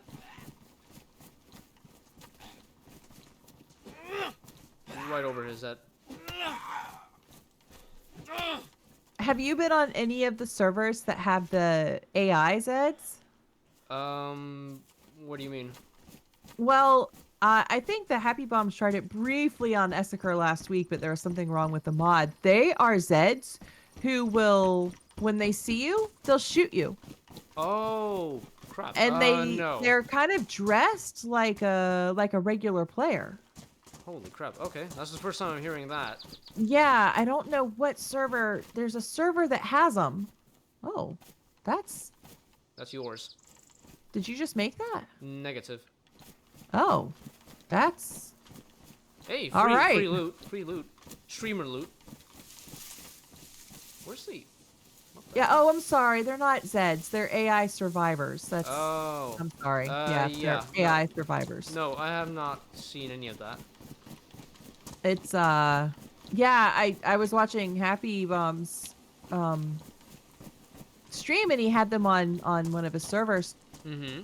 I think it was the Essica server, and it came around the corner, and it looked just like a player. Mm-hmm. And then it shot at him, and he was like, "Oh my god!" And then he goes, he's like, "I knew that was an AI, but I'd seen one before," and I was like, "Holy shit!"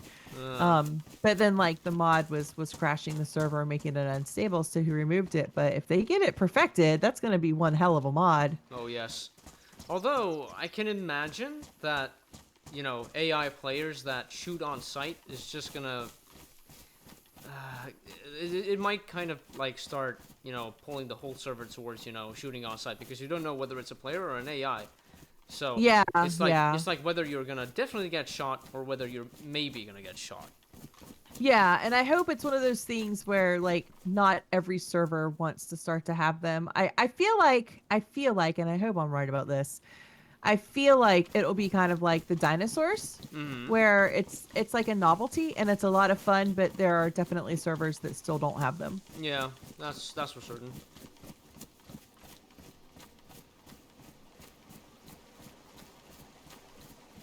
I remember I did try actually the servers with the dinosaurs out. It was a PvE server, and I don't know whether it's about PvE servers in general, but it didn't really sit right with me, honestly. No. Oh, there was a fire here not too long ago. Yep. And a bunch of broken shoes.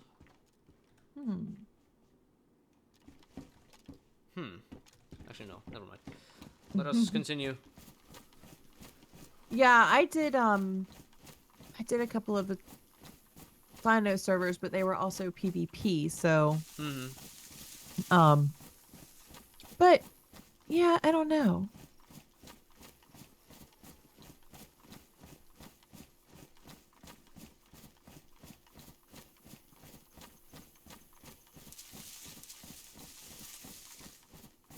Nope. We're up at the military again. Whoa. Okay. shadows are doing some funny things when I zoom in and out. Yes, yes, they are for me too. Or rather, when I look towards a certain place, then the shadows either appear or disappear. But I see a couple of live Zeds. Yeah, so we've Same. got some Zeds. Yeah, That's good. We got a few. Not concerned? No? Nope. I've got a pipe. How can I be concerned? Right, exactly. Got a pipe. Mm. Got a pipe. Ooh, there's a few of them. I'm gonna shove it down someone's throat. You can smash somebody's head in between both of the pipes. I'm gonna smack him in the front butt. Front butt. Wait, why did that one come right past me? I don't know. Went straight to you, right past me though. Well, you got your attention now. There we go. Good job. Yeah, There's I find if you. There's a loaded Colt here. Hmm. I don't have any ammo for it though. I don't either.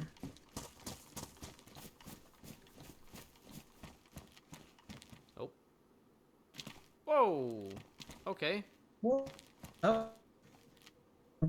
Actually. Internet things? Yeah.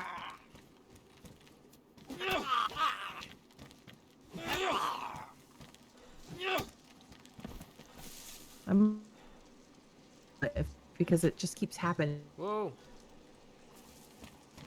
Would you find This.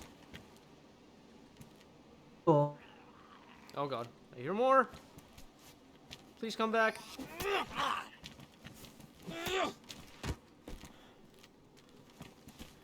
There we go. Wow. You okay now? I think so. Okay. Well, you're no longer flying and stuttering around. That's so crazy. I don't know what's going on today. It's so frustrating. Okay. Yeah. Okay, well, it's stable now, so we can continue. Yeah. How long do you usually do these interviews for? They're usually about 2 hours. Like that's the average. Mhm. I have had some go as long as 6 hours if the person was quite chatty. No. Yorkshire Puddings was over 6 hours. Oh, I can imagine the chatting with Pudding. He's a fantastic guy to talk to. He's such a delight. Yes. I really enjoy him.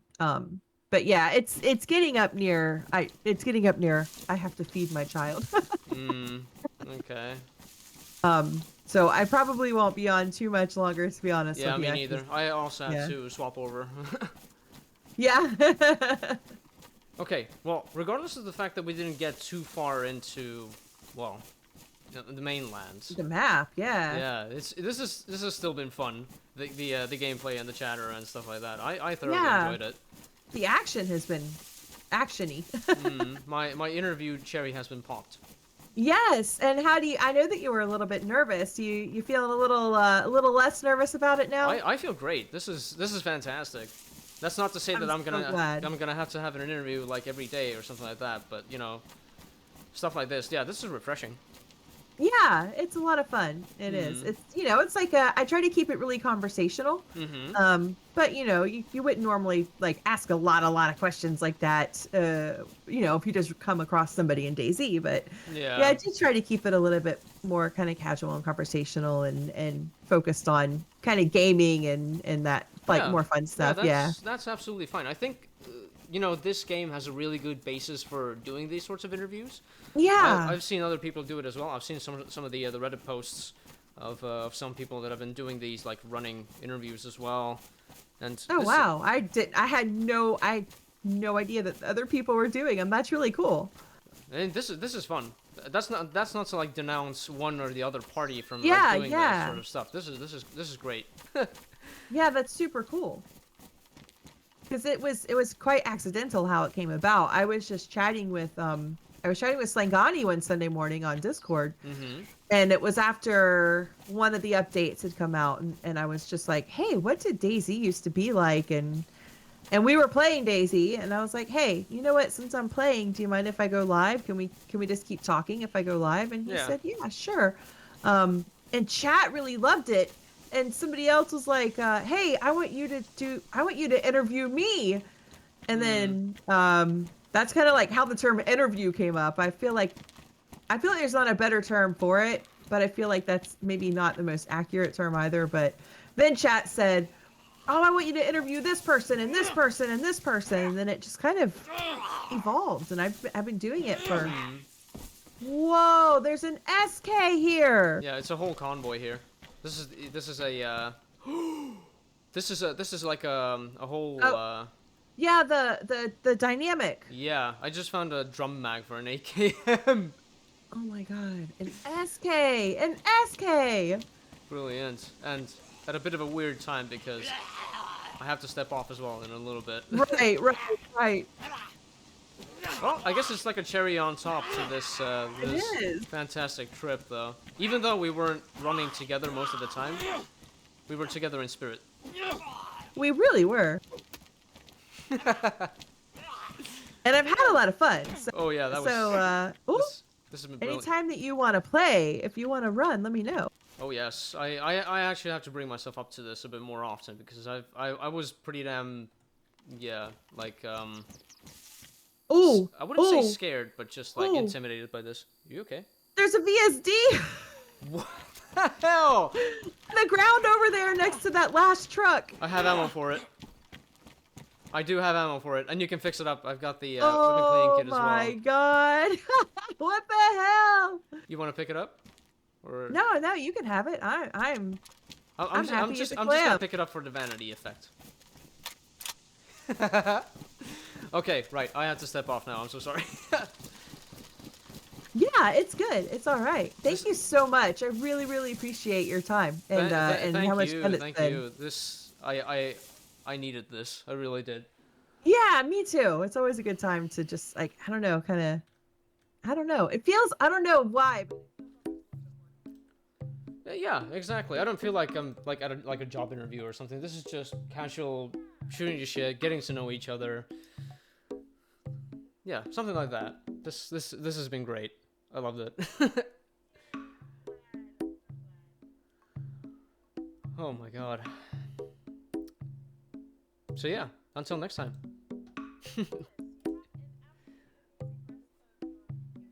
Yeah. Take care now. Oh my god, this has been something.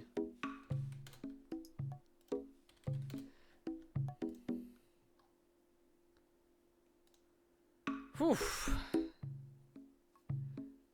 Good fucking god. Thank you, Flash. Thank you, Skeeties and Fire Dingo that came by here to see this little endeavor. I'm glad this was I'm glad this came about. I needed this. Right. I'm actually not going to stop the stream. Well, technically, I'm actually going to jump over to GTA instead. But it's going to be one of those cursed races that it's going to be mostly in Estonian. But I'm going to try and, you know, still keep this fun environment going. So, yeah, I'm going to stop the stream for now. I'm going to swap things over to GTA. I don't want this all in like one VOD. So, yeah, I'll see you on the other side. Right? Right? Right.